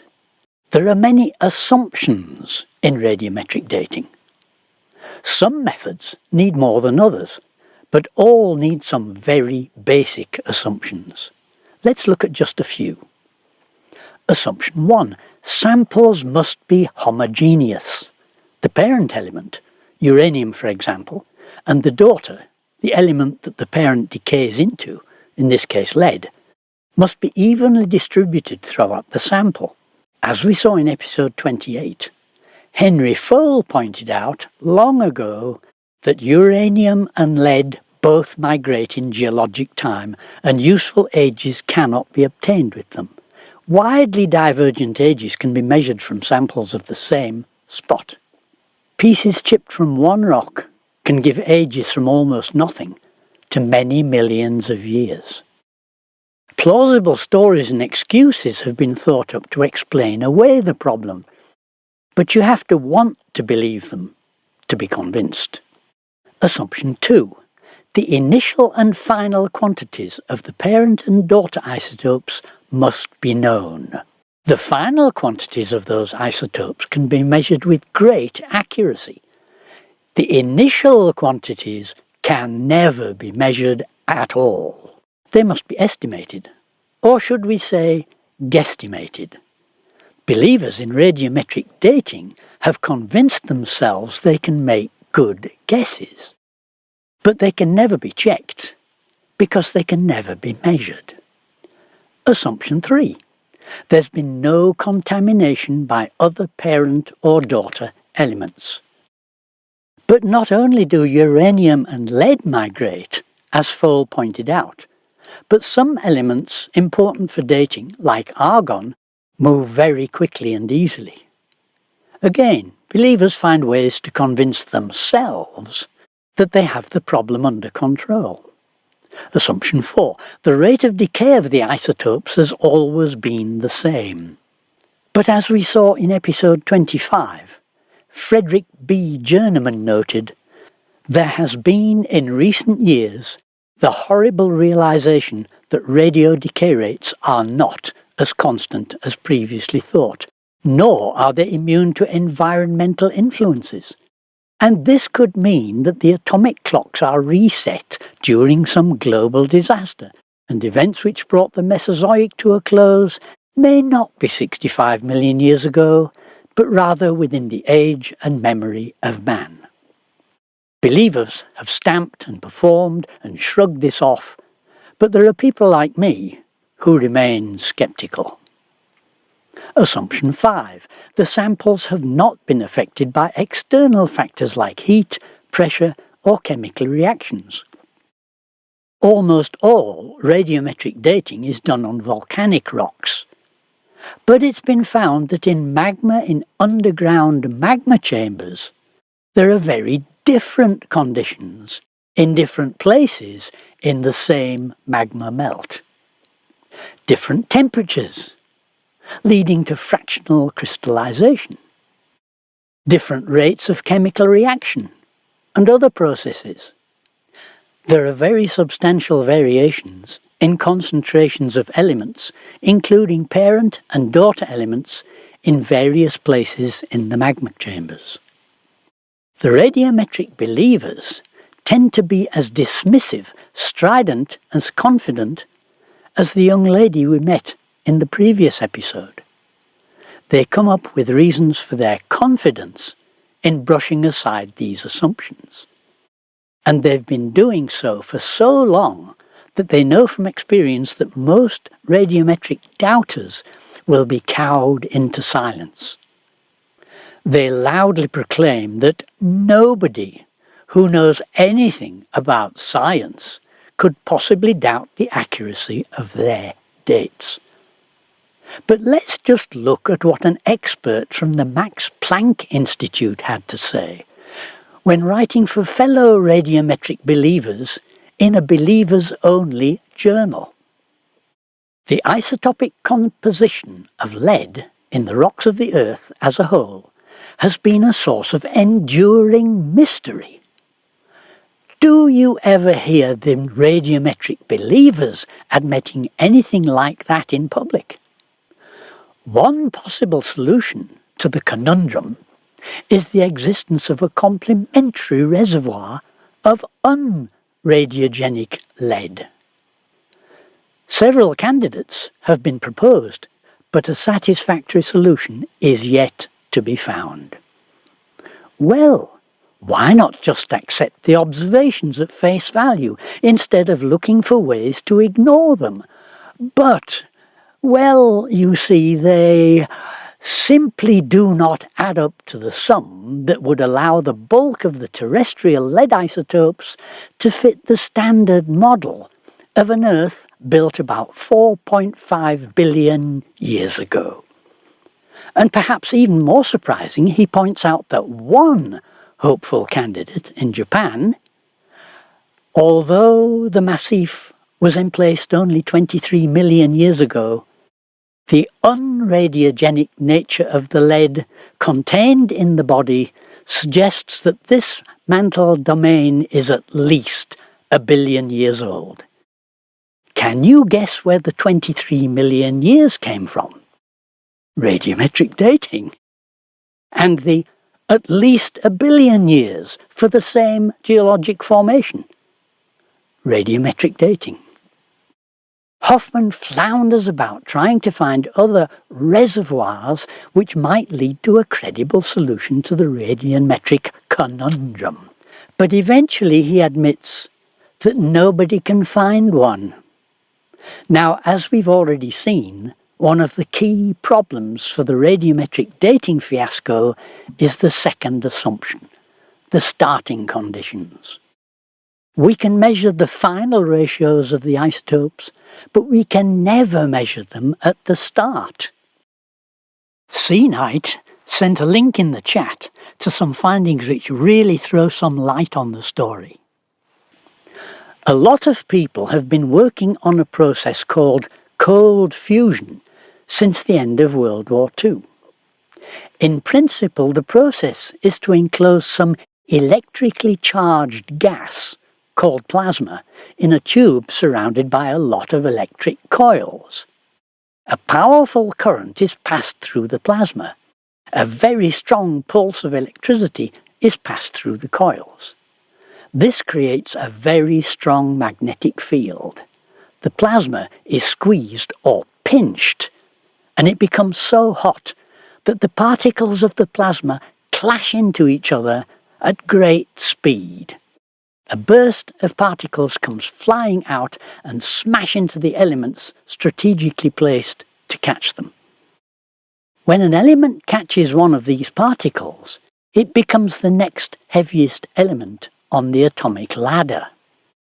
The process is known as transmutation of elements. For a long time, the process looked as if it didn't produce enough neutrons to do much atom building.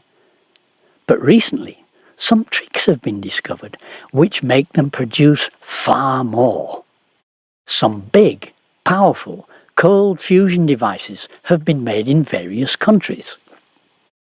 A famous Polish-American physicist, Ludwig Kowalski, worked on one of the biggest in America and produced very interesting results for iron. Iron has 4 naturally occurring isotopes. 91.7% is iron 56, 2.2% is iron 57, 5.8% is iron 54, and iron 58 is very rare, only 0.3%.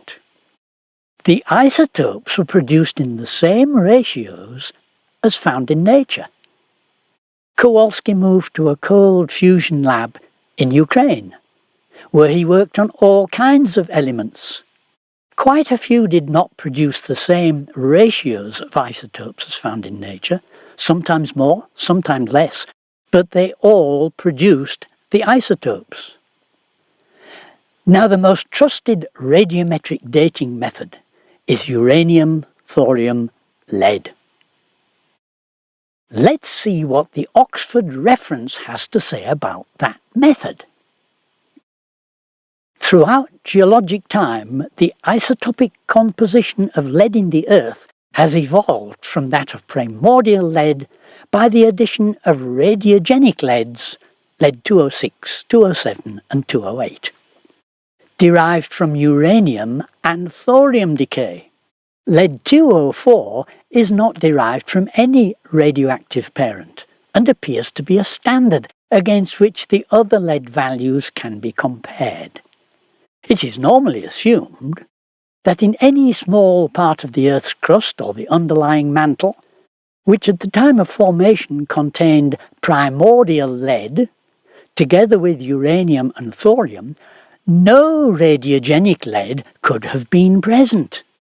With the passage of time, atoms of radiogenic lead, 206, 207 and 208, gradually replaced uranium and thorium atoms. These same people assumed that the heavy elements, like lead, were formed pretty much as they are formed in the fusion laboratory, by particles being smashed together at great speed, presumably in something like a supposed supernova explosion. So how much confidence have we that all those other isotopes were created solely by uranium and thorium decay over billions of years?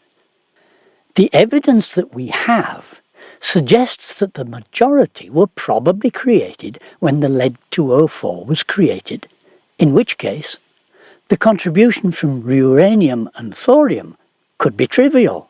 Those billions of years they confidently tell us about could disappear in a puff of smoke. And then again, the James Webb Telescope observations have trashed the last vestiges of the Big Bang and its timescale. Observations showing the sun to be liquid, probably metallic hydrogen, trash all the ideas in astronomy which were built on stars being balls of gas. So looking to astronomy for guidance is probably not at all reliable. And recent work analysing zircon crystals, the radiometric data's favourite source of dates, throwed out on their whole story of the Earth's creation. The accepted story about the ancient Earth is that in its early stages it was a mass of hot lava which gradually cooled to form rock surfaces. It's called the Hadean era, after the mythical Greek Hell. Everything was so hot that when the first rocks formed, they were changed by the heat into metamorphic rocks, which radiometric daters don't seem able to date. But they nevertheless convinced themselves that zircon crystals were unchanged by the hot conditions which metamorphosed those early rocks. So enclosures of all sorts of things, including radiometric isotopes, magnetized ion compounds, and remains of carbon from ancient life forms, were preserved intact. A very interesting paper about the fossilized magnetism in ion compounds in zircons was published by John Tarduno and his team of experts. It gives data from zircons in Australia and South Africa. Astoundingly similar data, showing that from their super reliable dates, from 3.4 billion years ago to 3.9 billion years ago, there was no tectonic activity. This means that the crust had not yet broken up into tectonic plates, but there was indeed a crust, leading to so-called stagnant lid convection. This is a bit of a problem for the confident claims by evolutionists that life began in undersea hot springs called black smokers. These springs are part of the tectonic plate story. There's another well-known paper from a group of experts at UCLA. It also deals with the reliability of acclaimed zircon crystals. Elizabeth Bell and her team of experts tell us that some of their crystals are accurately dated to 4.1 billion years. They contain, among other surprising things, carbon, which is strongly indicated to come from a biological source, So life had been around for billions of years before the tectonic plates were broken up. It also turns out that the Earth was not as hot as Hades. There appear to have been crustal rocks and free water and at least primitive life forms. Like most technical papers in the scientific journals, neither Tarduno's paper nor Bell's paper are easy for non-specialists to read. Anyone wanting to know the nitty-gritty can refer to the papers I've mentioned. For the non-experts, I'd like to read what Rebecca Boyle wrote about what these papers say in understandable language. She's the author of a book on the moon and a science writer skilled in conveying technical papers in language understandable by everyone. Things were actually looking a lot more like the modern world in some respects early on. There was water, potentially some stable crust. It's not completely out of the question that there would have been a habitable world and life of some kind, said Elizabeth Bell, a geochemist at the University of California, Los Angeles. Taken together, the latest evidence from the ancient Earth and from the Moon is painting a picture of a very different Hadean Earth, a stoutly solid, temperate, meteorite-clear and watery world, an Eden from the very beginning. Well, that sounds to me pretty much like what the Bible says things were like at the end of Creation Week, just a few thousand years ago. Well, I promised we had 2 items to look at today, so let's go to the second one. Right from episode 1, I've been pointing out that real science, science which follows the scientific method, was a wonderful, exciting, and productive endeavour. But as Brian G. Wallace pointed out, in 1840, a group of Americans coined the word scientist and set up an organisation, ostensibly to transform their status and image and separate themselves as professionals from those they considered amateurs. Up to that time, science had been open to anyone. Newton, Brahe and Euler were mathematicians. Lavoisier was an aristocrat. Faraday was a completely unqualified bookbinder. Joule was a businessman. It had been no problem for them to follow Bacon's scientific method, solidly based on the premise that nature carries the stamp of the Creator, because they were all Christians.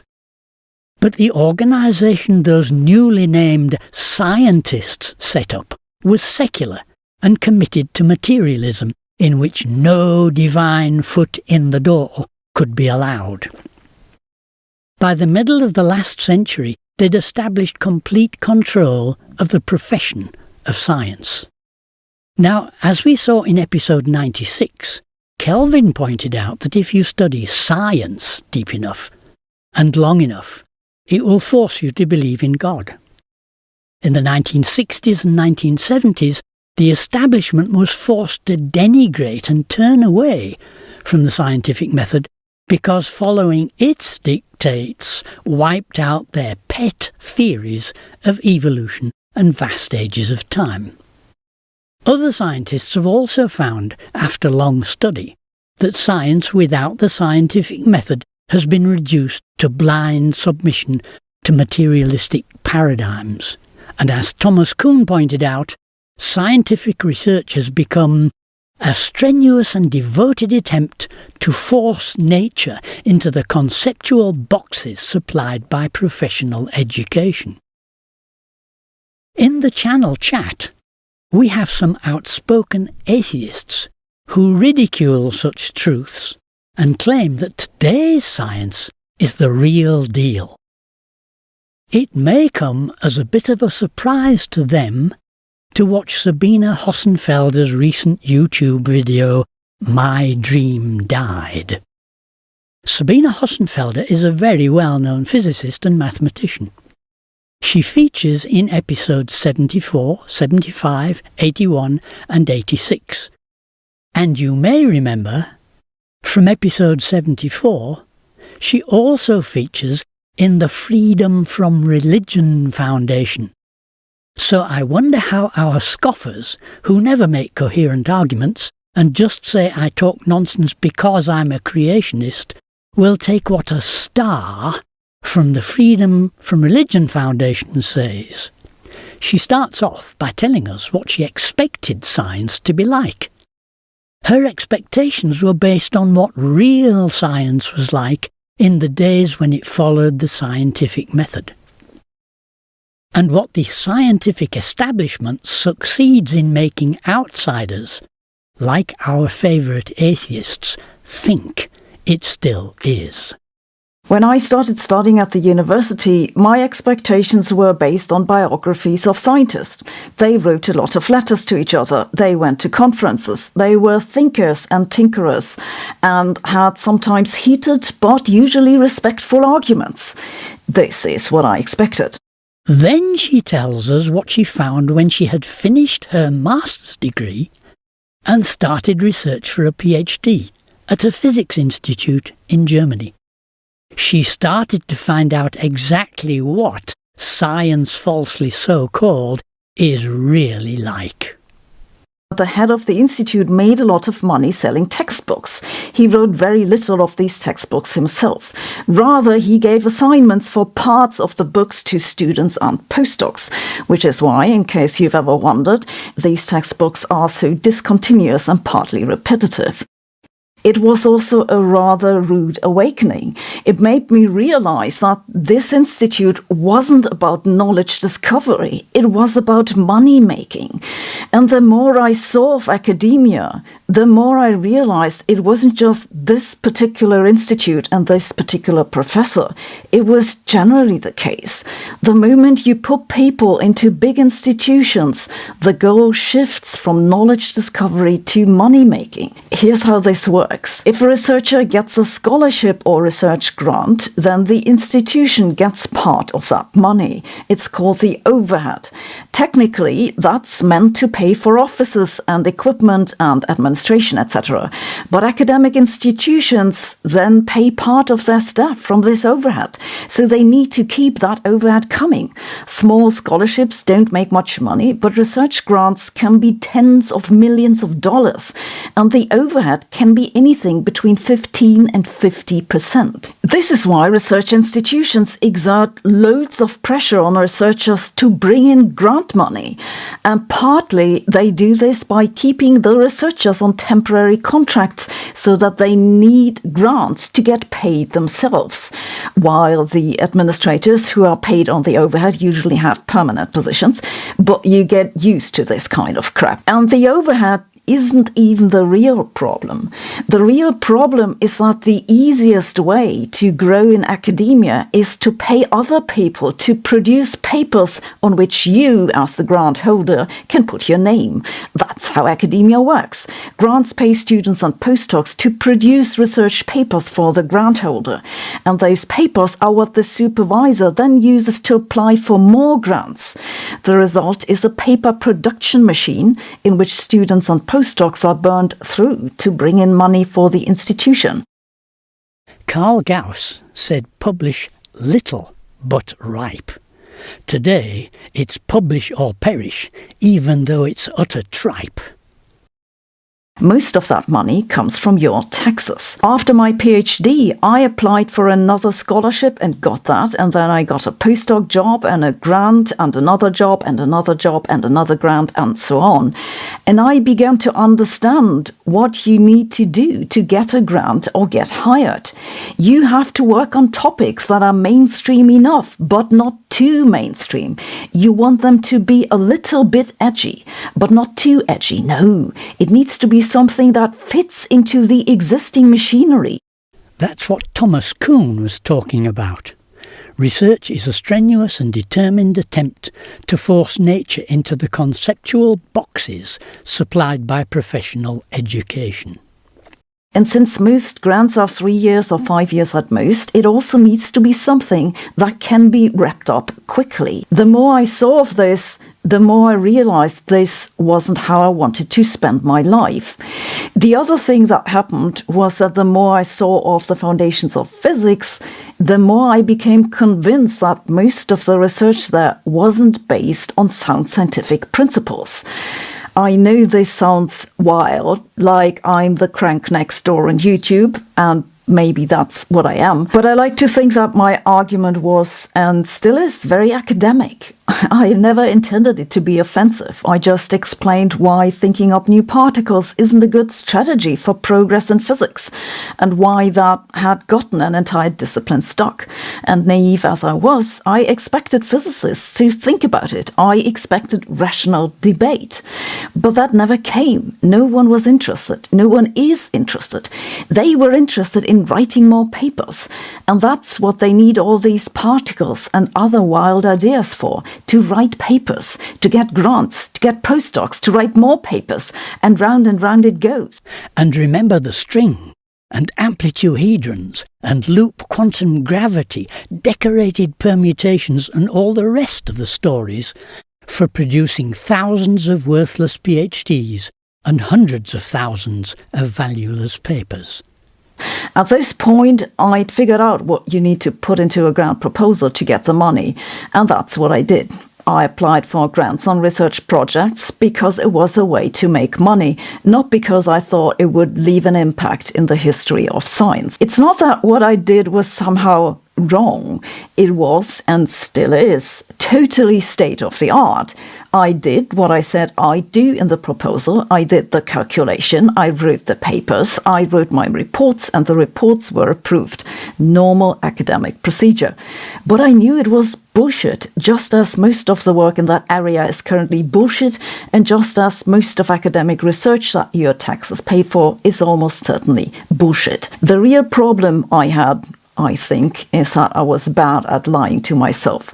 Of course, I tried to tell myself, and anyone who was willing to listen, that at least unofficially on the side, I do the research that I thought was worth my time, but that I couldn't get money for because it was too far off the mainstream. But that research never got done because I had to do the other stuff that I actually got paid for. And that's what I've been pointing out for 100 episodes. What a pleasant surprise to find an insider admitting it. When it comes to dating the age of the Earth, there's only one tool for that. It's radiometric dating. When we want to know about the deep ice cores, radiometric dating. Want to know the age of a moon? Radiometric dating. Age of the meteors? Radiometric dating. You get the picture. Until now, these dates have not favored young Earth creation. As a matter of fact, both heat problems from two of the most popular young Earth creation flood models exist trying to deal with radiometric dates that they give. That said, there are some assumptions that go into radiometric dating. There are 8 major ones that actually go into this, and until recently, none of them could be actually validated. And it's because of this, statements like this abound, and we'll not go over this because of time, but as you can see, there are problems, and they're all based on starting assumptions. So don't forget, I like radiometric dating. I think it's a tool that's one of the best ways that we can actually measure time. So that being said, we are going to focus on problem number 2, and that is when they form, what is it like? So we need to know the Proton 21 laboratories in Ukraine. That's going to be a focal point for this one. Unfortunately, this place exists in one of the worst places in the world as of right now because of a war that's breaking out. But regardless of that, they're working with cold fusion and they're creating super heavy elements using something called Z-pinch. This is where it gets really amazing because one of the scientists that is now working there, before he was, began working with the formations of iron. He was able to create the exact ratio and proportions of iron that we have on Earth today from an experiment. Once this formed, we compared that and we were absolutely shocked. He got a job working over at the Proton 21 laboratory, so he brought his experience and education into that. Now, the elements that have been created at that place, again, match what we see on Earth. But even more interesting is that the daughter elements formed an extremely high ratio, higher than we would ever expect. So what happened is this got the scientists into thinking, like, how are we going to utilize the high amounts of these daughter elements being produced? Like, what can we do with this? So their goal became that we're going to form high amounts of 3 particular radioactive elements: Titanium 99, Iodine 131, and Lutetium 177, which are used for medical cancer imaging research. So that got me thinking. I'm like, wait a minute, what about the ratios for other radioactive elements that we use to date the age of the Earth? So this made me jump right over to aluminum-26, which has a short half-life of just 730,000 years. So what's it doing in such high amounts, but not just in the Milky Way galaxy, but even on Earth itself? So the scientists tried to solve this paradox that's going on, and they thought maybe the formation was via cosmic rays from the sun. But the problem is the sun couldn't have made that requirement in such a high amount in today's world in such a short amount of time. So they can throw in any rescue device that they want, but the fact is that when we look at the very formation of these things, even the aluminum-26, we're finding that the observational data matches what we see in the laboratory. It solves the paradoxes for evolution. I think that's a great thing as well. But of course, it reduces the age of the Earth to an upper limit of 740,000 years maximum because of that. And then so it made me go over and look at potassium. Lo and behold, potassium ratios are exactly the same that we see on Earth today, in the same proportions that we see on Earth today. This, again, would set the upper limit looking at potassium to just 1.25 billion years by looking at that ratio. That brings us to the next piece of evidence, which would be the lead paradox. Now, this is interesting because we have more radiogenic lead than there should be, unless, of course, you can see right here on the right side that they said unless the Earth formed 13.9 billion years ago, or 100 million years after the formation of the universe itself. So obviously this is a huge problem, and that can only be resolved through either accelerated nuclear decay or by the observational formation of these elements. Obviously, I'm going to go with that one myself. So I believe this also explains the distribution of the radioactive elements that we see on Earth today that don't make any evolutionary sense why uranium and thorium are on the crust of the Earth and not deep within the Earth, especially since they're so heavy they would have sunk to the core, or they would have already kind of been in the core, creating the power to rotate the Earth itself. But there's also another paradoxes, right? Over 50% of all radioactive materials exist just in Australia alone, as you can see from this map, and 90% of all uranium and thorium is just in Australia. So it's very disproportionate of what would ever be expected. Another analogy would be, I made all of these clocks last week that you can see right here, but they tick at different rates. There's also clocks inside of clocks that also tick at different rates. No one would have ever expected the daughter elements to form as they are today. That's probably why this is the first time you're hearing about this. So it comes down to what was expected, which was what the evolutionary community would have expected to find: uranium slowly decaying into thorium and iridium and radon. But what we actually found was more indicative of what the experiment showed, that they actually form at exactly the same time in the proportions and ratios that we see today, the exact opposite of the evolutionary prediction. So at first glance, if you were to actually see these clocks in the ground, you would think, well, they're ticking at a constant rate. So obviously, if we take that assumption and we go backwards in time, we can just reverse these clocks and it would tell us the true accurate history. While true on the surface, the most important question that we needed to ask ourselves before agreeing to that idea is, what happens if we do go backwards and we run out of history? The clocks are still giving it a time frame, but we actually can't judge it off of that.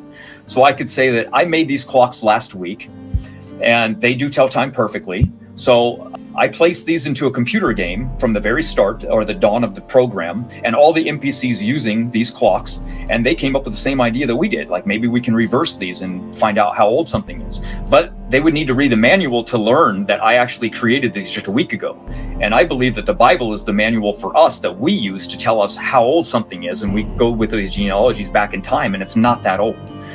So the same analogy applies today. I think we can tell accurate time, that they must be able to tell us accurate history. But if you're using them to tell a time about history that doesn't exist, then we have a problem. And that's exactly what happened based upon the most recent concept of evolution. I think they came in with a preconceived notion to begin with, and then they just kind of ran with that by saying, well, if we find this many daughter isotopes, then this much time must have passed.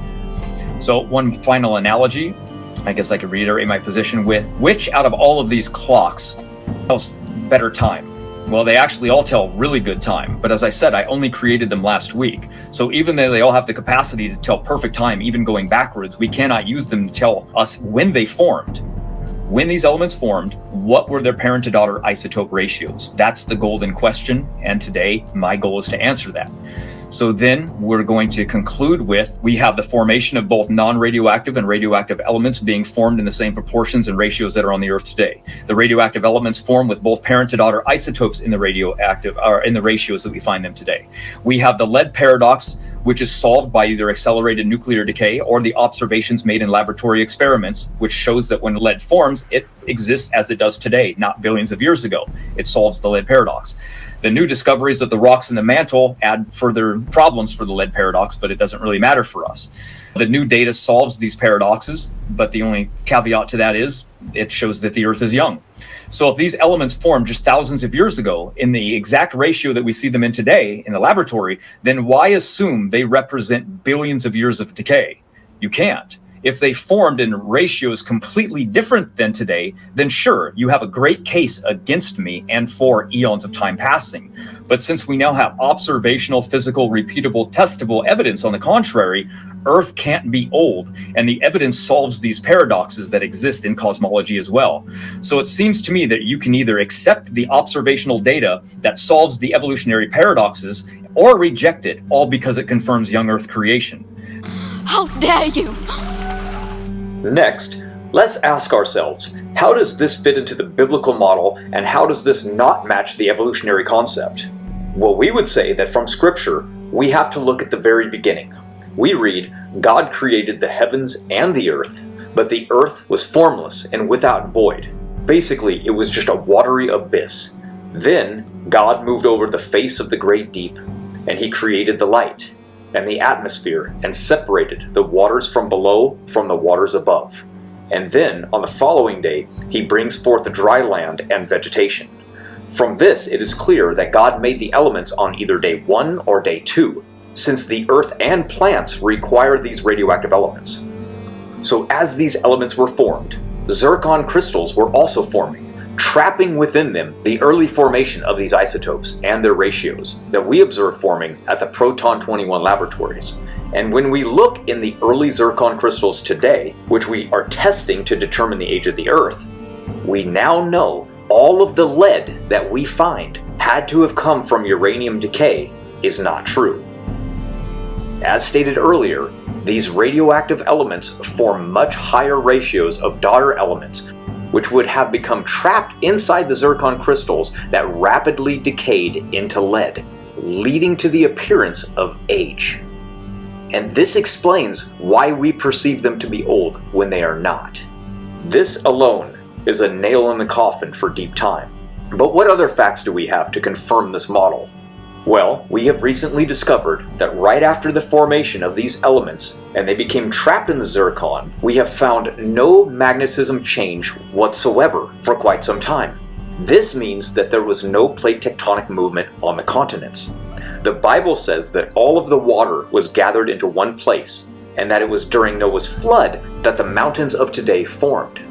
This is why it was a young Earth creationist who predicted that all of the continents once fit together into one place in the past, using Scripture.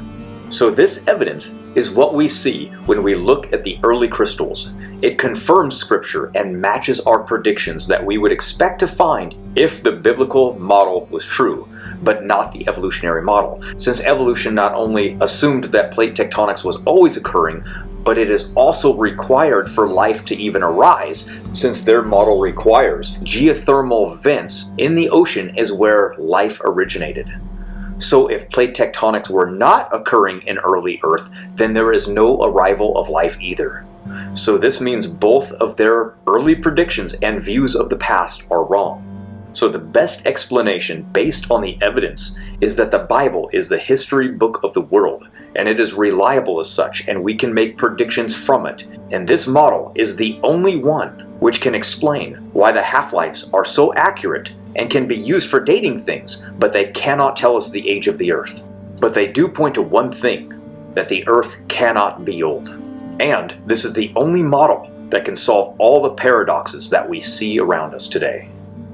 The chronogenesis model. Everything fits perfectly. Not only all of that, But this model solves the problem for catastrophic plate tectonics, which is a biblical creationist model that looks to accelerated nuclear decay for explaining the high amounts of helium in ancient zircon crystals and the high amounts of argon in volcanic rock. Since this leads to a catastrophic heat problem in their model, which miracles have to be invoked, this new evidence alleviates all those issues. We also see from these crystals that early Earth was not a hellish planet, as evolution has been telling us and expected to find, but rather a water-filled world full of oxygen, an Eden from the very beginning, just as the Bible has said. Do radioisotope ages always agree?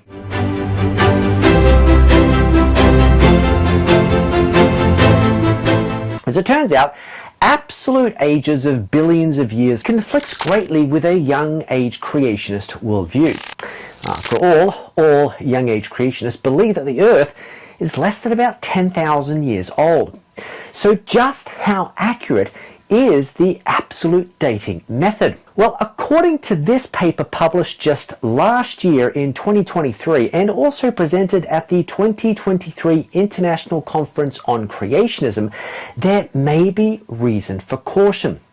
These researchers, they mined the National Geochronological Database looking for how often these radioisotope ages agreed with themselves. Now, if they agreed, we say that the dates are concordant. If they disagreed, we say the dates are discordant. So, for example, here is one of the records from the National Geochronological Database. Now, these colored shapes, they represent radioisotope systems made up of isotope pairs that are used to date rocks. This one is uranium-235 to lead-207. Uranium is said to be the parent isotope and lead is said to be the daughter isotope. That is because the uranium decays away until it turns into lead. This is another system that uses potassium and argon. Now, here is yet another that uses lead to lead, but is actually based on the decay of uranium-238 and 235. Now, this is the 238 to lead-206 system. Finally, this one is rubidium to strontium. Now, the first isotope is always the parent product. The last one is always the daughter product. Now, when the same colored shape is duplicated, it means that the same system was used twice. So, for example, there were two dates that used this system and only one that used this one. Now, these horizontal lines, they're error bars. And these bars, they represent the uncertainty of the age. Now, in this example, the lower bar starts at about 320 million years, and the top bar is at about 360 million years. And that means that the assumed age is about 340 million years, but also has an uncertainty of 20 million years on either side of that figure. The most important axis here is the y-axis. It shows the recorded age for each isotope pair or system in hundreds of millions of years. Now, this record is what we would call mostly concordant. So although there are some variances in the different ages, at least the overall recorded ages fall within all of the error bars. Okay, so now let's take a look at a discordant example. Notice here that the different system pairs are highly discordant.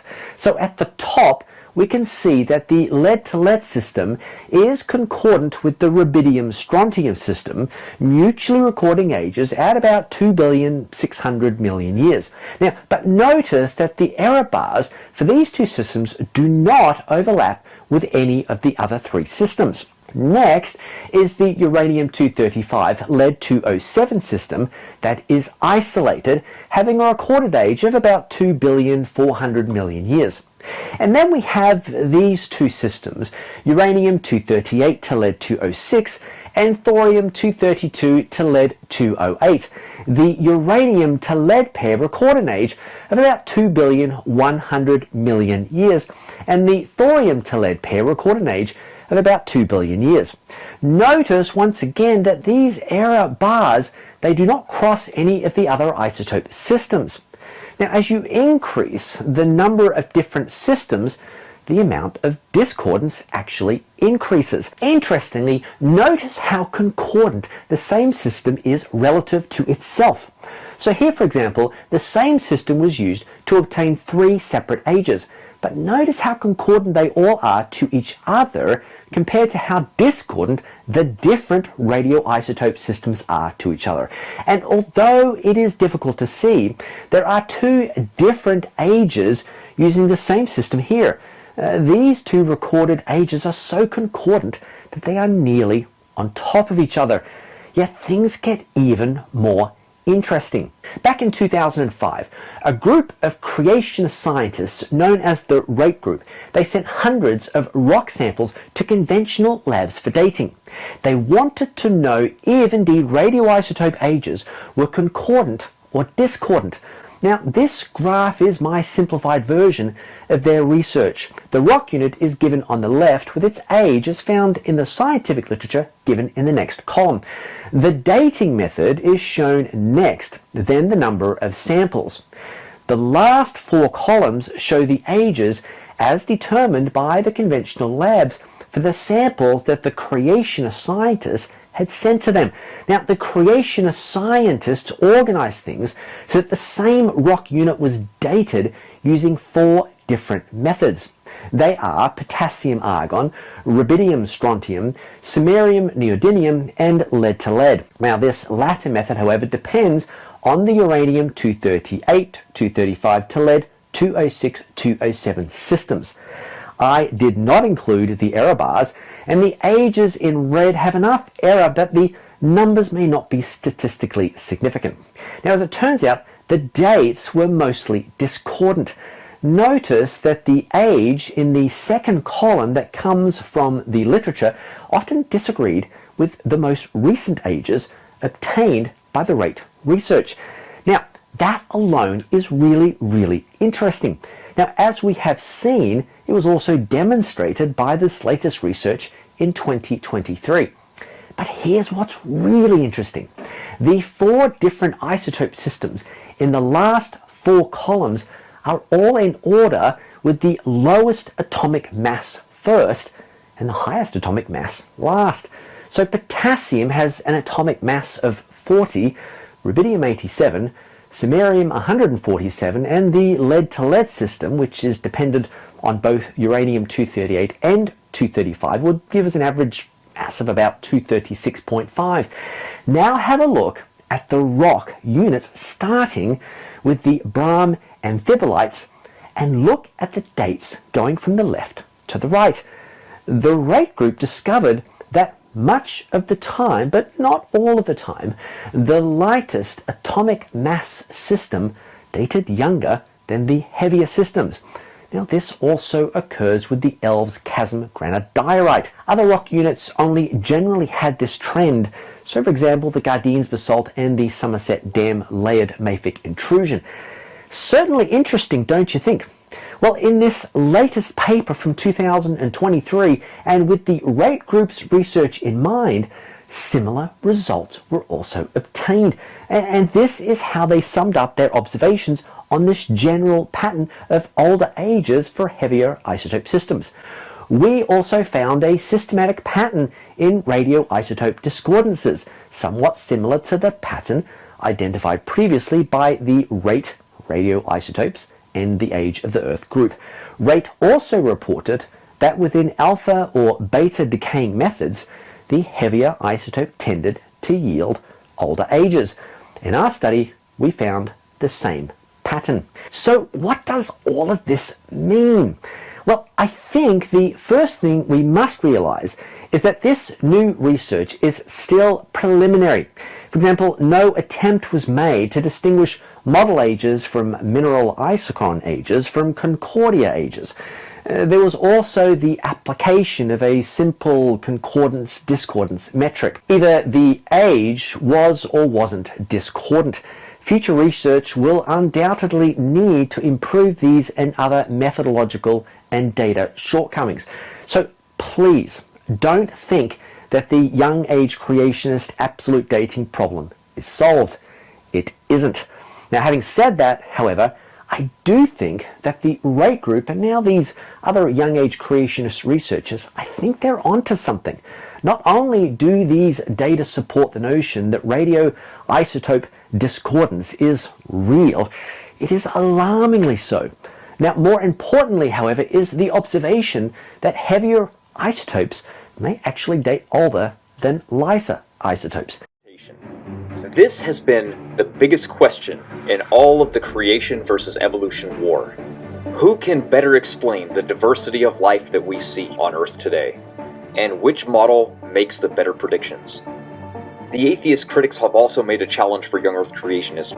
Basically, where do we draw the line dividing ancestry? Is there a line? How do we draw this line? And how can it refute universal common ancestry and prove creation? We answer that today. So buckle up and get ready as I try to explain it so that everyone can take this and share it with everyone they want to. Now let's jump right into this. How do we draw the line of independent ancestry separating life in the biblical model? Well, this is best explained by the Rockefeller University study done in 2018, because it explains how and why genetic diversity answers this question by using mutations. Since I have already tried to explain this multiple times in the past to the critics, they are unable to grasp what I mean. So it must be a failure on my part at explaining it. So this time, I'm going to try a few different approaches and different explanations. Let's begin with this. At the very beginning of creation, you have mitochondria that doesn't have any mutations in them. Then, all of a sudden, it starts collecting mutations. And now we can trace these mutations that we have today back to a point where there were no mutations. Unfortunately, we can't go all the way back to creation because there was a global flood bottleneck.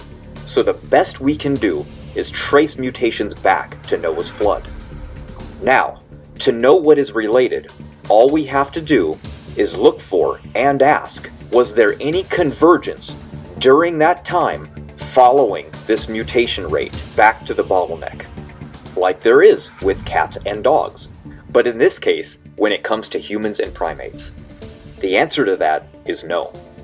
Therefore, humans cannot be connected to primates at any time in known history, because there is no genetic connection via convergence or overlap to prove this supposed relationship. This study has shown us that independent lines of ancestry exists. Let me try to explain it to you in a different way.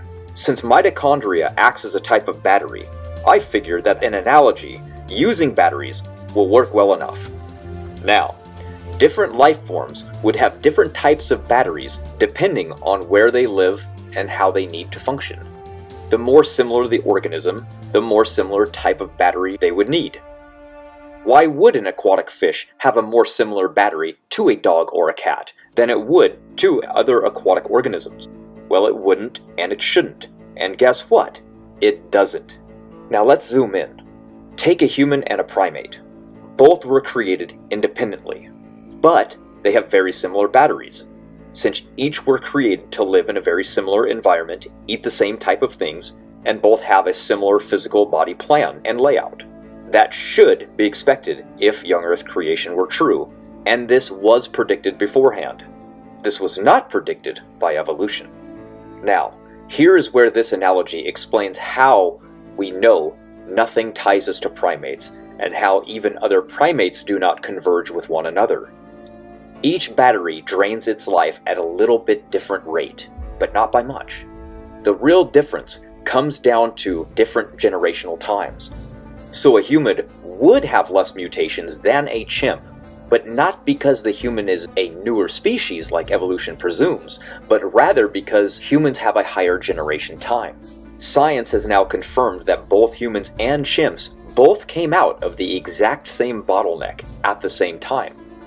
This explanation is the only choice we have for what we see when we look for relation.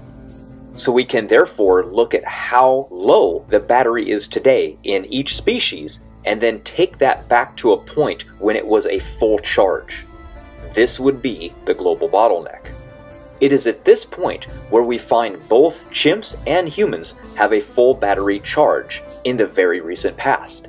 Now, in my analogy, the battery is getting lower over time, but this, in reality, is in the form of mutations, and the battery is the mitochondria. The question arises, does this mean that going back to this bottleneck that the batteries are now identical between chimps, gorillas, pongo, and humans? In other words, no mutations and identical mitochondria? No. And that, my friends, is why there are independent lines of ancestry. Humans, Denisovan, Neanderthal, Cro-Magnon, Erectus could not have, and did not, split from apes. We would need genetic evidence of divergence coming from a split to confirm this idea, and we just don't see it. All we see is that all humans, and all the different species of gorillas, and all the different species of chimps, and all the different species of pongo, all go back to a single bottleneck, which they all came out of together as a single species. This is called the isopoint, and tracing all these species back takes us directly to a single ancestor species that gave rise to each and all of the related species of that creature that we see today. Exactly what the biblical story of Noah tells us happened. If you were to zoom in on the originally created battery placed in a human, it would be a different built-in code than it would be in a primate. Why? Because these areas that are without mutation all have beneficial functions, just like today. Mutations change the original function, and unfortunately the vast majority are for the worse. So the similarities and the differences that we see should be expected because the same programmer designed all life. What is causing these new changes are mutations, and we can use these mutations to trace back to a point in history to see what is related and if we converge with any other species. Or is there evidence for independent ancestry with clearly created design diversity built in, where mutations that arise cause problems?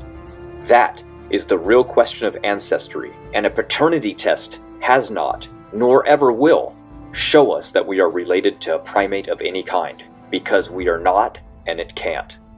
So mutation rates help us explain this entire scenario and the pattern that we see. So the question of, can evolution or creation better explain the diversity of life we see today? Well, that question is no longer on the table, as young Earth creation answers it way better. And since all life is essentially the same age genetically, then there is only one explanation for all of these things we see. Between fast mutation rates with few total mutations, few fixed substitutions with fast substitution rates, with no mitochondrial mutation saturation in anything alive, and a single paternal line leading right back to Noah in the recent past, and a single maternal line leading all the way back to Eve at creation. There is no other explanation than the biblical model of ancestry to explain what we see. Now let me break down the evolutionary tree of life real quick. They tell us all life evolved from bacteria billions of years ago. Well, bacteria have as low as 1,500 genes. So over time, they supposedly evolved more genes and eventually became different organisms that we see in the world today over long periods of time. Along the way, as they produced these new organisms that eventually became a common ancestor to a new evolutionary line of species, this is a convergence point. After that, this new line diverges from that common ancestor. This is the idea of how evolution works and why all things are related. So over time, something will spawn that is a new parent species, and all new species from it will get more genetically distant from it. And over time, they will become less genetically similar to one another. Because of this way of thinking, Harvard's leading evolutionary theorist, Ernest Mayr, predicted that finding similar DNA differences between very diverse organisms would be futile. He claimed that random genetic changes over millions of years explained the differences in creatures' traits, and that those many changes would have obviously obliterated genetic similarities. And he would be correct if evolution was true. But then we go to the biblical model, and in 1975, prior to any detailed genetic analysis, the Institute for Creation Research founder, Dr. Henry Morse, asserted that there would be a common underlying design pattern to explain similar structures. He said, the creative process would have designed similar structures for similar functions and different structures for different functions. In the creation model, the same similarities are predicted on the basis of a common purpose designer. What do we see? Taxonomically restrictive orphan genes, species-specific endogenous retroviruses, extremely high genetic similarity between all life. Now remember, evolution predicted the exact opposite. We find what young Earth creation predicted the entire time. This is why evolution had to invent a genetic bottleneck as a rescue device for their falsified prediction. Yet, to this very day, they still have zero evidence for this mythical bottleneck that they have to invoke 200,000 years ago in their very own fossil record that they created. So imagine the problem that they have. So evolutionist Ernest Mayr was correct in his assumption because deep time evolution is not true. And this is where they were forced to conclude that a global bottleneck had to be true. It was a retrodiction made after the fact. And now look, they try to use this genetic similarity as the best evidence for evolution when it was a falsification of evolution. And even though they hate the idea of a biblical catastrophic event killing off 90% of all life on Earth, they are forced to invoke it anyway, because there is such low diversity in all life today. How could that be the case if deep time is true? It cannot. Therefore, a global bottleneck genetic reset in all life was a rescue device that they had to use, but was written about in Scripture long before. The Bible told us to expect to find a global bottleneck because of Noah's flood, and it ended up being 100% true. And I think the funniest part about all of this is now they have to invoke a global bottleneck, and this is what our model has said all along. Now, let's go back to the evolutionary tree of lies. Let's take a primate species as an example. If these were the first of the species, and they had offspring, let's say over 2,000 years, then, for sake of argument, let's assume there are multiple speciation events over that 2,000 years. Let's say 3 new species now exist. Then a bottleneck happens. Well, who survives? Which species makes it?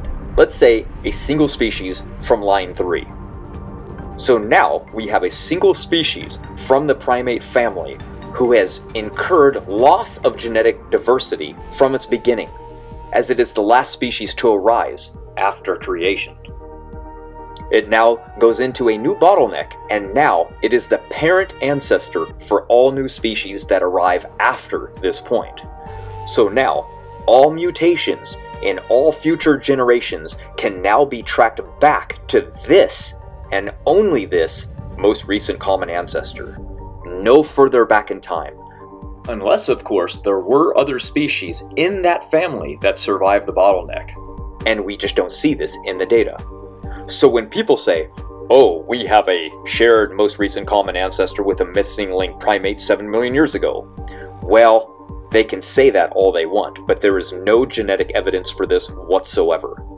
It would be impossible to obtain the data, even if we wanted it to be true, because even according to them, multiple bottlenecks have occurred since that time. And now that you know, since we can only go back to the last most recent bottleneck, and no further, we definitely know that we can't trace back past multiple bottlenecks. And what do we see in genetics? Well, we only see individual lines of ancestry, all dividing animal species into the groupings that we would expect to see as young Earth creationists. Individual lines of ancestry. Humans, chimps, gorillas, pongo, and baboons all have their individual branches of ancestry that all their related species can be traced back to this bottleneck. And why do we see this? Well, Scripture tells us because Noah only took one species of each of these kinds on the ark with him, and that is exactly what we see in the genetics. No tree of life, no universal common ancestor, not even different lines of ancestry within these different apes. Think about it. even if there had been only 2 different primate species from the same lineage, we would see that, but we don't. Yet we do see this when we look at humans. Why? Because Noah's son's 3 wives had different mitochondria, so we can trace back further. But we can't do that when looking at the male Y chromosome lineage. Why? Because Noah's Y chromosome was the only lineage left on Earth, so we can trace his mutation rate right back to him 4,500 years ago. While these ape species, they can be traced back to a single common ancestor of their own family which survived this bottleneck, which just so happened to kill off every single one of their related species, exactly what the Bible describes. It's impossible for this evolutionary phylogenetic chart to be true, because now we know that all life went into a bottleneck recently. Therefore, how could any species be older than another one? It can't. They all have to be the same age. This is a case-closed argument. The reason the Tree of Life chart connecting ancestry was made is that they have to assume genetic similarities evolved over time to be similar and then diverge. Thus, the oldest species in the family with the most genetic similarity, according to them, is the one with the most mutations. But this fails because, as I stated earlier, the only explanation that there is now is that all individual primates and humans are the same age. Therefore, different generation times are what caused more mutations to build up, making it appear as though one primate family diverged from the other because one is older than the other. But this is easily solved by simply looking at generation times.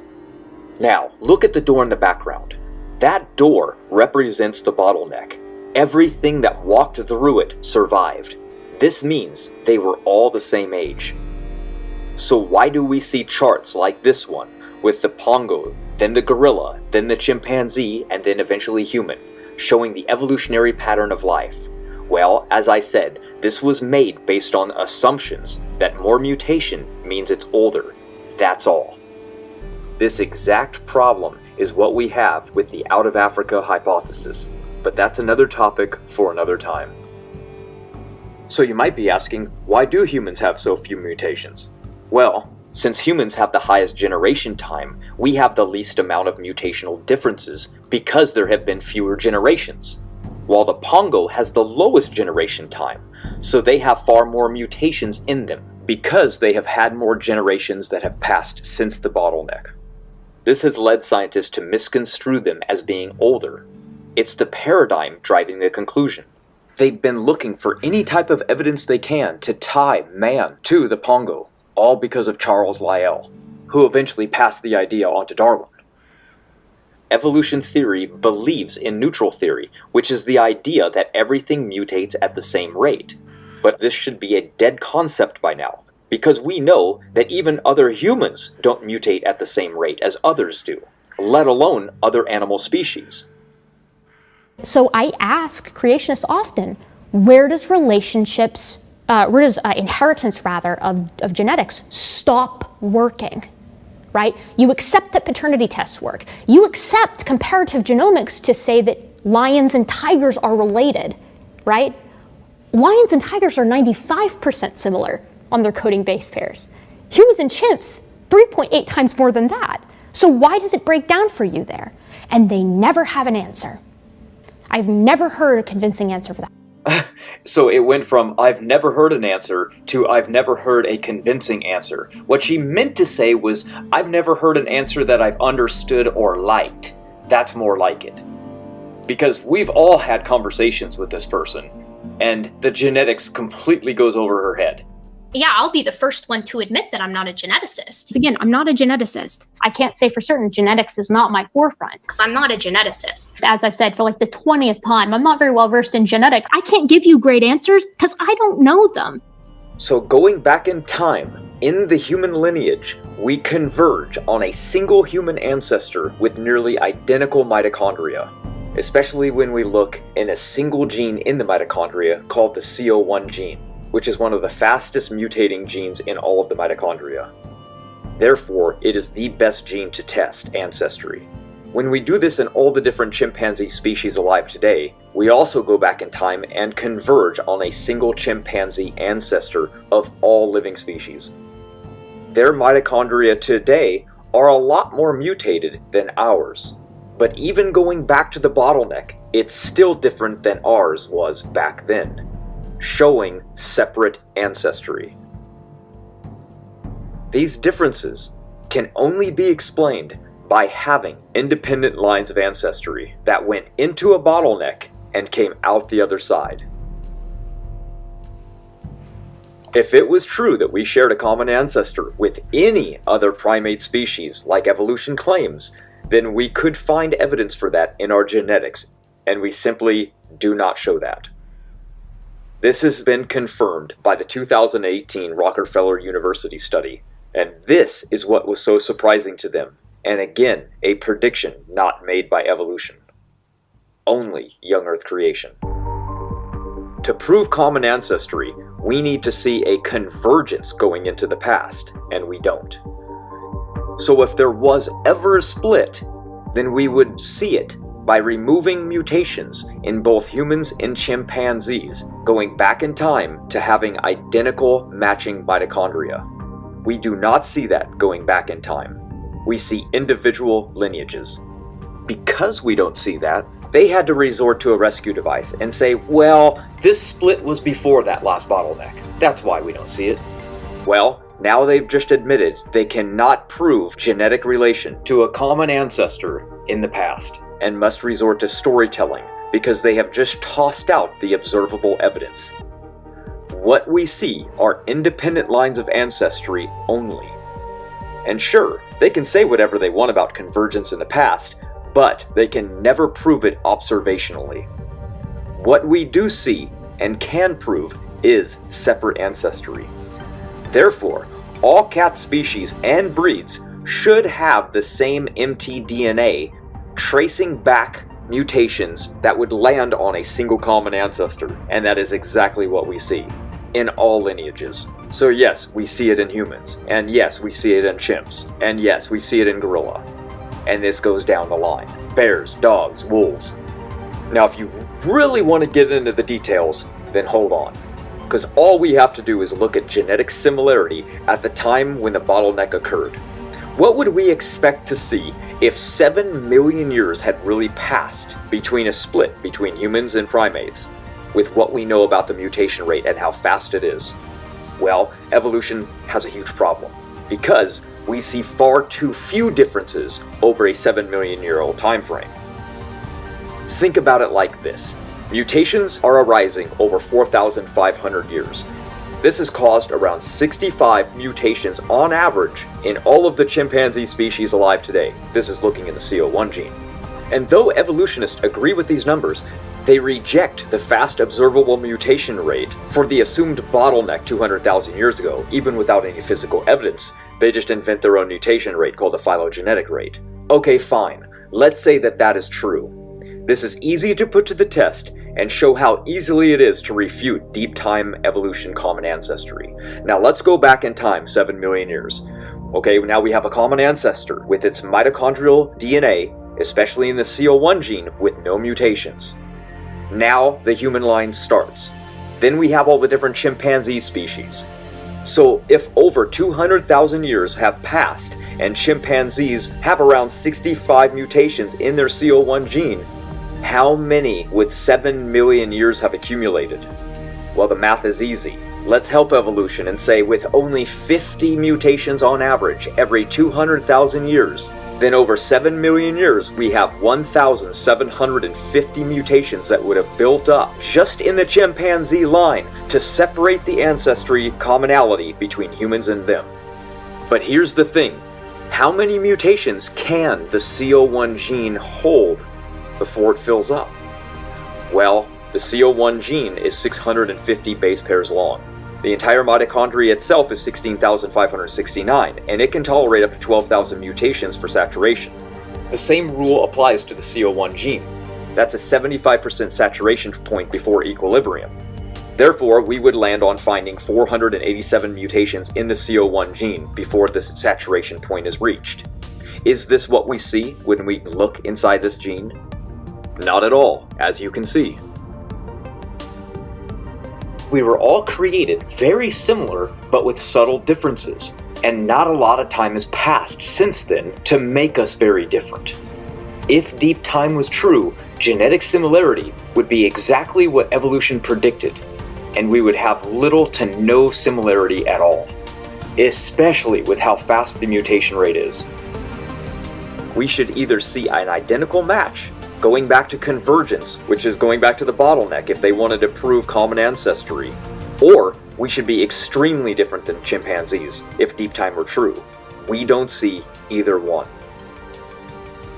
Evolution tries to say that this CO1 gene mutation rate is actually slow, only 1% every million years. But this slow rate of change is based on the fossil record, as I stated earlier, and this is easily refuted when we look at how many mutations are in human beings today. Modern day humans range anywhere from 0 to 10. Now, who has the 10? It's the Africans that have the most diversity. This is where the out of Africa idea even comes from. So therefore, since African people haven't existed until about 200,000 years ago, according to the evolutionary theory, where they emerged out of this last bottleneck, then there is no possible way that the 10 max mutations that we do have did not arise at any other time than after this last bottleneck time period. So whether or not you want to believe this was 200,000 years ago time frame or just 4,500 or so, it doesn't even matter, because either way, it's just too fast of a mutation rate for evolution to have so few differences between humans and chimps, either way you look at it. So even if we're going with the slowest evolutionary mutation rate, and we find 10 mutations arising in 200,000 years, then it's impossible for evolution to try to explain the few differences there are between humans and chimpanzees over 7 million years. The differences between us and them would be in the hundreds. Yet we only find there is around 65 to 75 differences. So what model best explains these differences? The young Earth creation model, where God created and designed genes to function similarly in similar created kinds. And from creation till the bottleneck, mutations had arisen, causing diversity within the species. Then we have a single lineage going into a bottleneck and coming out the other side, and that is exactly what the genetic evidence tells us, even in their very own evolutionary literature. But where does Neanderthal fit into all of this? We realize that they said Neanderthals and Denisovan are much older than us because they have more mutations, right? Well, let's go to the CO1 gene yet again. Looking at Neanderthals, we find 18 mutations there maximum, and Denisovan 20. But this is not really all that high, considering they lived in small populations of around 20 people and were isolated and inbreeding people for around 800 years. This actually falls perfectly into what our model says and should expect to find in them. Why would we say that? Well, look at chimpanzees.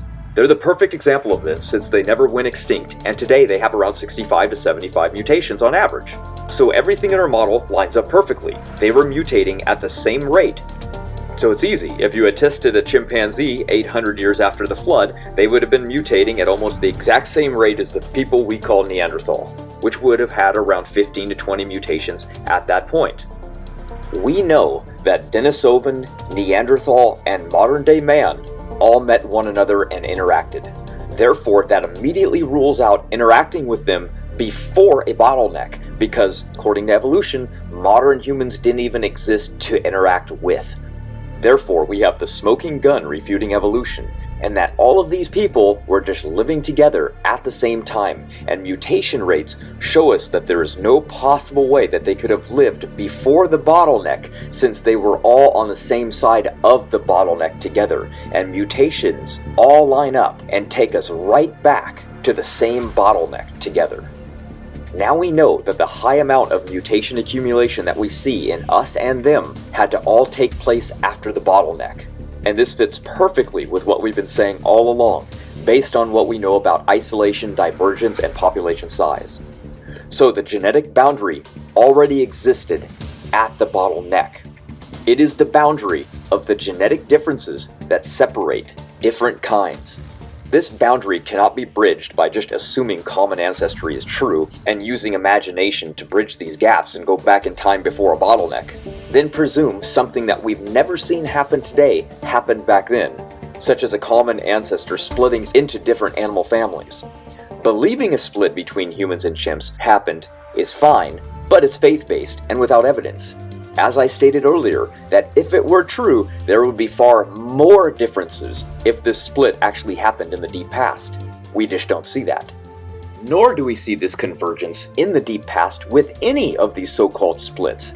Take Miacids, for example, which supposedly split into dogs, bears, cats, mongoose, skunks, otters, badgers, raccoons, hyenas, weasels, polecats, and even aquatic walruses and seals. The genetic convergence doesn't exist for any of these. There is no evidence for it, and there never will be. Do not be deceived.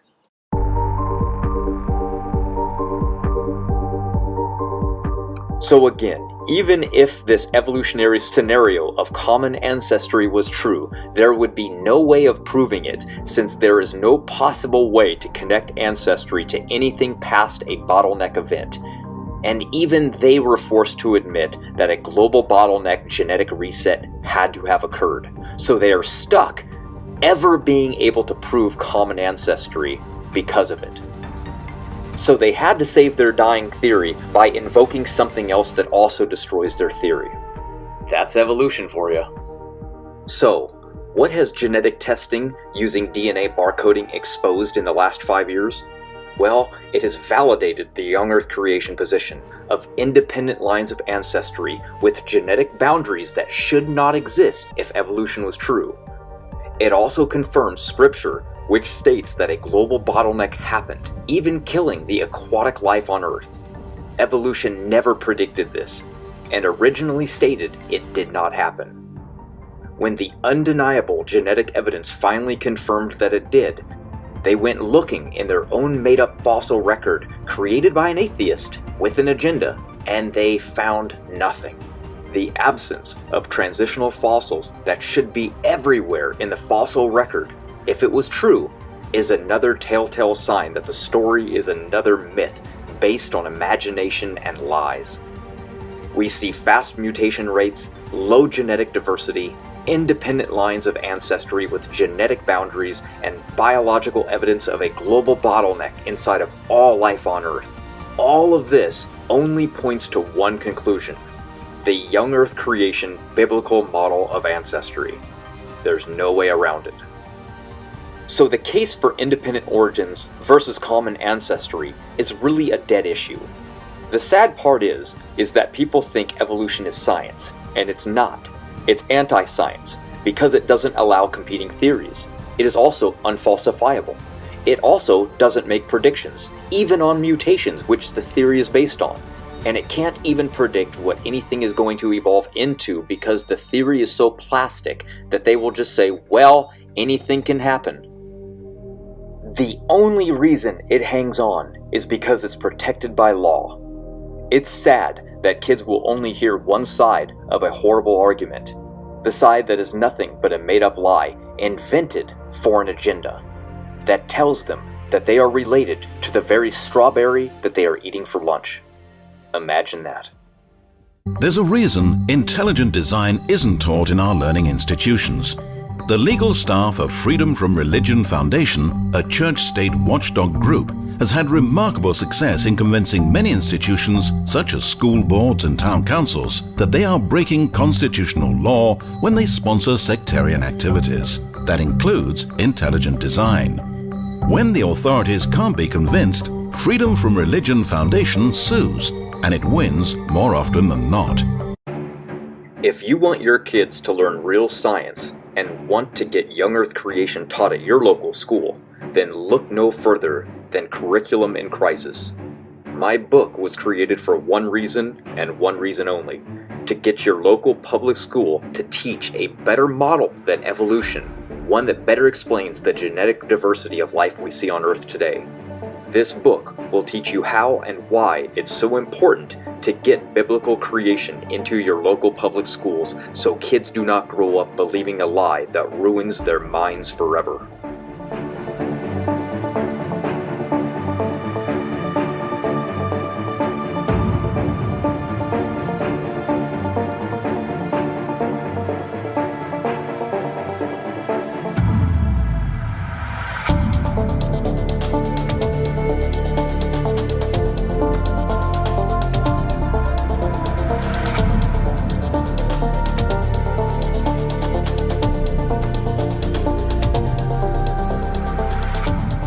There is no disputing the fact that there's one single Y chromosome ancestor and one mitochondrial DNA ancestor. This is exactly what the Bible has predicted.